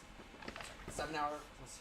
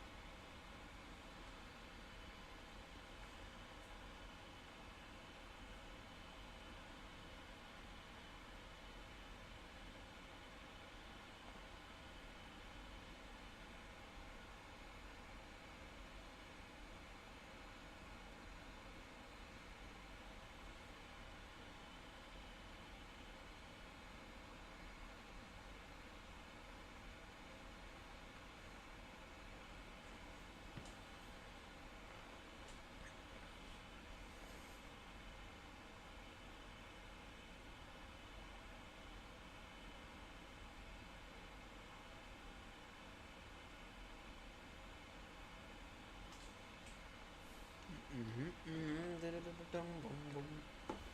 600 hours on VATS, and we're gonna aim for 1,000 here soon. It's only 4. I don't think that's possible. 800 by the end of the year, though. Now that's something else. That's something that might be possible. So.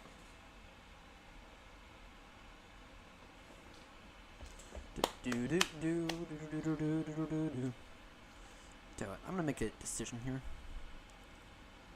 Direct. Proceed direct Dogal. So there's never so slight turn.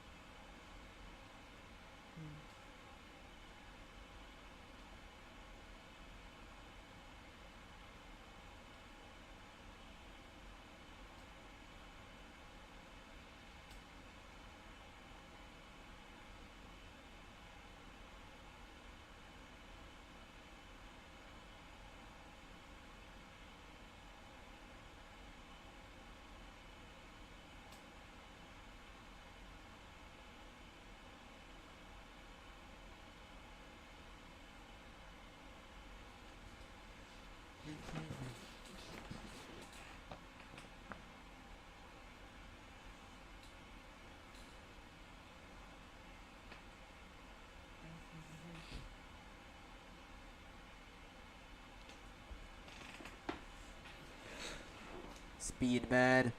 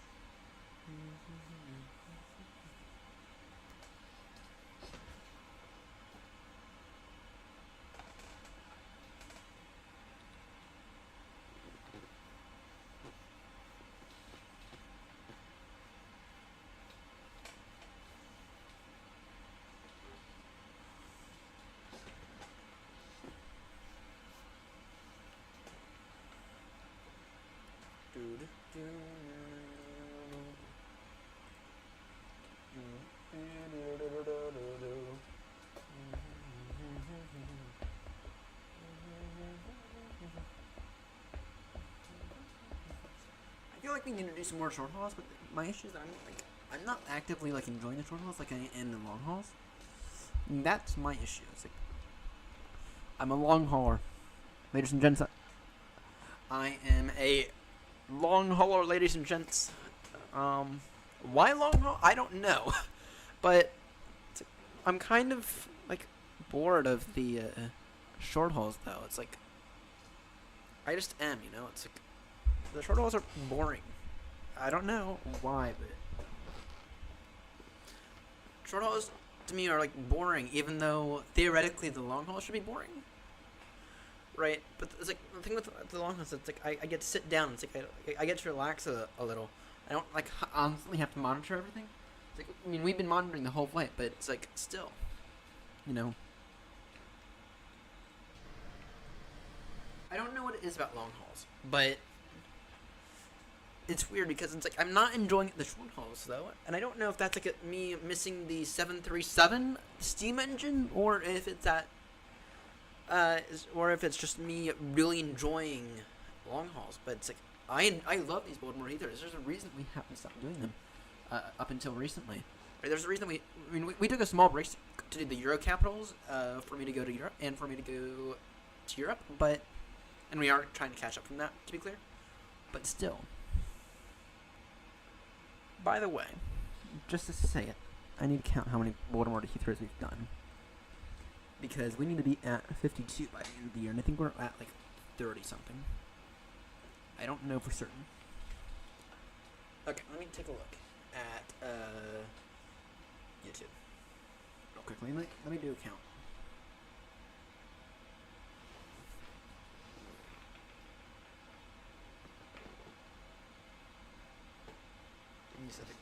Yes, I pick my nose. Don't judge.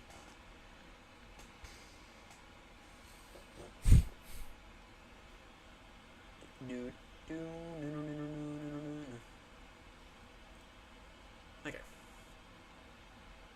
1.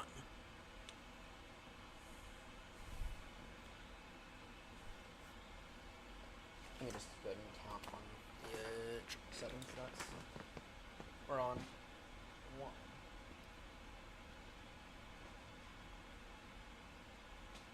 2,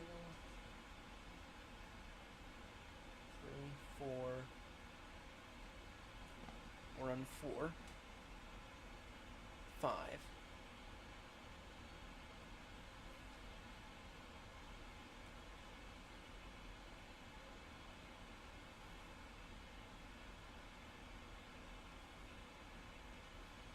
5, and then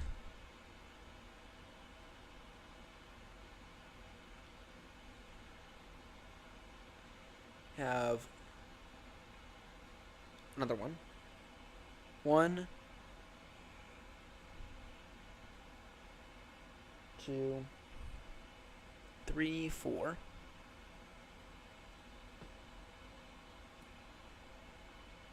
5. 1,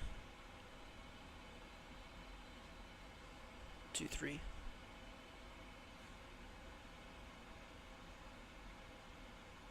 4, 5. 2.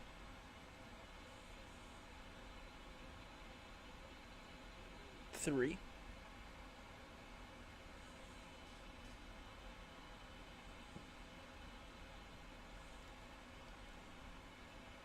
4, 5. Okay. 1.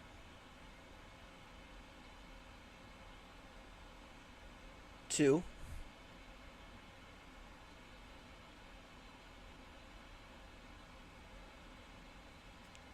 3, 4.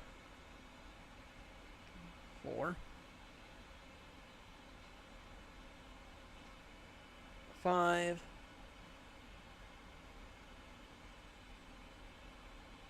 You have 1, 2.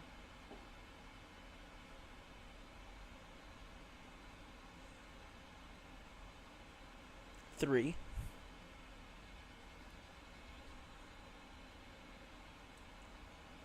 4, 5.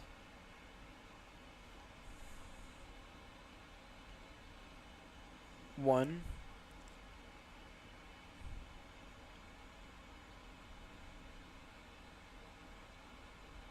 2,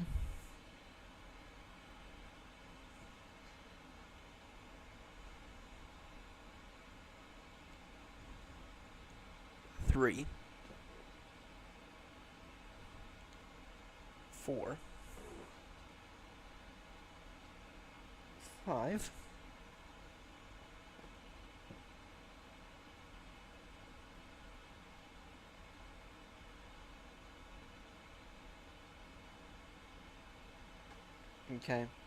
1, 2,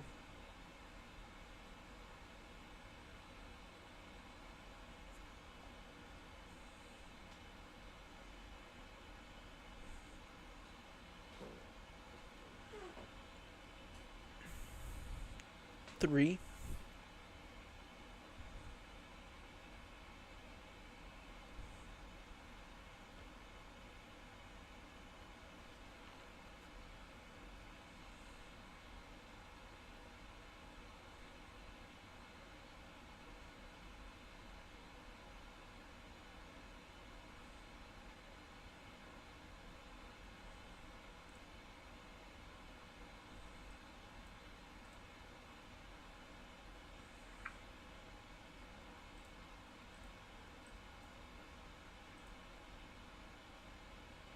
Okay, 230.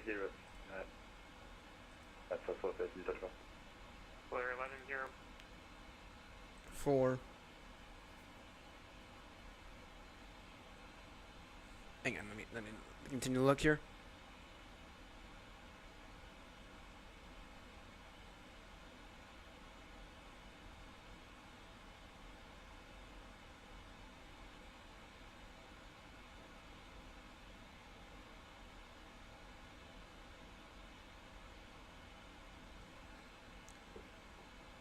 Five.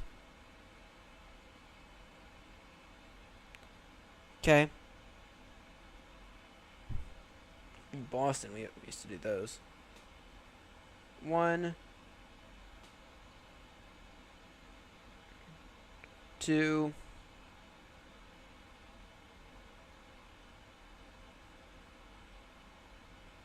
'Surprise.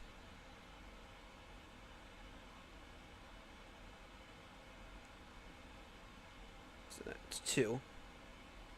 1, 2.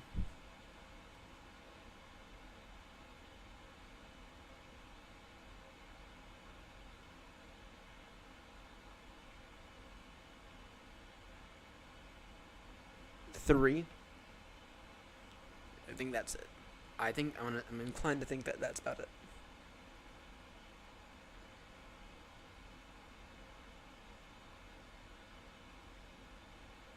Yep.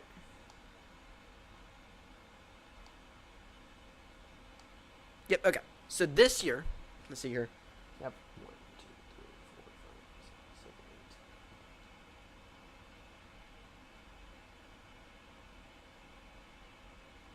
8. We have done 43 weekly Baltimore to Heathrow flights this year.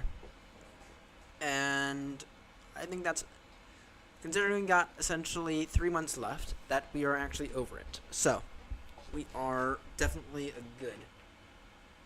You're definitely looking solid. Now, if only we can get the official numbers up there. Currently, this is our 34th. I forgot to add the number. This one, we're sitting at 34. Next week, we'll be sitting at 35. So we just need to get that to 52. That's fine. That'll be easy. We can easily do that, I think. Anyway, we are at 43. We're at 43 total. So, what's Heathrow looking like right now?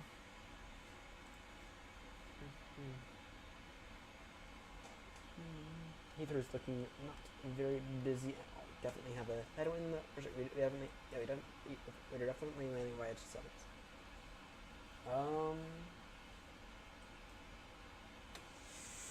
We are approaching Heathrow, ish, kinda. We're still ways out, but whatever. So we still got about an hour. We still got about 2 hours or so.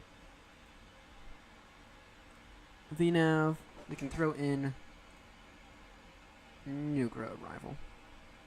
And we'll try to get some more direct waypoints. Throw in a Nucra. And I'm inclined to think that we're gonna take G7 left. Though that's unconfirmed. Recommended flight 370. Yes, that's what we're at. Optimum is our max. Damn, that's a pretty low gap in between that. No reason to. We're not gonna be stepping to flight level 390. This thing is actually just straight up too heavy to get up there. So we like to say that the 777 was a really big success, and it's a really wonderful aircraft, and it is a really wonderful aircraft.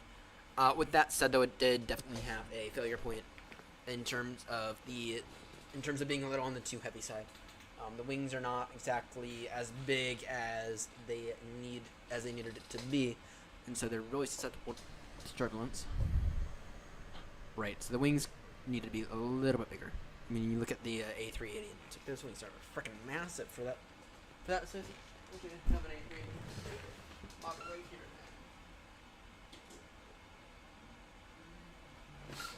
See how the wings are essentially go all the way to like the edge of the aircraft, right?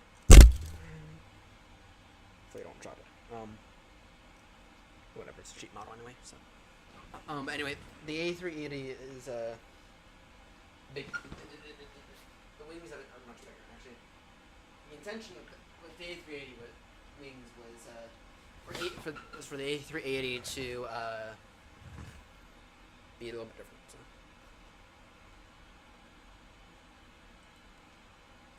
We have something online now.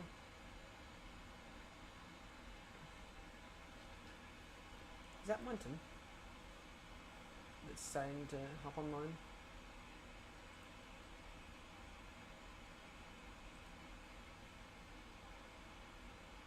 Is that Munton that's deciding to hop online?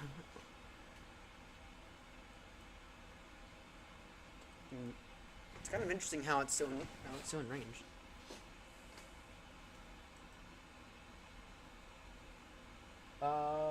Is it an Oceanic Center? Is it an Oceanic Center? 31700. Is it an Oceanic Center?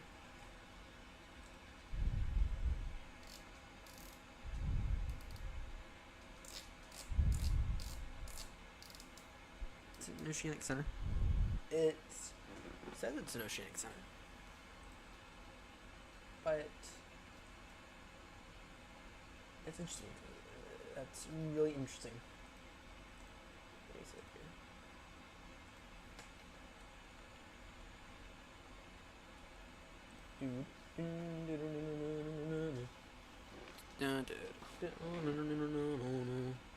Shandwick. Current IF. Shandwick. Current heading with a 095. Some whatever. 50370. Squawk. Why are we squawking 2001?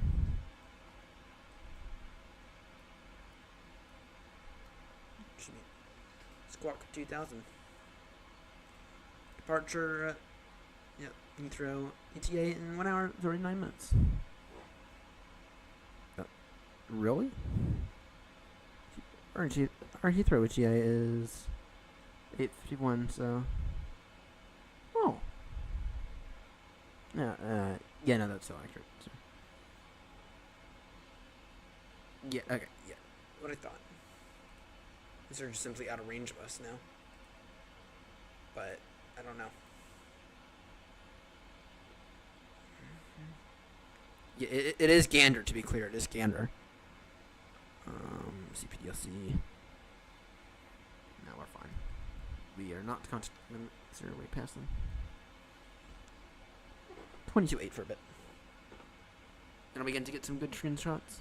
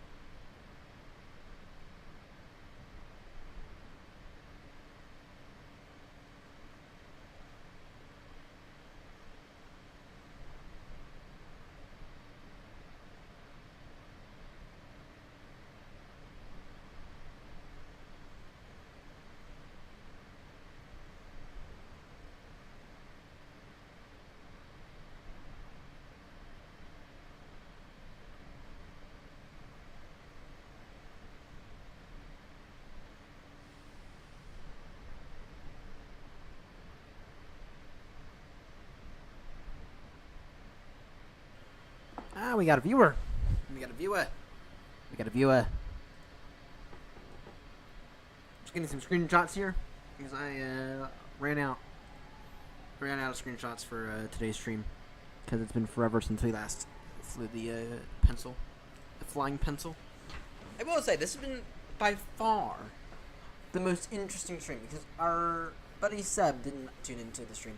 But with that said, though, for the first time ever, I've had 3 viewers at a single time in on the stream. So the chat hasn't been nearly as successful as other streams, but I will say in terms of other viewers and in terms of, I mean, YouTube says I have 25 views right now. There's no viewers in, but YouTube says so far 25. So far, this stream has been clicked on 25 times.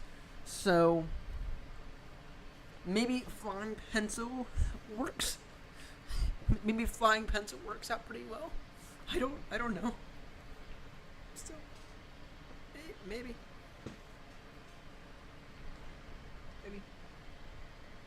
All right, I'll be right back.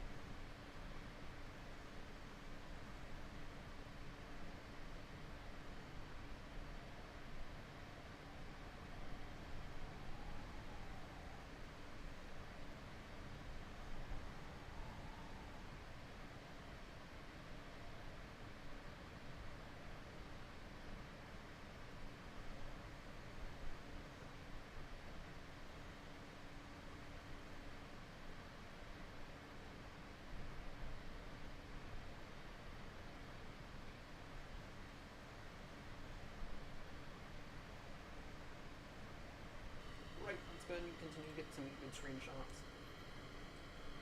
I think the environment is changing actually by the second.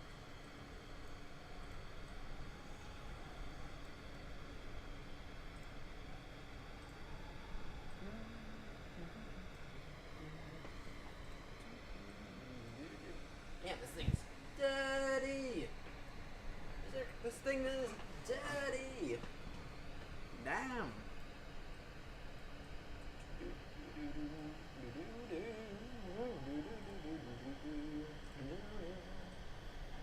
Damn, this thing is dirty!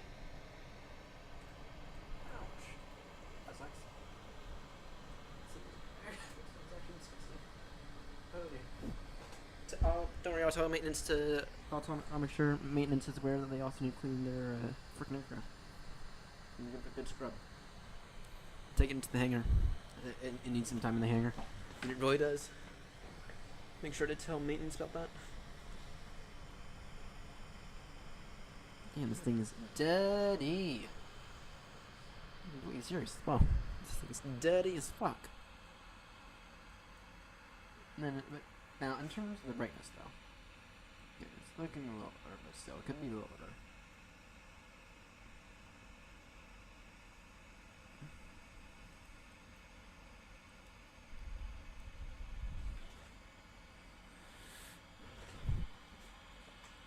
Ladies and gentlemen, thank you so much for flying British Airways with us today. This is your captain speaking. I know we haven't had an announcement, so I wanted to get out of Baltimore really quickly. The first thing I wanted to go ahead and inform you of right now, I'm going to get it off the chest, and there's no cause to be concerned, but we do have a small engine issue. We are going to continue this flight to Baltimore. We are 100% confident we can get over to London Heathrow. You're fairly confident about that, though we will have maintenance take a look afterwards. Anyway, this is your little wake-up call as we are approaching the edge of our oceanic waypoint. Now, the current Heathrow time is about 11, and I'm fairly certain we can go ahead and have you there. Or I'm fairly certain we can aim for a landing around 10. This is just a little bit of a wake-up call, just so the captain crew can go ahead and feed you a wonderful, wonderful meal. Wonderful wake-up meal. Yeah, I also want to apologize for not giving warnings about the slight turbulence we had a little earlier on in the flight. Yeah, that was absolutely my fault. Like I said, I wanted to get up in the air, and we had the little engine issue, and we wanted to go ahead and monitor the situation, and we thought that was a little bit more important than giving y'all a wonderful announcement. Anyway, we've flown the entire way with the small engine issue, and we are fairly certain we can go ahead and continue on the flight. Maintenance said it was. We talked to our maintenance crews, and they said it was all good and that it was completely safe to fly. And they say they all require more certification than I do, and we require a fair amount of certification under massive eye. Anyway, this is just a wake-up call. We will begin our descent in about an hour or so. No later than about an hour. We got roughly about. Currently, my computer here is telling me we got about an hour and a half until touchdown. Of course, that is bound to change, but yeah. Anyway, now's a good time to go ahead and stretch your legs. We're gonna make another announcement as we get a little closer to London Heathrow. Probably about 5-10 minutes before we begin our descent. This time, I'd like to thank y'all so much for flying with British Airways, and I'll be speaking to y'all in a bit. Thank you so much. So long. Not bad. Not a bad way to tell the customers. Oh, I can't.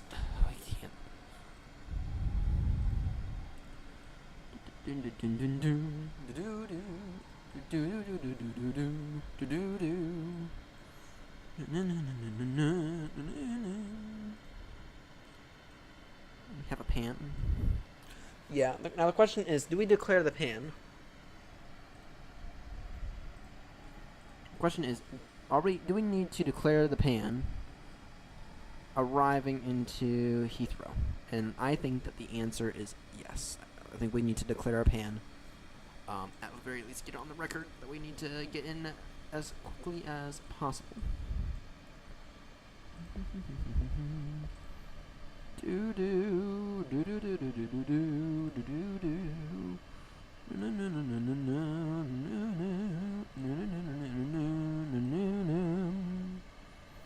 Yeah, I think we need to go ahead and get into Heathrow as quickly as possible today because of the pan.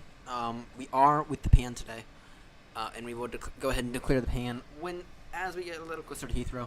We'll go ahead and declare the pan in a formal way and essentially say we have a pan for a reason. We have a slight engine malfunction, slight sort of engine malfunction. If we were to lose an engine, we should be able to start it, but it might take longer than usual. If we were to, for some reason, lose an engine. It's only a pan. It's only a pan. Not an emergency. Just it's only a pan. It's not a complete mayday. Yeah. That brings up an interesting topic. I want to go ahead and talk to. I'm gonna go ahead and talk about it for a second as well. Pan versus mayday, and versus declaring an emergency. In the U.S., we have all three options. The declaring an emergency, that is a we will get back to you kind of thing. Over in the rest of the world, they have only mayday and pan. Okay? What's the difference? Well, pan is maybe not necessarily emergency, but it is essentially I need to get to the front of the line. Right? If there's a mayday aircraft, then they need to go in first. But I might be really tight on fuel, right? And I might not be. And if I might only have enough fuel for a single go around, and then I have to turn to a diversion point, right? That's always an option. So, right, there's a difference between the pan and right. Pan might just be like, okay, we are really tight on fuel. For our alternate requirement, if we are not able to get in fast, we need to we need to get in fast. Otherwise, we need to divert. Okay.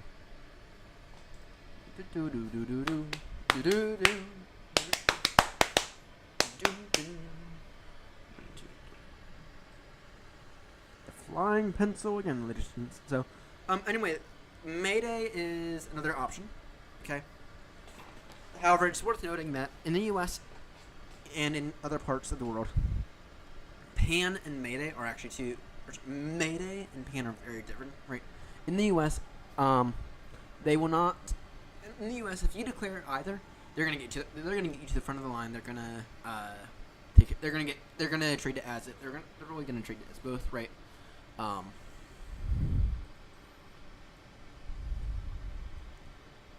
Over in other parts of the world, I don't know where exactly, they'll treat mayday as let's tell the hospitals to stop taking patients because we're expecting a crash.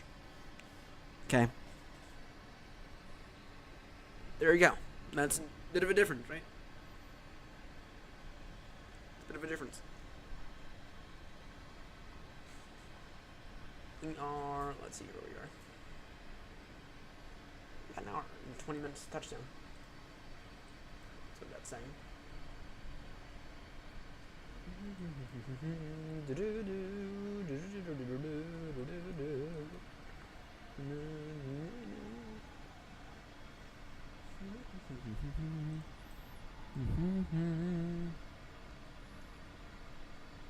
Once again, this stuff's like changing by the second.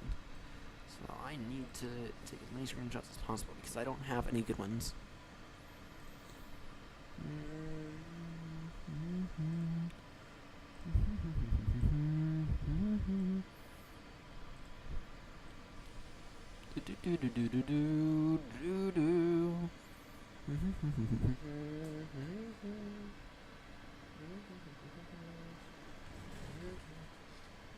Anyway, it is important to note that in some areas, a mayday is bad.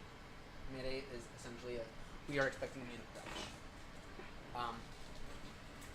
There's, of course, in other areas, a mayday is not that simple. In other areas, a mayday, like especially in the U.S., a mayday is say, okay, we are in emergency state. We need to do whatever the fuck we need to do. Move everyone out of the way. We don't want radar vectors, or maybe we do, but we need to get the fuck. We need to get there. We need to get the aircraft on the ground immediately, right? Rather in some areas, so in the U.S., usually if you have an engine failure, it's going to be a mayday. Okay. In other parts of the world, have an engine failure. That ain't anything. That's a pan. That's a pan.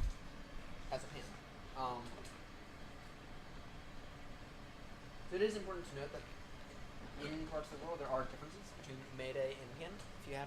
If you have an emergency, today we are only a pan, and we will go ahead and declare that as we get a little closer. So we have an engine start valve failure, and therefore we need to get on the ground.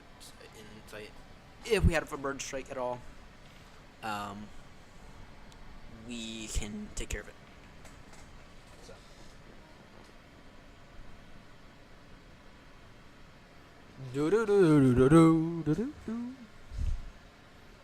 Anyway, that's the difference. And but it's really an important thing to know.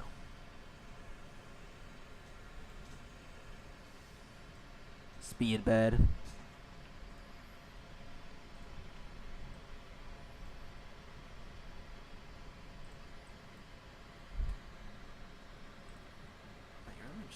Over here.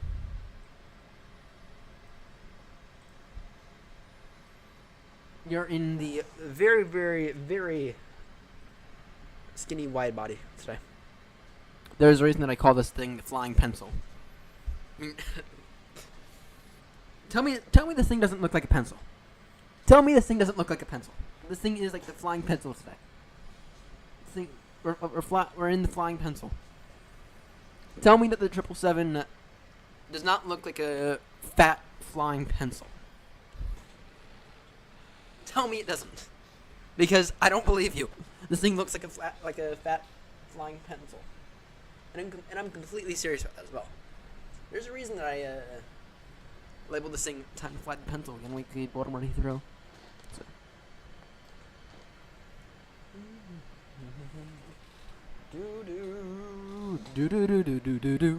Da-dum bum.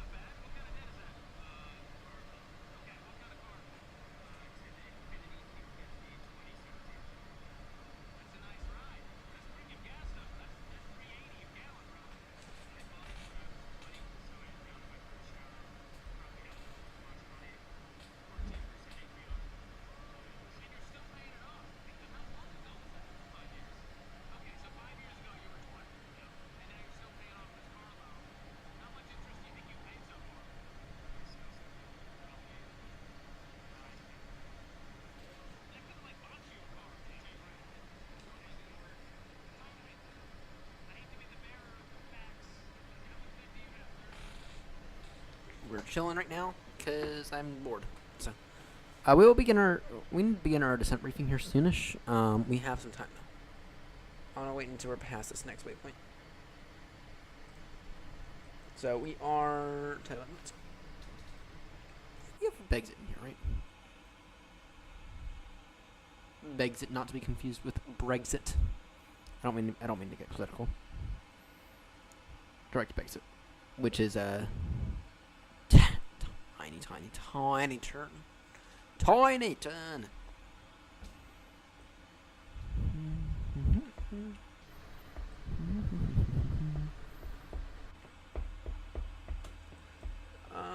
Tell you what, let's go ahead and begin to get some information for Heathrow.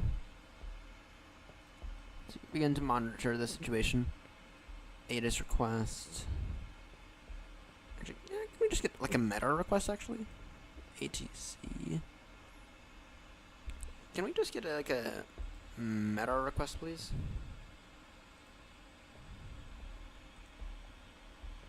ATIS.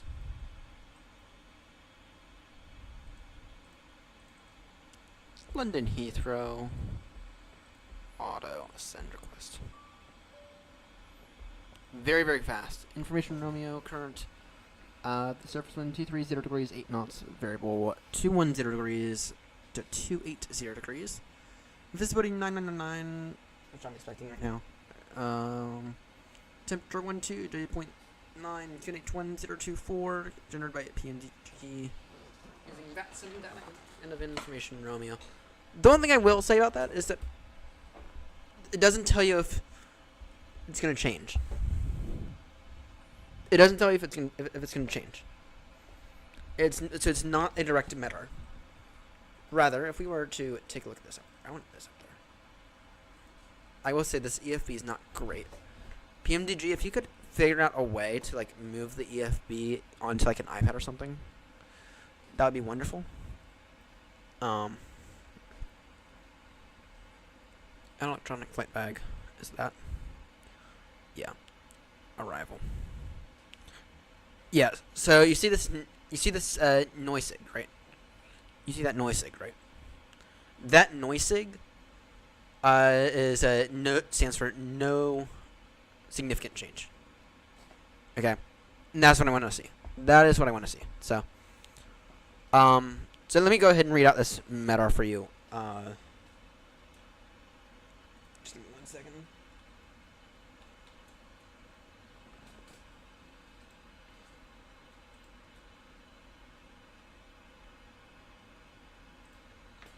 Okay. Let me go ahead and just give you the meta. So you start out with the ICAO code. And then what's this? This here, well, you see a Z at the end, so you know it's a time.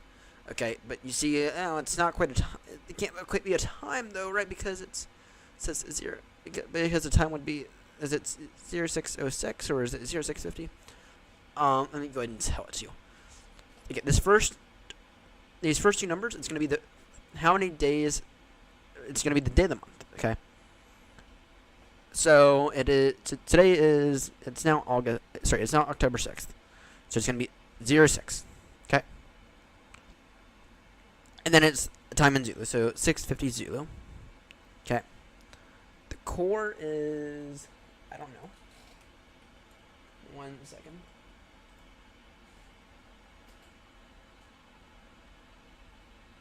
It's core or auto. So essentially says.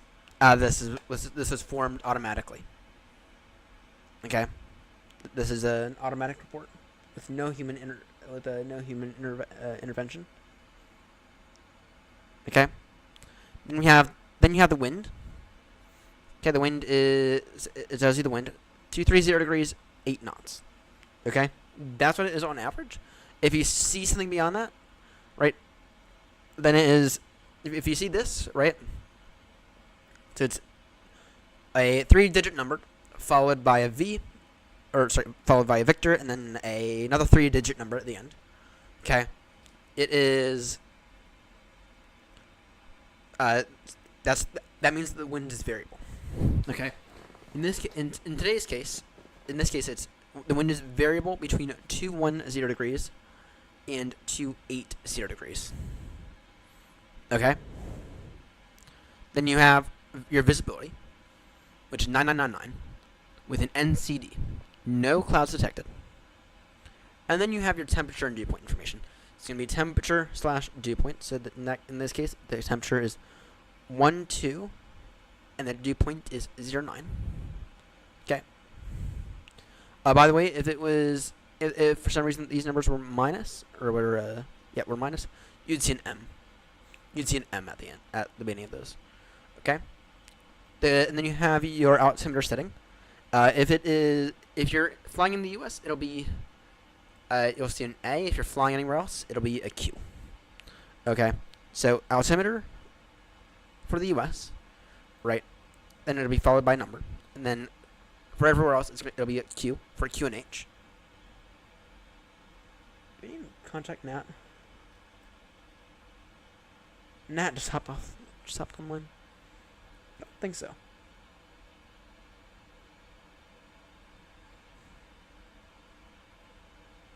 Sorry, the Nat track controller just hopped online.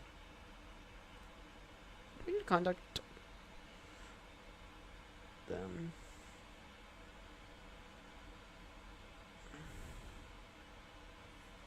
Better to contact them than not.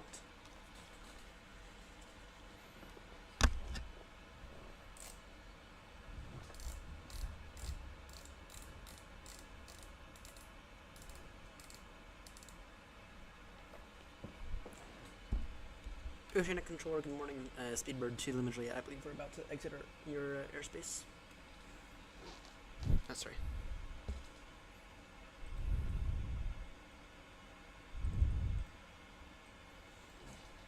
Oceanic controller, good morning.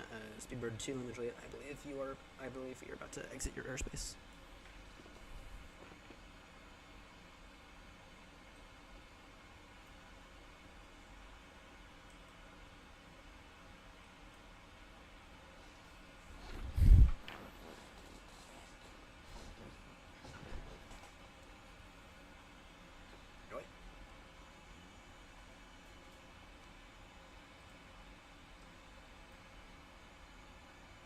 Oceanic controller, Speedbird 2 Limit Juliet.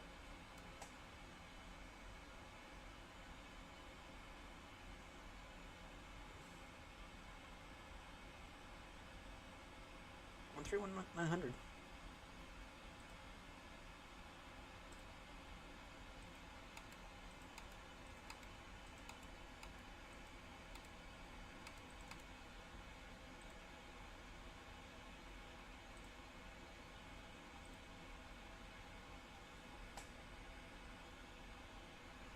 Oceanic controller, Speedbird 2 Limit Juliet.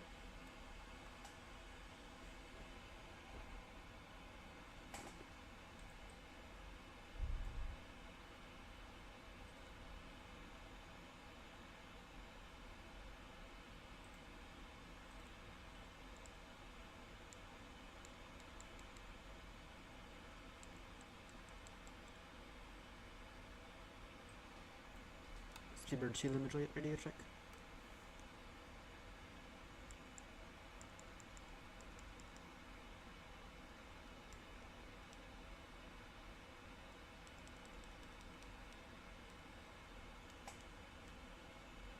Kind of important to announce stuff on Unicom.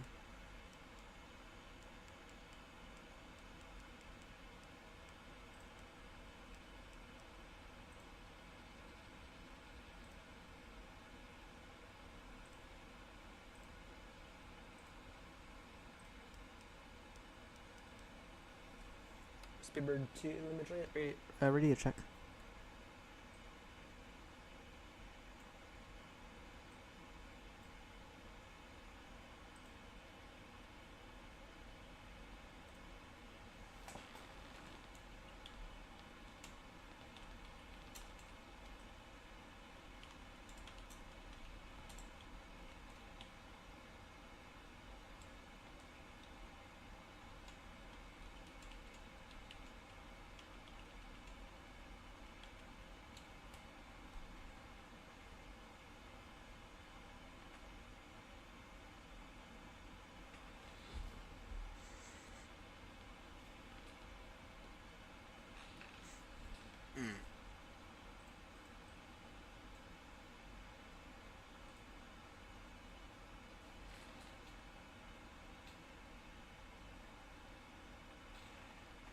Unless I'm not sitting there, but... interesting. Sorry, I'm trying to get in contact with the... we are exiting their airspace now, but still. Speedbird 2, Lima Juliet, monitor Unicom 122.8. Unicom now 122.8. Speedbird 2, Lima Juliet.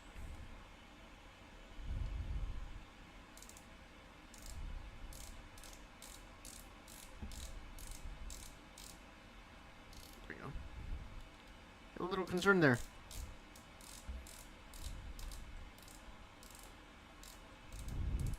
There we go. A little concerned there because I tried like 5 radio checks, so I tried like 5 radio checks. Sent him a private message asking if he heard anything. Yeah, I guess he did though. So.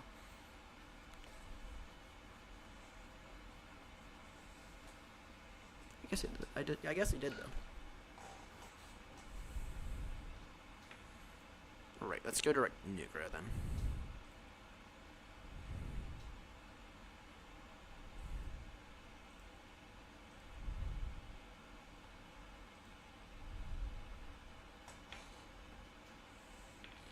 So I got a while.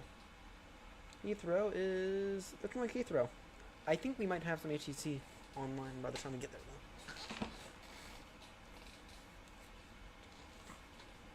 I think we might get a little lucky with a little Heathrow. With a little Heathrow action. I'm waiting for Heathrow to get online. I think we're gonna get I think we're gonna get lucky though. I do think we're gonna get lucky.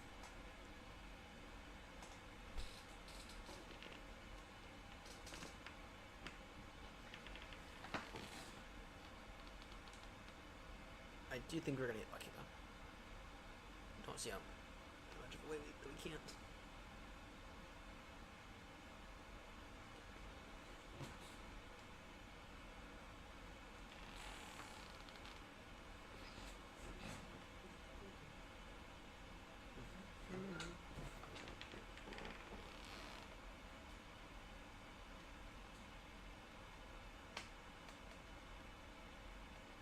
Come now, 122. Shannon, you're passing Shannon.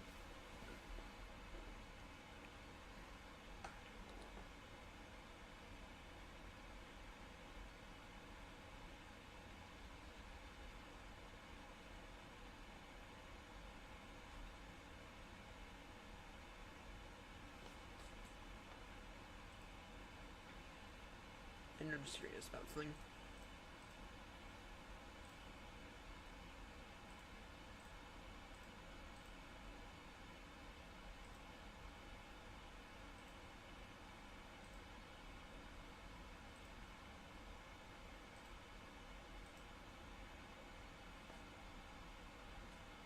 Do do do do do do do. Ba-dum bum. Dun dun dun dun dun.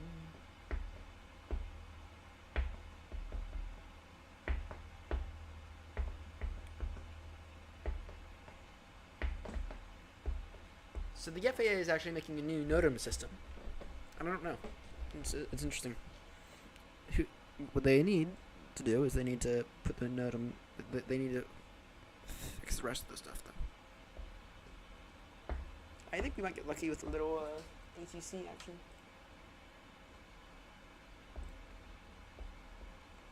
Alright, where is Speedbed 2 Lima? Oh, first off, they're landing 27 right, quite heavily. They might change. I doubt it, though.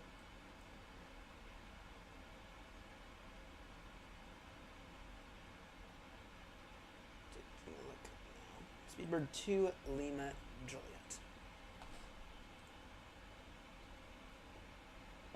Late, of course. They're an hour behind us, and we got out late. Ugh. Ugh.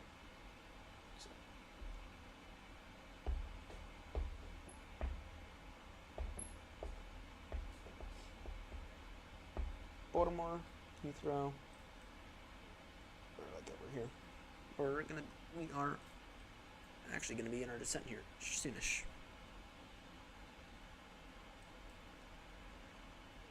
Heathrow is landing pretty heavily 27. Heathrow's landing by the via 27 right to correct right now. So they got a Qatar A380 not to take off.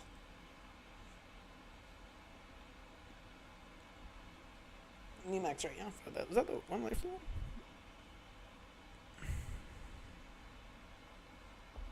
It's the one that used to be on my iPad, but whatever. Do do do do do do do. Bum bum. Ba ba ba ba bum. Bum bum.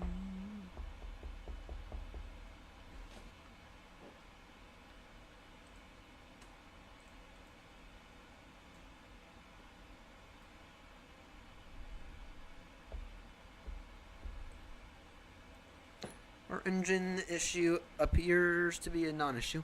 With that said, though, that temperature is -10. That's -10. Yeah, yuck. That's fine actually. It is fine. It's a little on the high side, but whatever. It's fine. Do do ba da da da da da dum ba dum bum ba da bum bum bum bum ba dum bum ba da bum ba da bum ba dum bum ba da bum bum ba dum bum.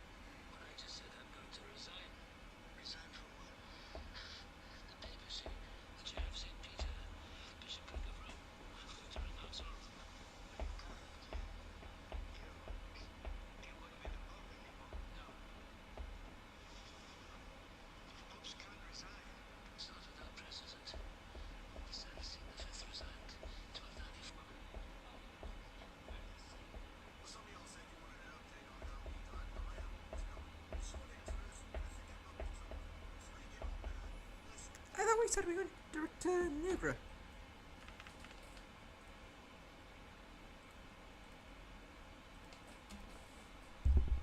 Speedbird 2, Lima Juliet, heavy turning direct to Nugra for the Nugra 2 hotel arrival at Heathrow. Heathrow traffic.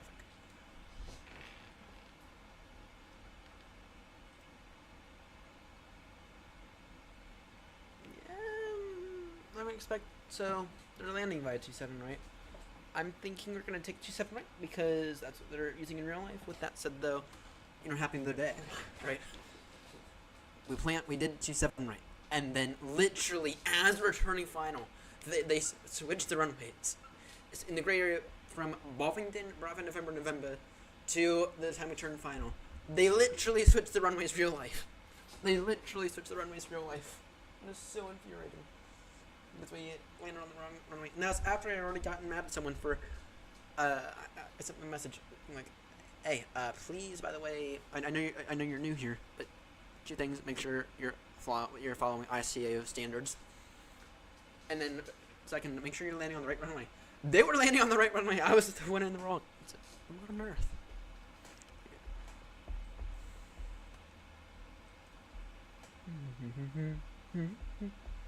Do do do do do do do. Ba-dum bum.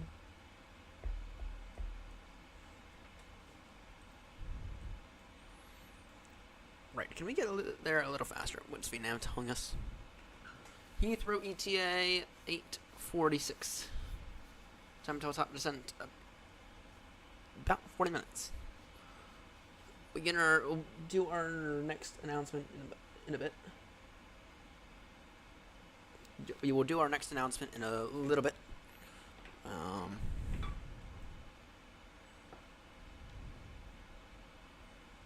Mark decimal. What about decimal? 6. Not saying that I want to do this, but if you were to, yeah, can we do that, please? It's so slightly faster. So our top descent is in about 40 minutes. We'll begin our descent briefing in about 10. I think that's fair. Well, actually, no, it only takes us a few minutes. Yeah, so we'll perform our descent briefing with the. Gotta figure out a name for you, bud. We'll perform our descent briefing, and then we will go ahead and begin our descent. And then we'll go ahead and make a cabin announcement, essentially telling the cabin crew about 30 minutes to landing, and then we will go ahead and descend. So, meantime, I have some tea. Very, very good tea.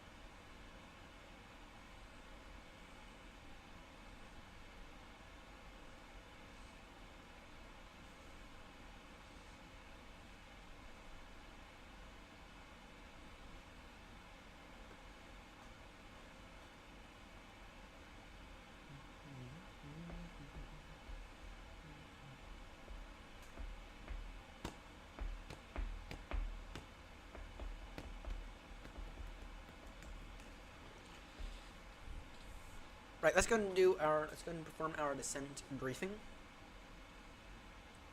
Okay. Give you all the iPad display now.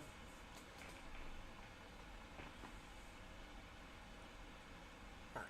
So we are direct Newgran now. We still have about 282 miles to Newcra, and it's saying we should begin our descent at Newcra. That seems about fair. Though I might begin our descent a little bit before that, just so we don't nosedive. Okay, I'm gonna put in numbers for ILS 27 right. Keeping in mind that we may switch. Okay, I'm gonna put. Actually, we just got tower online for Heathrow, so screw that.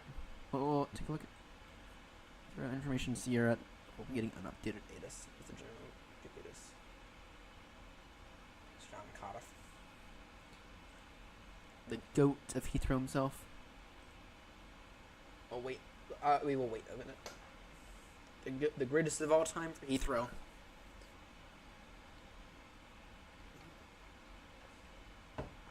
It's Mr. Cardiff, which is amazing. Got on happily for us. So we'll wait in that case. Nice to have it early instead of when we're arriving at the gate.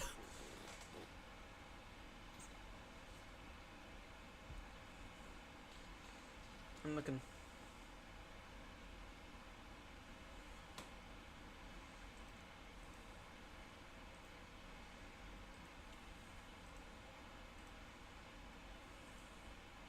It'll be information alpha, I'm pretty certain.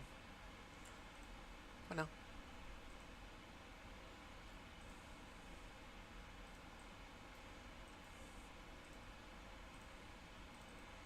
I'm gonna take a wild guess and say it's gonna be 27, right? I would be surprised if it's 27 left. And in this time, I have to use the restroom, but whatever. I have to use the restroom, and we'll begin our descent in a moment. Our Heathrow ATA, I don't feel like that's very accurate at all. Well, but maybe. Information here, that's not right.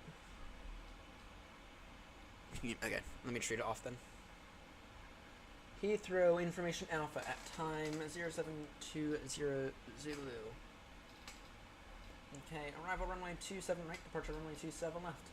Transition flight level 70. Data link services are available. Surface wind 240 degrees, 8 knots. Visibility 10 kilometers or more. With a few at flight level 45. At flight level 45. Temperature 12, dew point 09. QNH 1024. Acknowledge receipt of information alpha. And advise aircraft type and series on first contact with Heathrow. Nice. Yes. Alright. 27 right. Give me 1 second. Let me use the restroom real quickly.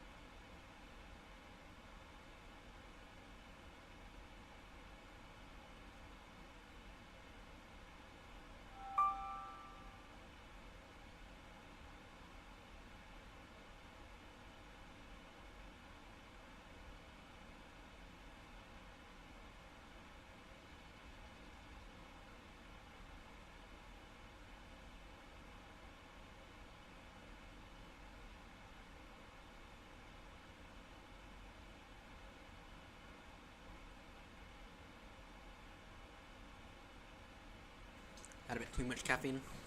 Whatever. whatever. Anyway, ILS 27 right, left.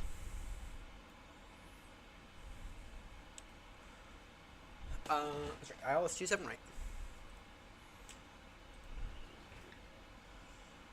Still got a few minutes.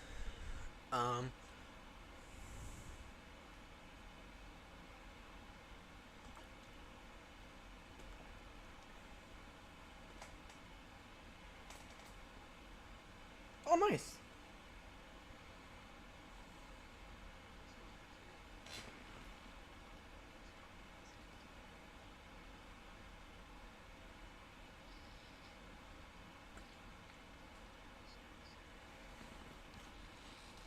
My webcam arrives today.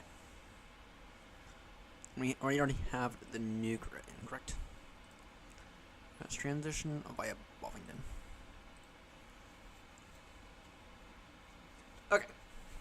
We don't have that. We don't have that long now, do we? Okay. New Crew 2 hotel arrival for Heathrow. Flight level 200 level by Tobit. And then down to flight level 150 level by Soppet. You have a hold at Wesco. You have a hold at Wesco. With a speed of 220 knots. And go direct to Bovington, Bravo, November. Max 220 knots. Okay. Nav read. Let's verify this now.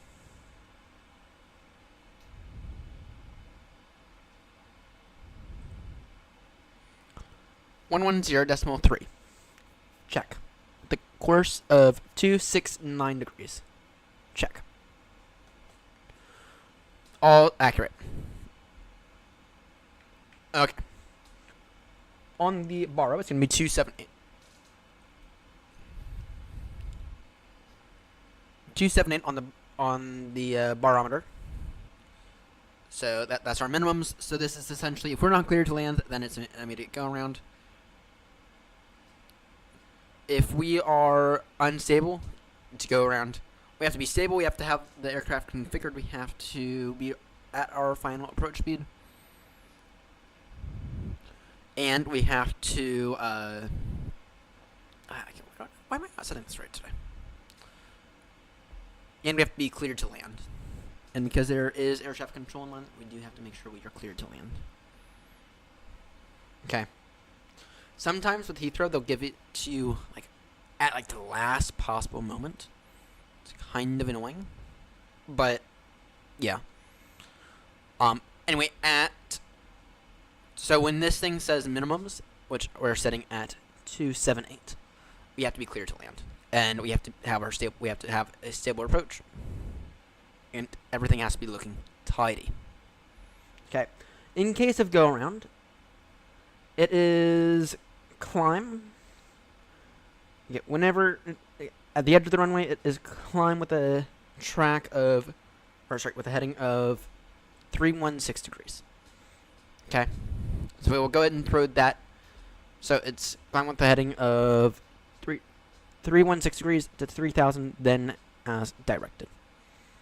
Okay.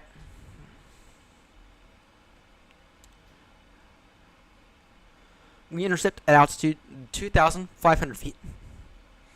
At altitude 2,500, we intercept the ILS localizer, and that's at 7.5 DME. Okay.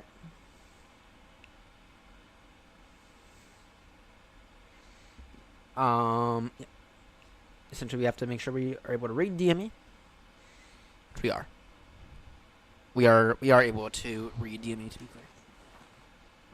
clear. And of course, standard Heathrow approach procedure is maintain 160 knots until 4 DME.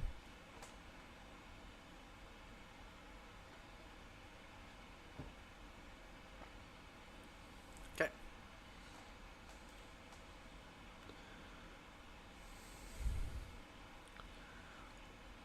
We'll plan with a flaps 30 landing. That gives us an approach speed of 143 knots. That's fair. Alright. Good. Now it's time to go ahead and brief the cabin.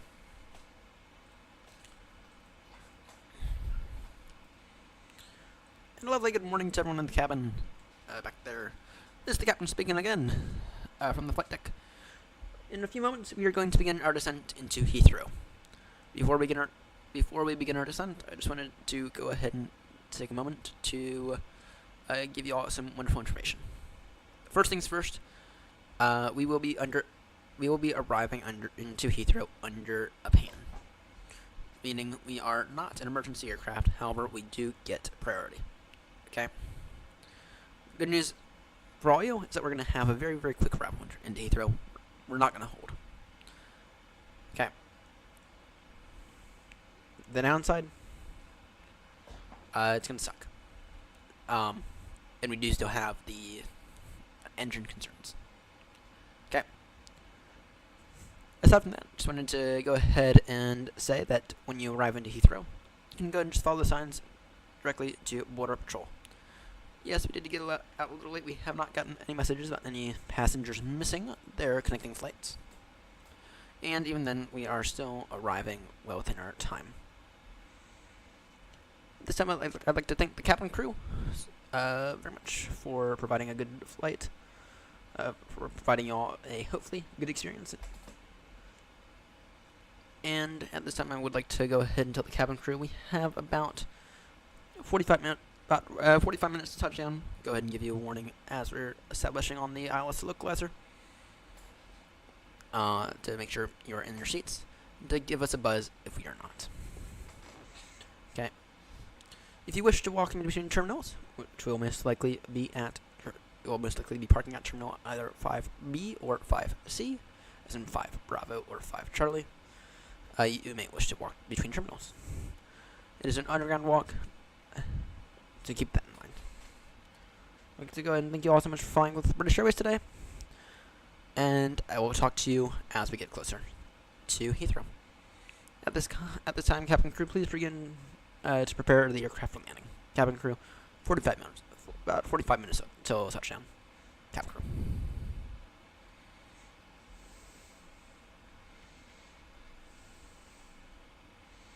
Cabin crew has now been briefed. Cabin crew has now been briefed. And yes, we will be under pan because because the engine startup issues we had. That is the reason that we will be under a pan. We will not formally declare unvalid sim because I don't know about. Right, but we are we're gonna treat it as if we were under a pan with a bad engine start valve. Okay. So, keep that in mind. And we are good for our descent, which will begin in a moment.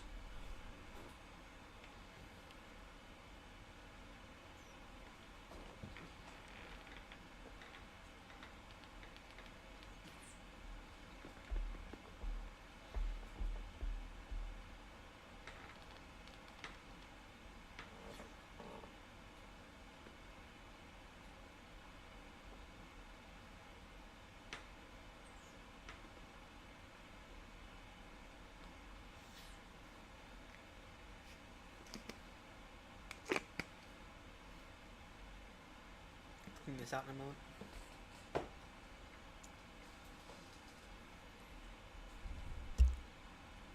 Alright, can we get to landing? Can we get the checklist up, please?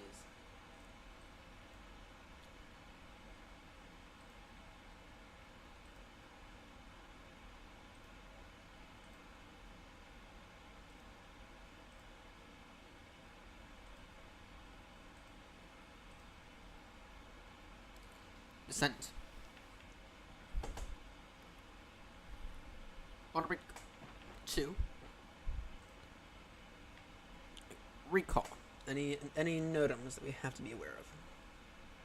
We have ATIS. Let me just go ahead and take a look at SimBrief, which will give us the notums.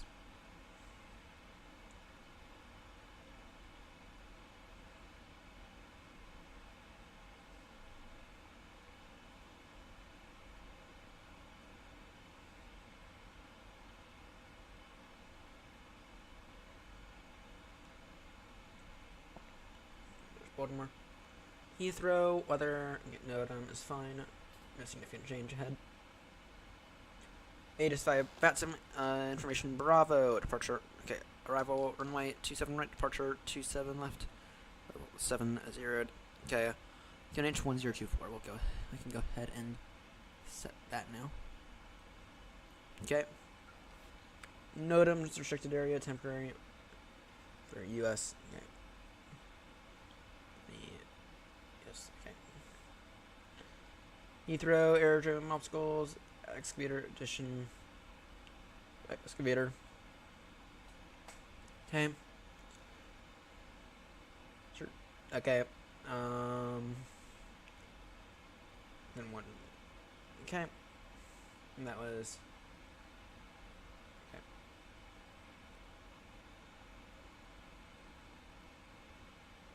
Station only for Birmingham. Phase 3 lighting out of service, runway 27 right, 09 left. That's fine, I'm not worried about that. It'll most likely be a visual approach.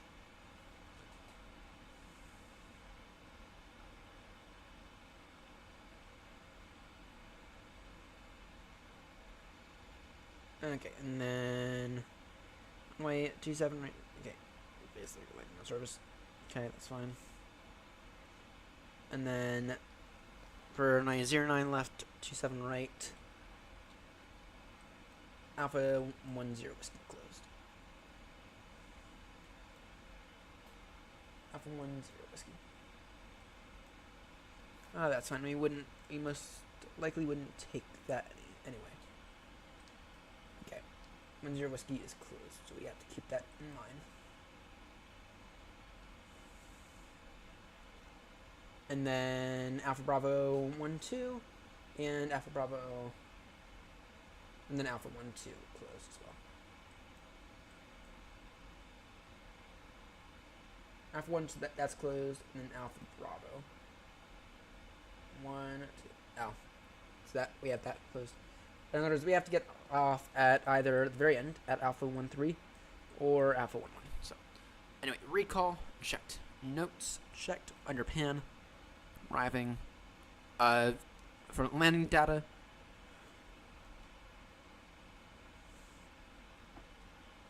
For landing data, we have a VREF of 143, bar 278. Approach briefing completed. A descent check is complete.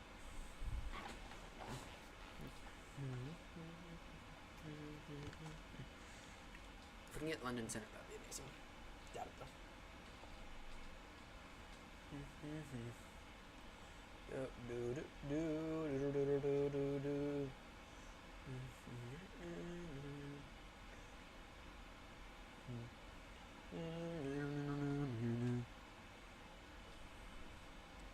Begin our descent here in a moment.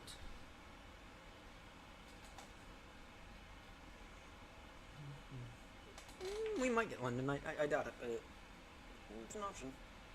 It's possible.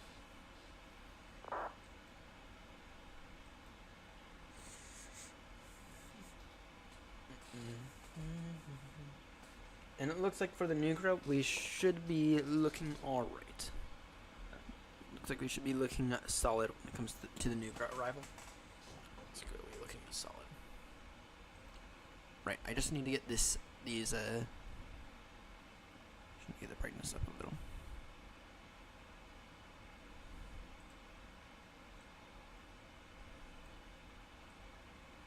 Get the brightness up a little, please.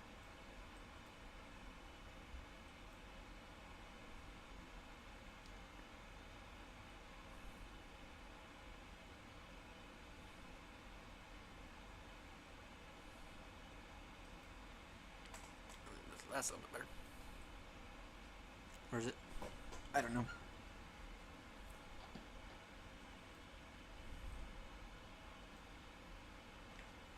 Once we get about here, then we'll go direct to it. We got aeronaut 801.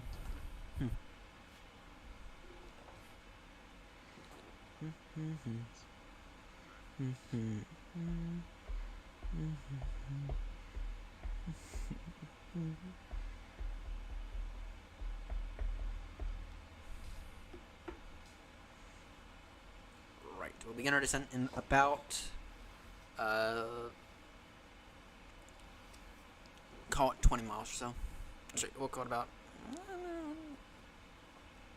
got about 40 miles or so. We are early again, but that's fine. I kind of want to get down. I would like to get down if we're able to. Yep, about 40 miles or so, we'll begin our descent. I'm gonna be so annoyed if Heathrow Tower hops offline. Get so annoyed with that. But yeah. To whoever's tuning in, we're gonna begin our descent here in a moment. Heathrow Tower is online, so you do expect the Speedbird 2 limited clear to land message. We are fully ready for descent, aside from the spacing and everything, of course. We're gonna aim for butter landing, to be clear. We're gonna aim for butter landing.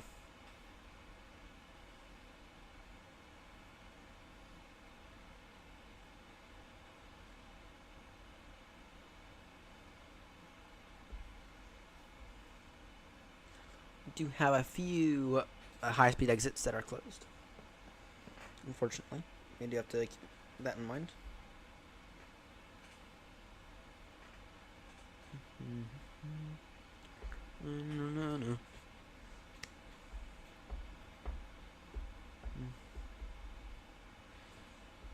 All right. We'll begin our descent in about another 20 miles or so. We'll turn direct to it.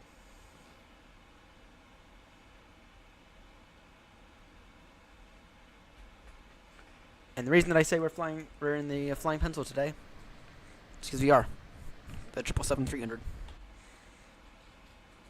Which, tell me that this does not look like a pencil. Tell me that this does not look like a flying fat body pencil. It is. It is. So.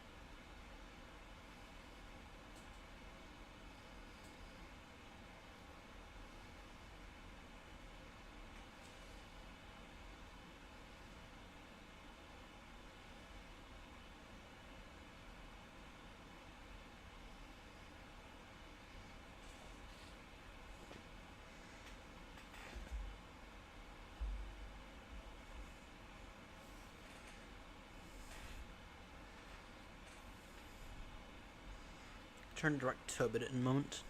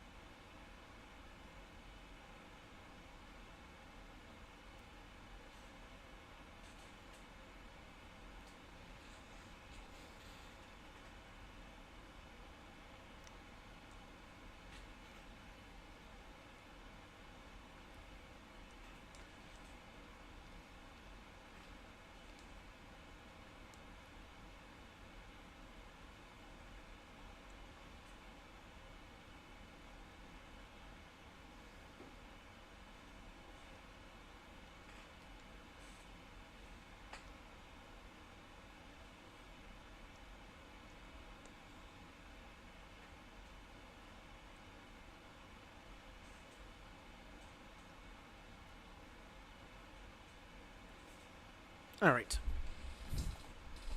Screw it. I'm bored. We're in a decent range.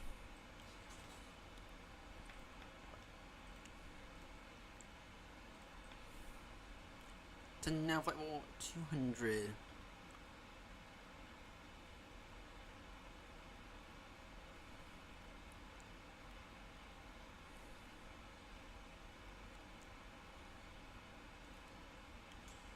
Heathrow traffic, Speedbird 2, Limit at heavy.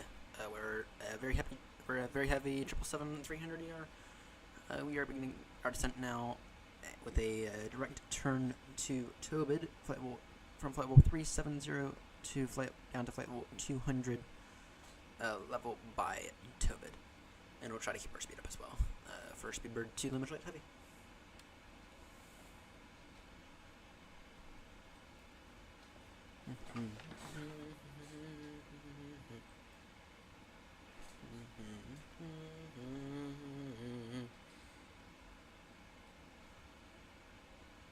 About 80 miles to Tobid, so and it's like 200 level by Tobid.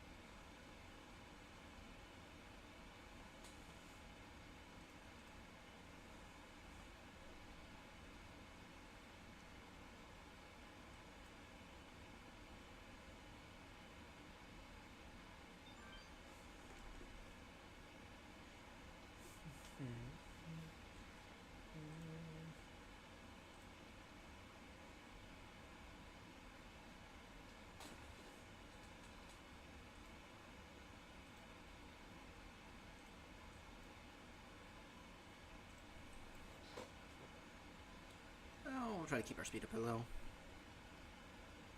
Try to keep our speed up. We can always slow down a little later. Down Heathrow. Let's get our frequencies set up.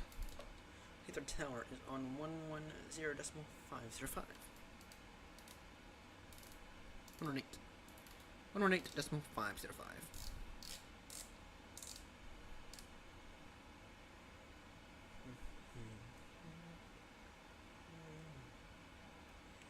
Heathrow Tower is on 8.505.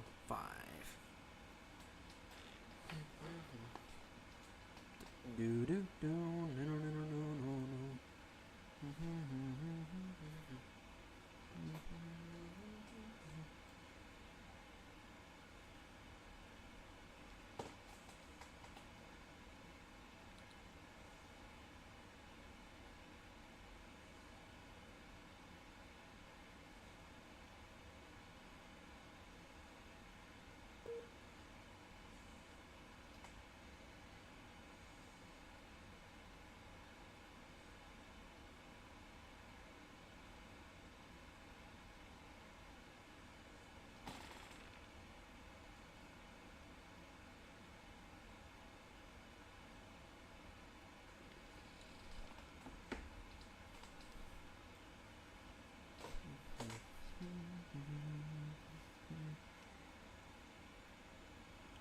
Now's a really bad time to want to take a shit.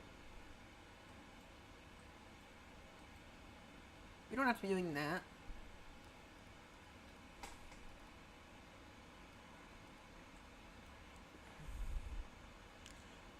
Cabin crew, 20 minutes to landing. Cabin crew, 20 minutes to landing.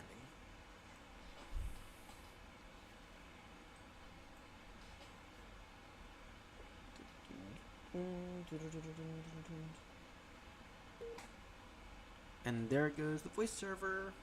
Yay! I love when the voice server has so many issues. Now let's do a quick redirect.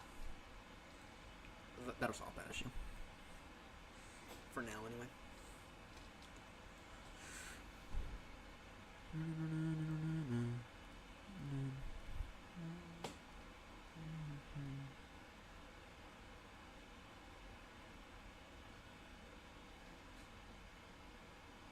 Speed 330 though.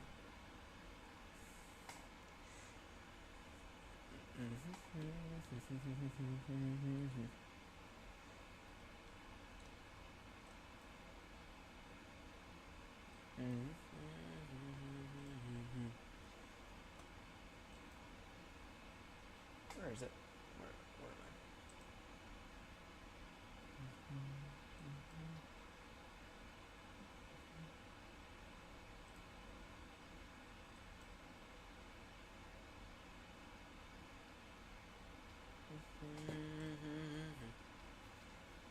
Do do do do do do do do do. Yeah, we'll keep our speed up for right now. Yeah, let's turn direct. Stop it.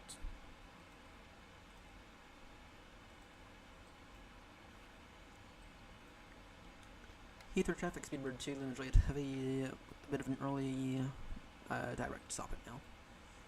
Descending now, flight 150 level by. Stop it. Heathrow traffic.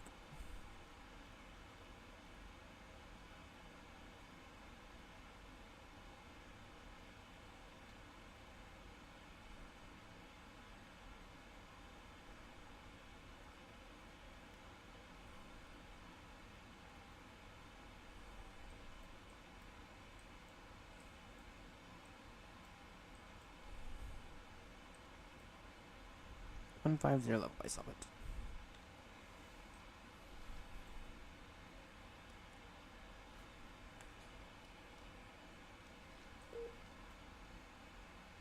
There goes the voiceover again.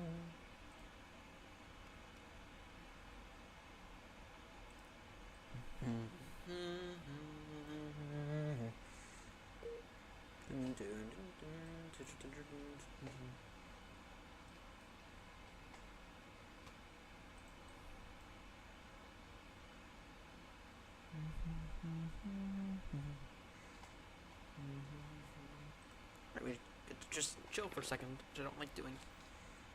It's unfortunate. I'm always so proactive about this stuff. It's like I'm so early when it comes to descent some days. Today's absolutely one of those days.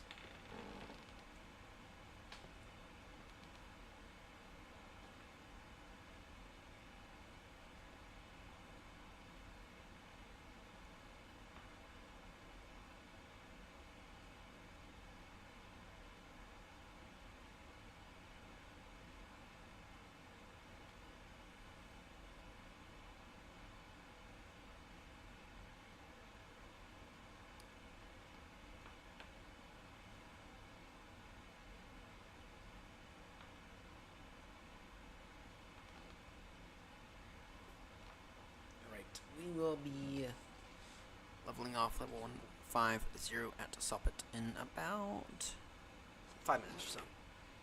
Yeah, then we'll get back on our VNav descent path in a few moments. At Soppet, we're going to slow our speed by a massive amount. Right before, once we're level 150. We're going to level our speed in a massive way.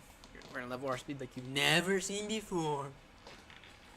We're gonna level our speed down in a massive way. So, in a moment.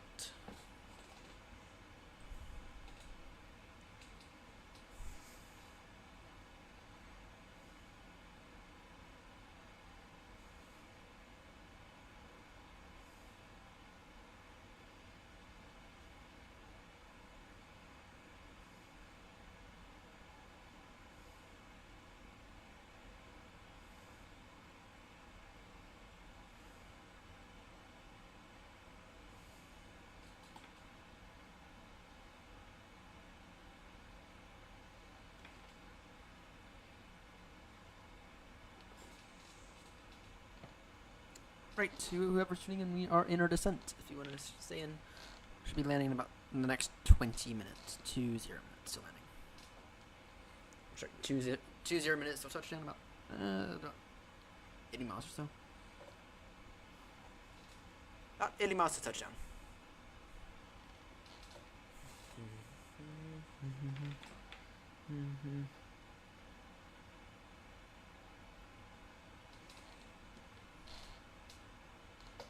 Hopefully the voice server behaves today.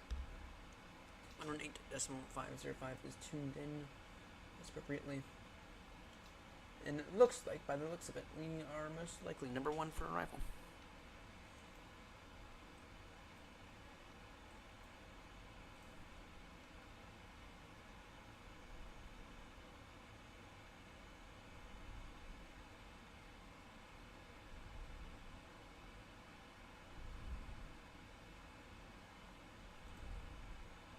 Their ETA time 4:05.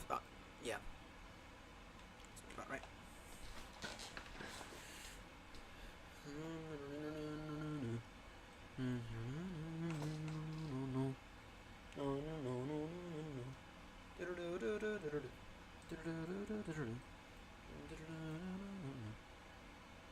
Landing lights on for the preparations.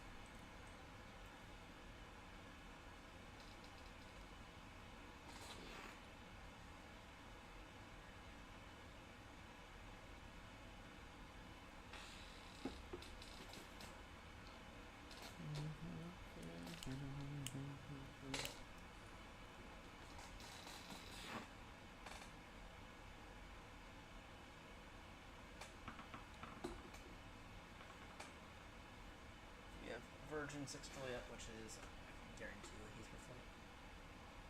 Yeah. But we are, by the looks of it, we are number 1. Looks of it, we are number 1 for the runway. Let me just verify at ATIS. We have information Bravo still current. 31024 noted. Right, so arrival runway 27 right.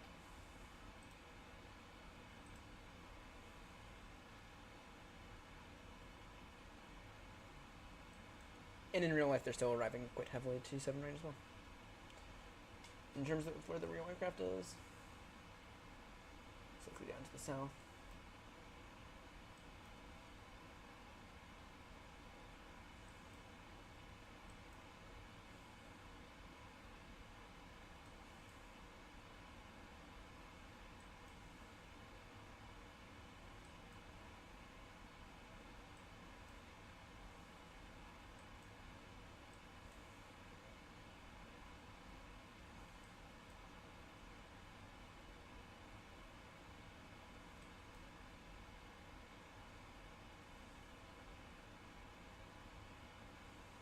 Looking for where the real aircraft is, just to kill time.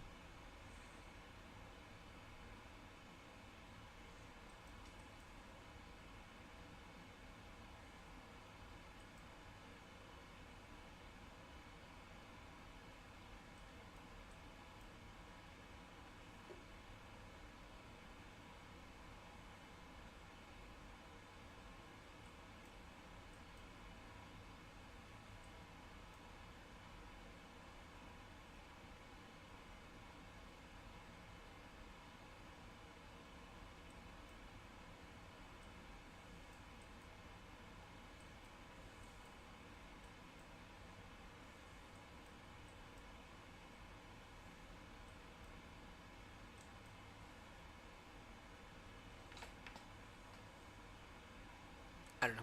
Anyway, I need to focus on this.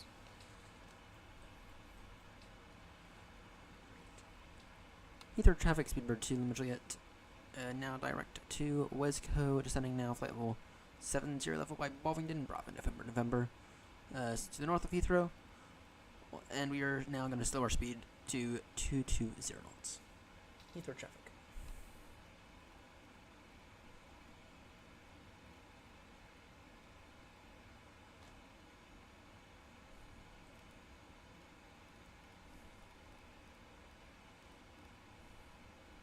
Speed to 220 now.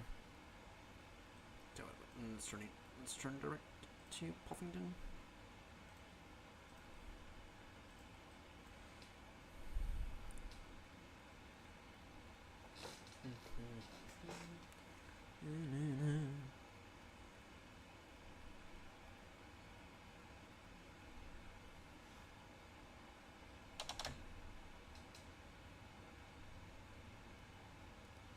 Now look at this. We're high now.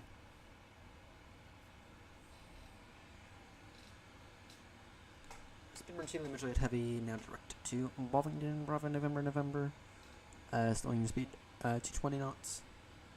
And descending now flight level 70 level by Heathrow traffic.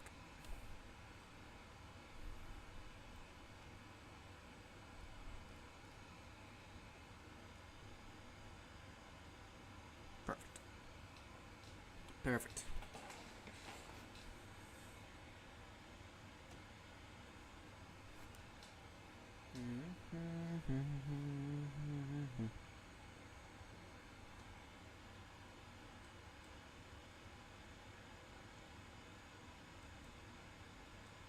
I found it. I found them. They are to the north still. They're not even over Ireland yet. Whatever.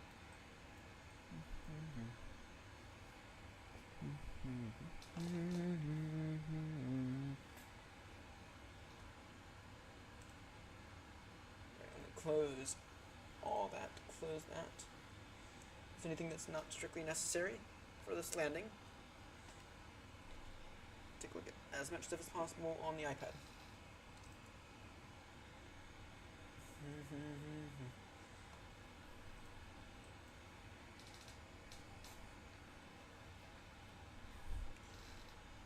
And just to be crystal clear, for speedbird 2 eventually we will be landing via 27 right Heathrow traffic.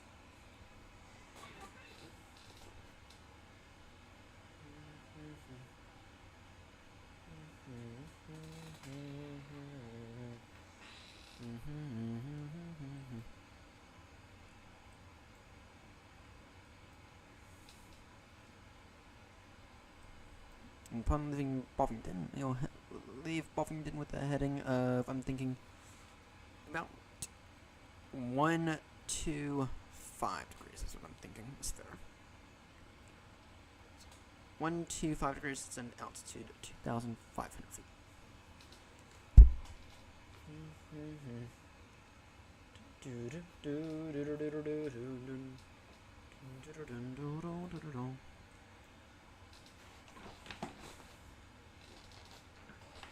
Thinking we'll leave Bovington with the heading of 250 degrees.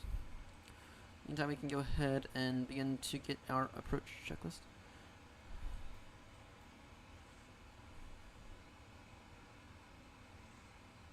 The tower better not hop offline. No, he won't. He's got too many aircrafts. With a bunch inbound. We are starting a bit of a busy arrival part. So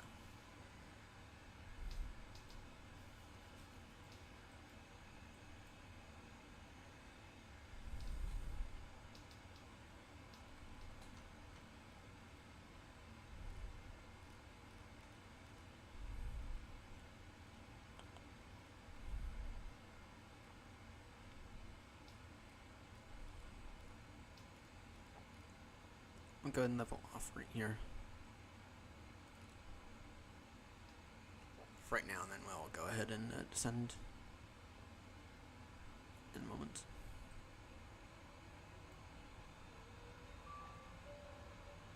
Cabin ready, good! Good job, cabin. You're early today. Climb slow now.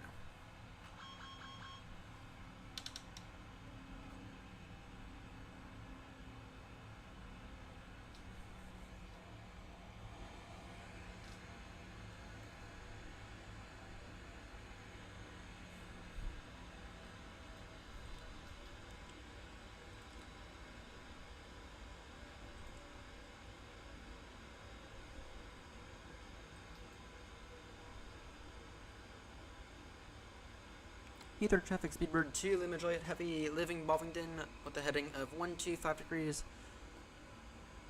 descending now altitude 2,500 feet. Heathrow traffic.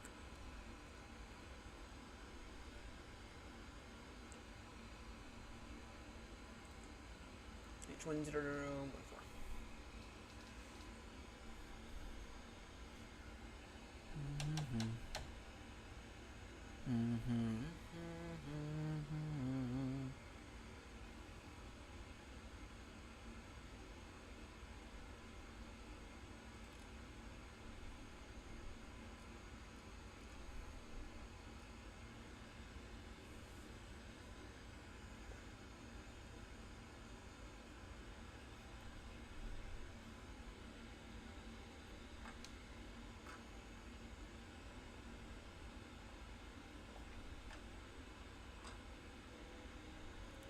Fox 5 now.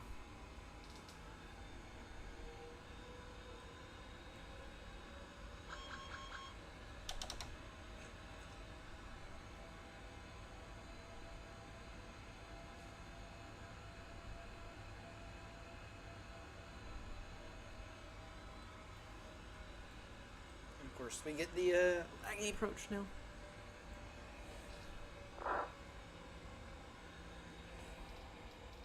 Of course, we get the laggy approach now. Don't tell me you don't need speed brakes then. It kind of seems like you do.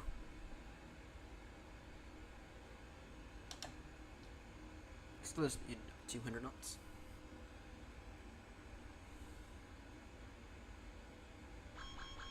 Shut up. It kind of seems like you need the speed brakes there, bud.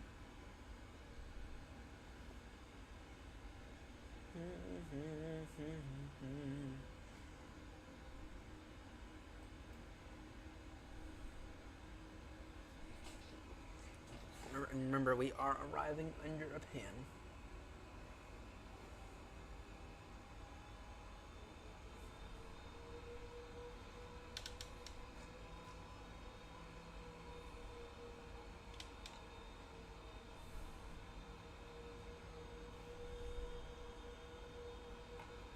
Take flaps 15 now.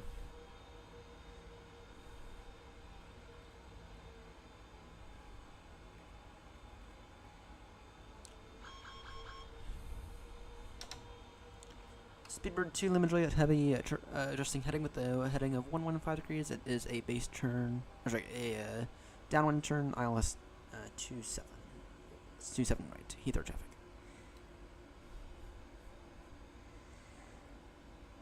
And Heathrow traffic, Speedbird 2 limit, it's going to turn base in about, call it about 10 miles or so. Heathrow traffic.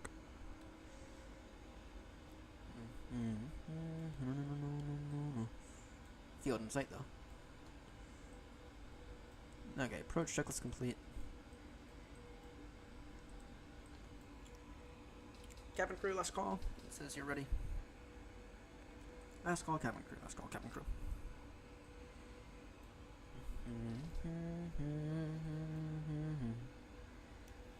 195.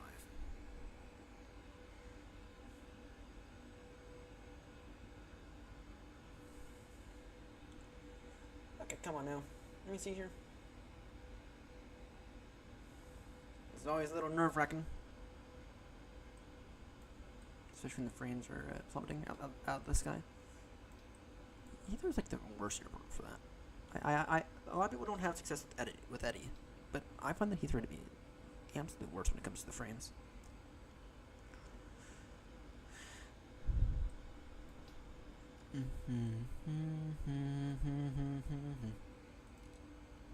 Approach middle. Noted! Make the base turn in a moment.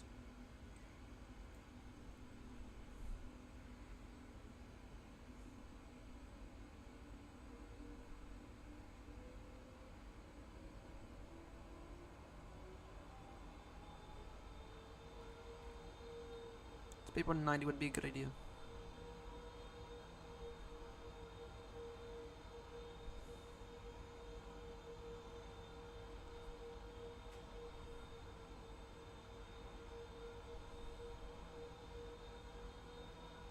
Five, 4, 3, 2,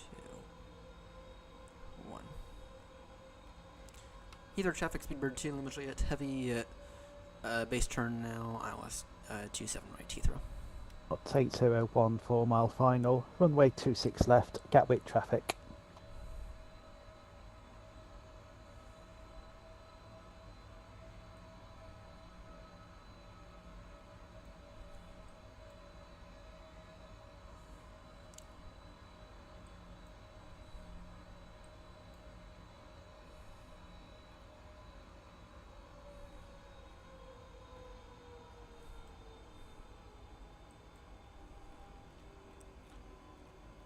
Heathrow traffic Speedbird 2 limited at heavy is turning final now. ILS 27 right Heathrow.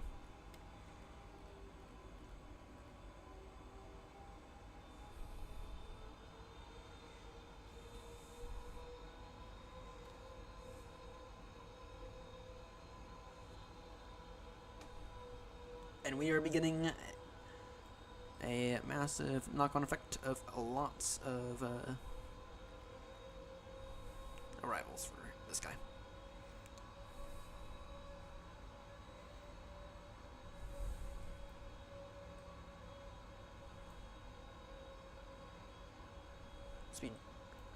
20 knots now.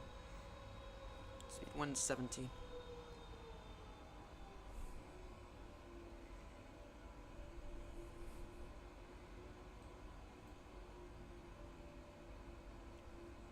Heathrow traffic, last call on Unicom. Speedbird 2, Limit Juliet Heavy, fully established, or sorry, turning final now, ILS 27 right. Basically fully established now. Last call on Unicom, Heathrow traffic switching to tower frequency now.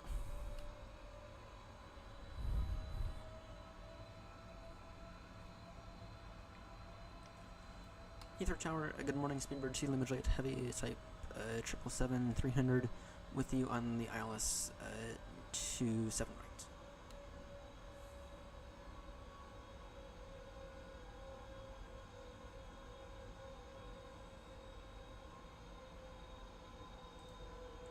Heathrow Tower, Speedbird 2, Limit Juliet Heavy is with you, ILS 27 right.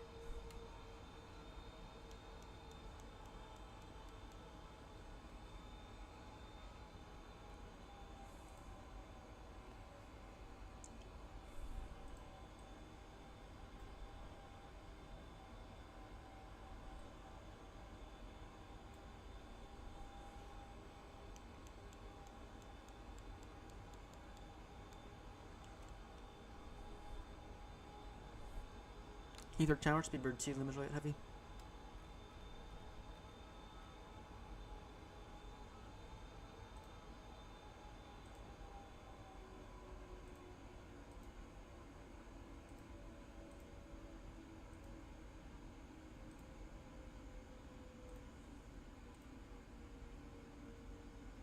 Tower, Speedbird 2, Limit Juliet Heavy with you, ILS 27 right.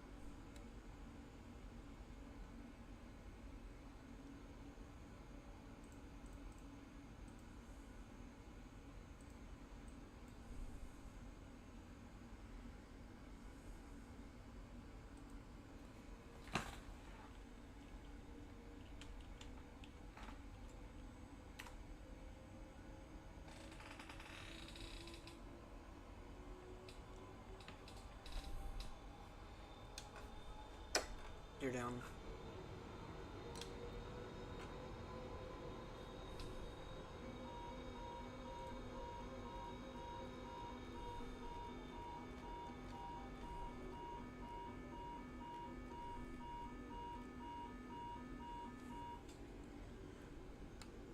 Tower, Speedbird 2, Limit Juliet with you, ILS 27 right.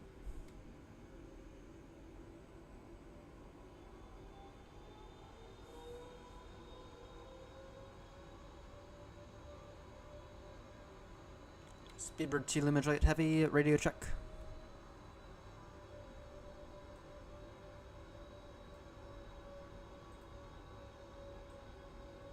This is almost go around.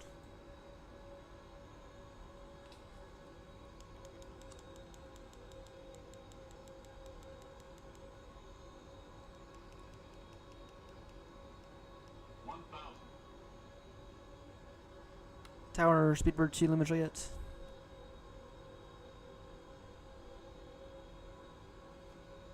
Are we lost comms or?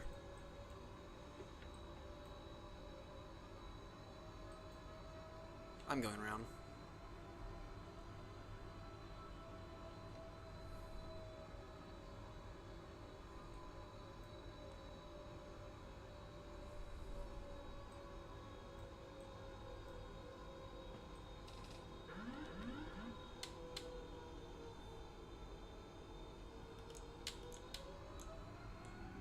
Speedbird 2, Limit Juliet going around.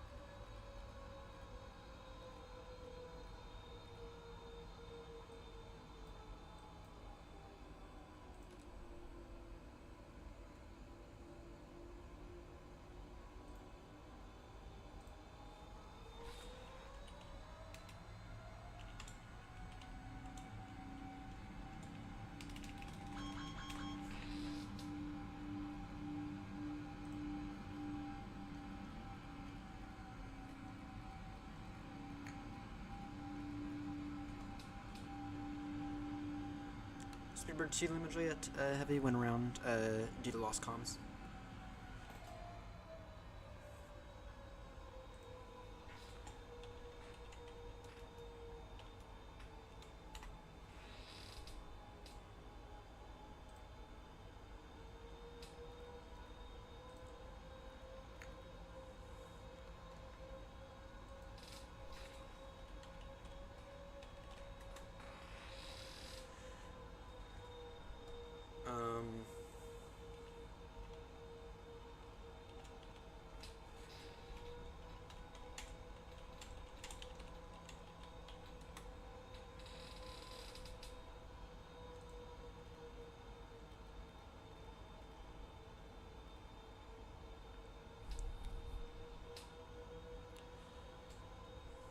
Heathrow traffic radio check, Speedbird 2 Lima Juliet.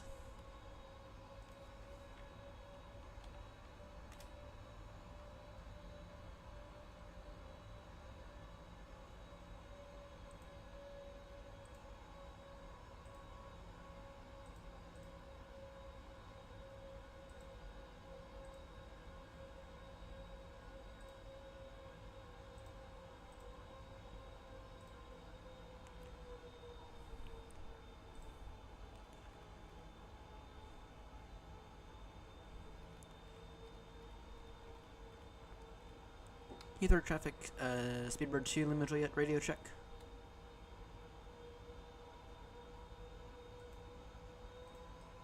Is there something going on with radio panel?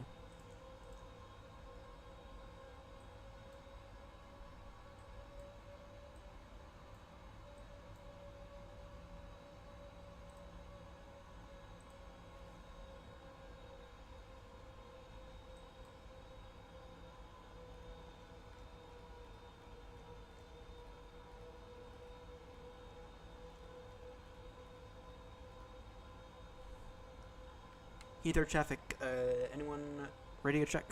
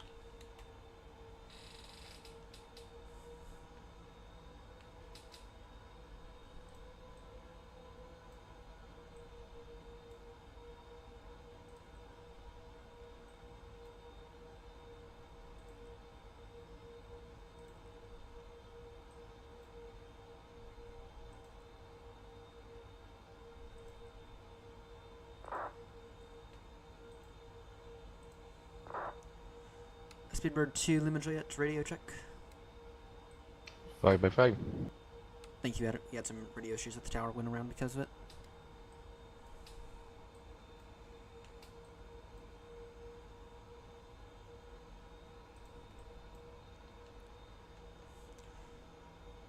Speedbird 2 Lima Juliet heavy is in a downwind ILS 27 right.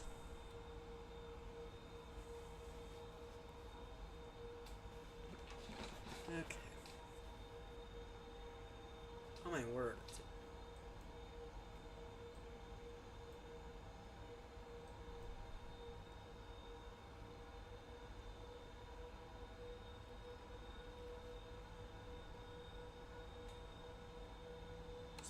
Speedbird 5-1. Actually, scratch that. Never mind. This guy's leaving. Okay, so instead of being at the beginning of all this arrival stuff, we're gonna be at the end of it, so it's fine. Down to altitude 2,500.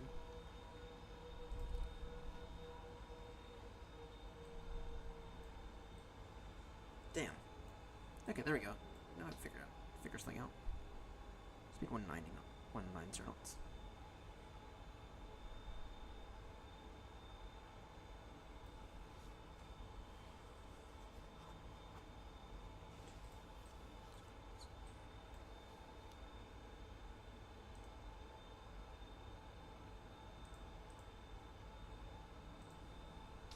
So I can hear people on Unicom. So it's like 118.505 for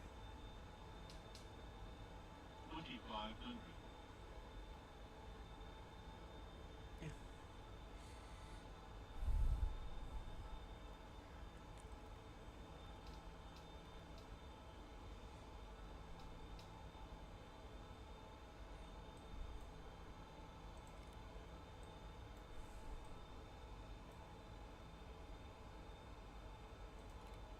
yeah. No. On maintenance. Present heading. For now.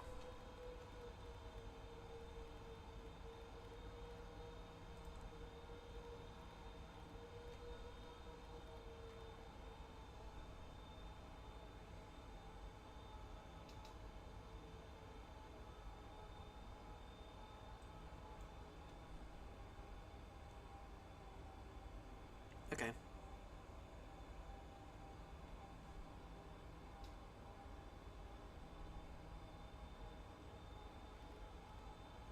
.180 knots. Heathrow traffic, speedbird 2, Lima Juliet, heavy, slowing speed 180 knots, turning final now, ILS 27 right. Or, sorry, about to turn final now, ILS 27 right, Heathrow.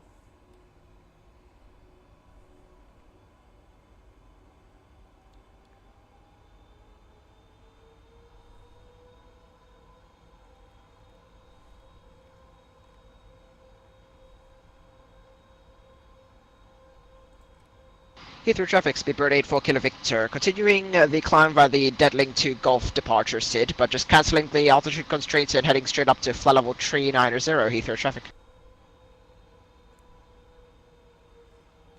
Alright, we can hear people now.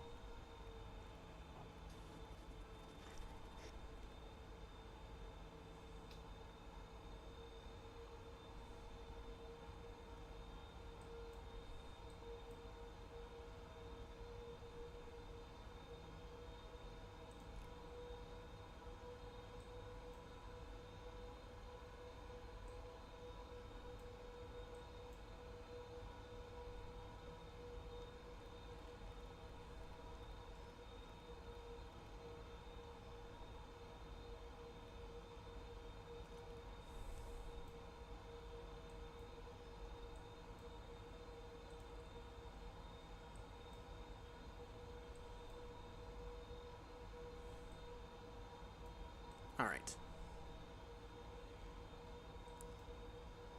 Heathrow traffic, speedbird 2, Lima Juliet, heavy, second attempt for landing. Turning final now, ILS 27 right, Heathrow. Yeah, all my indications here were greens, though.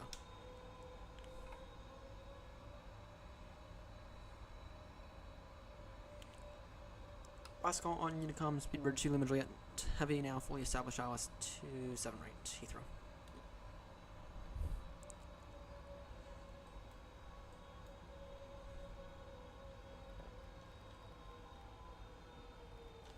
Gear down.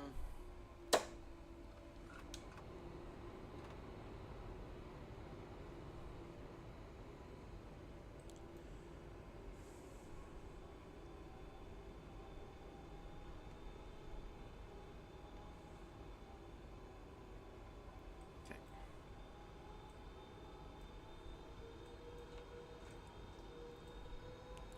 Flaps full now. Tower, speedbird 2, Lima Juliet, heavy is with you, ILS 27 right.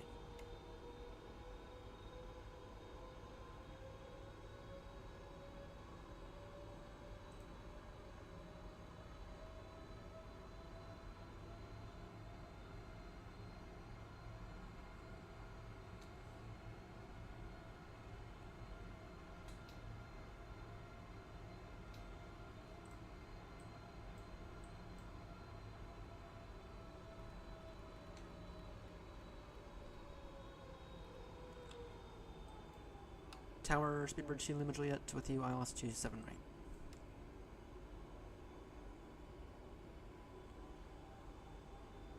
Tower, maybe check your radio. I'm not hearing anything.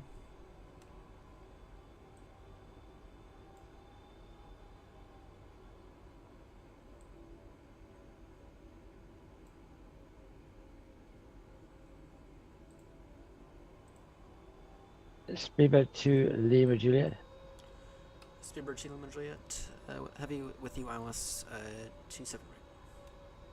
Speedbird to Lima Juliet, hello, Heathrow Tower, runway 27 right, wind 2609 knots, clear to land. Clear to land 27 right. Speedbird to Lima Juliet Heavy.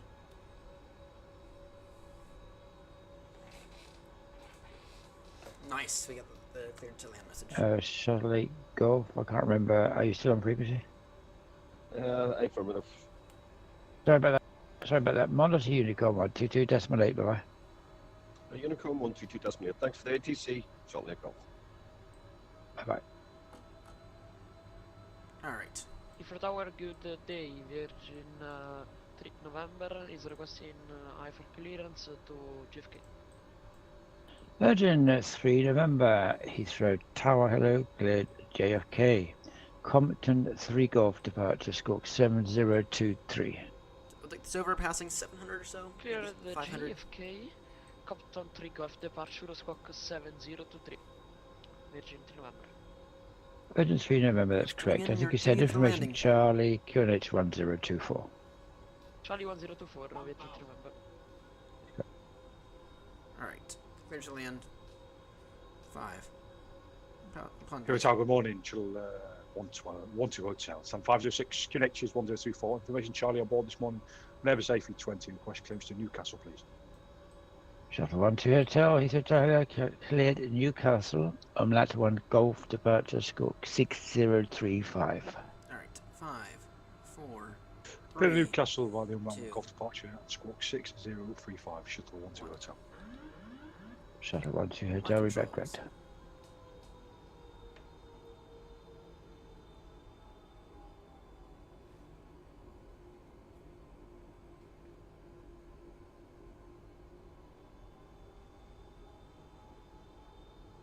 Getting a little on the low side. Sure, we're very, very low. Flight slow. I agree with Flight that. slow. Flight slow. Flight slow.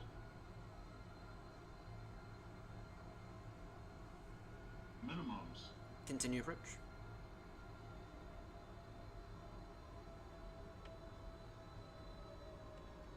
Let's force the plane in. 100. 50. 40. 30. 20. 10. 5.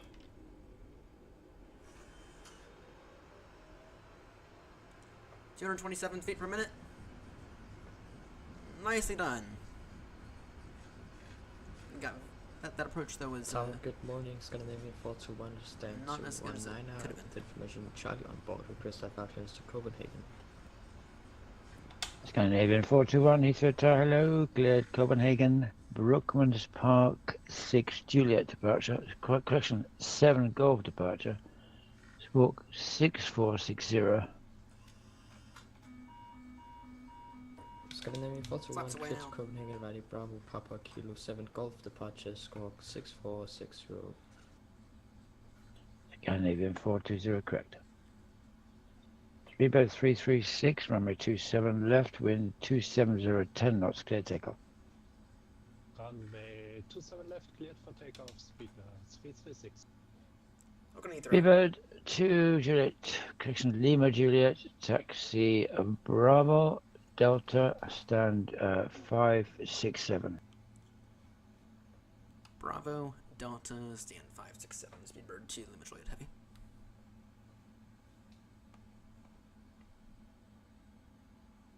Ah, that's one of those other ones. Ah, no.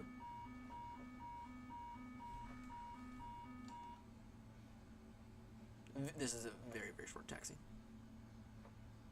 Alright. Taxi. Ah, we made a wrong turn. Whatever, it's short. Taxi lights on.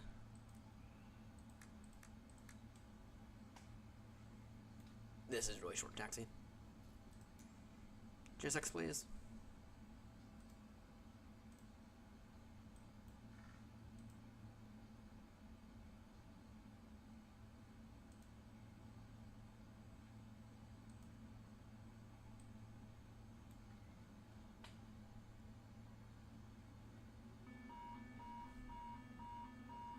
Shut up.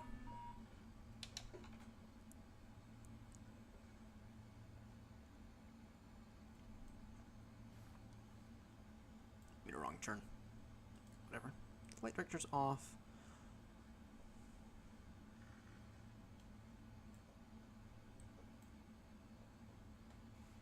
Dude, whoever's tuning in, we just landed.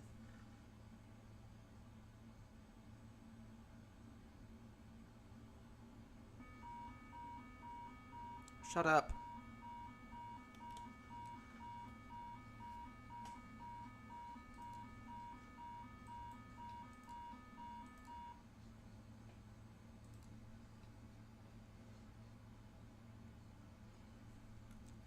Water break off. Interesting. It's 5:04 already. I'm just now getting to the gate. It's the go around. Speedbird 336, Unicom 122.8, bye-bye. Unicom 122.8, Speedbird 336, thanks for ATC, bye. Right.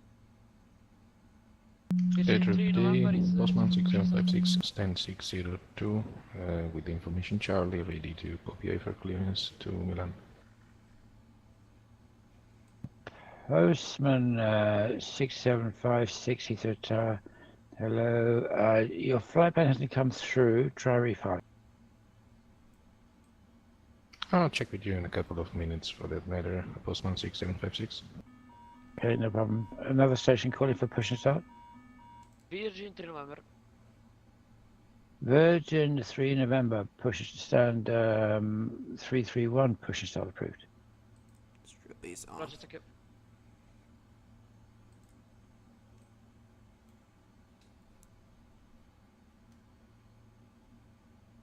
Gotta be really careful here, because this is like immediate. Speedbird 336, are you still on Heathrow?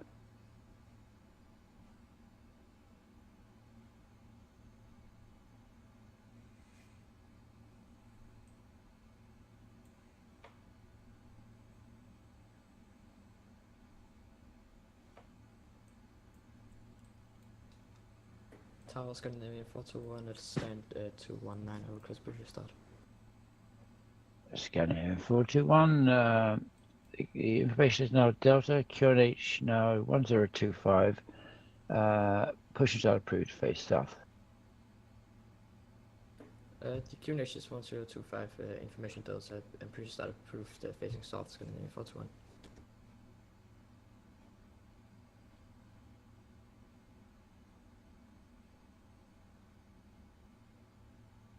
Virgin 3 November, you're pushing the wrong direction, I think.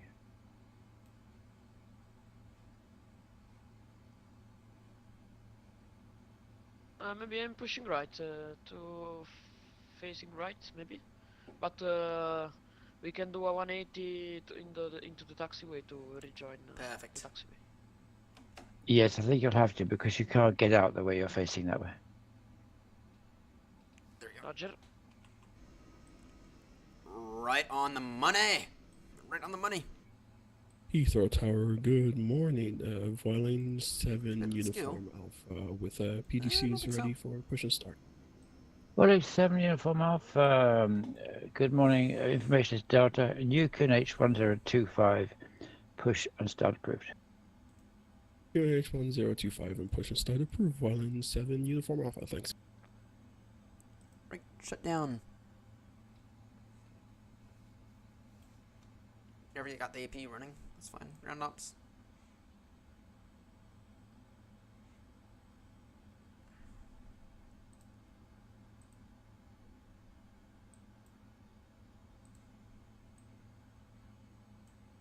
You have ground power, please. Heathrow Tower, shuttle 120, stand 506, push back and stop, please.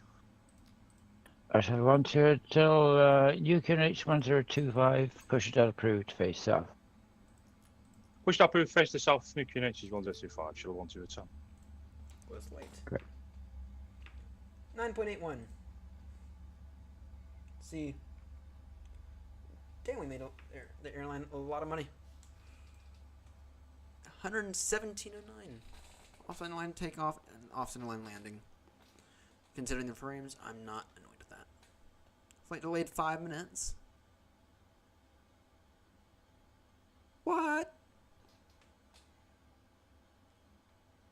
Yeah, it was though.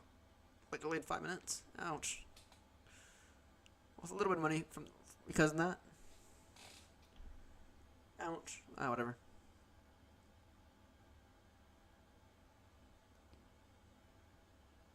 Speedbird 9 now requesting push and start.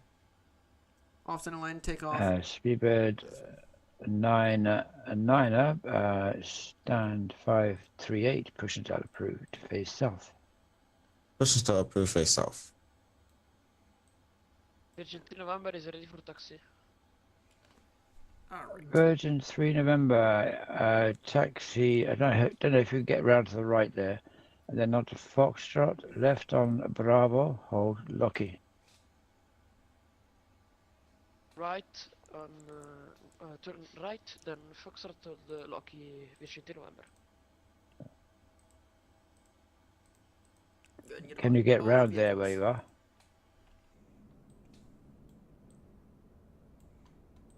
Yeah, we have a jetway.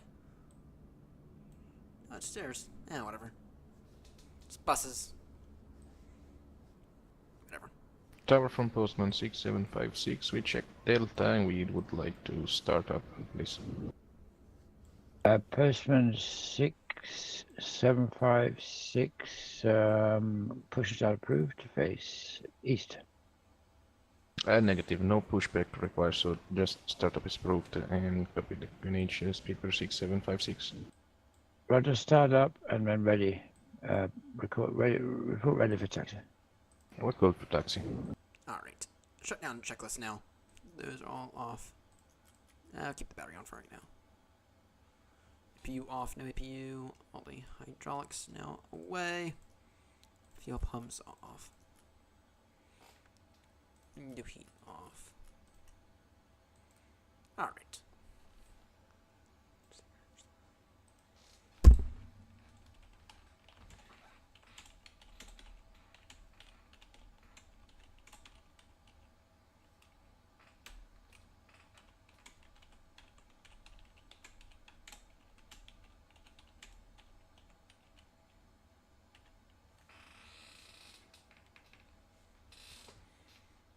Alright.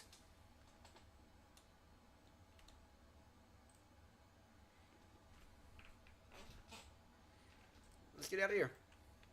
Thank you all so much for tuning in. Sorry about that weird arrival.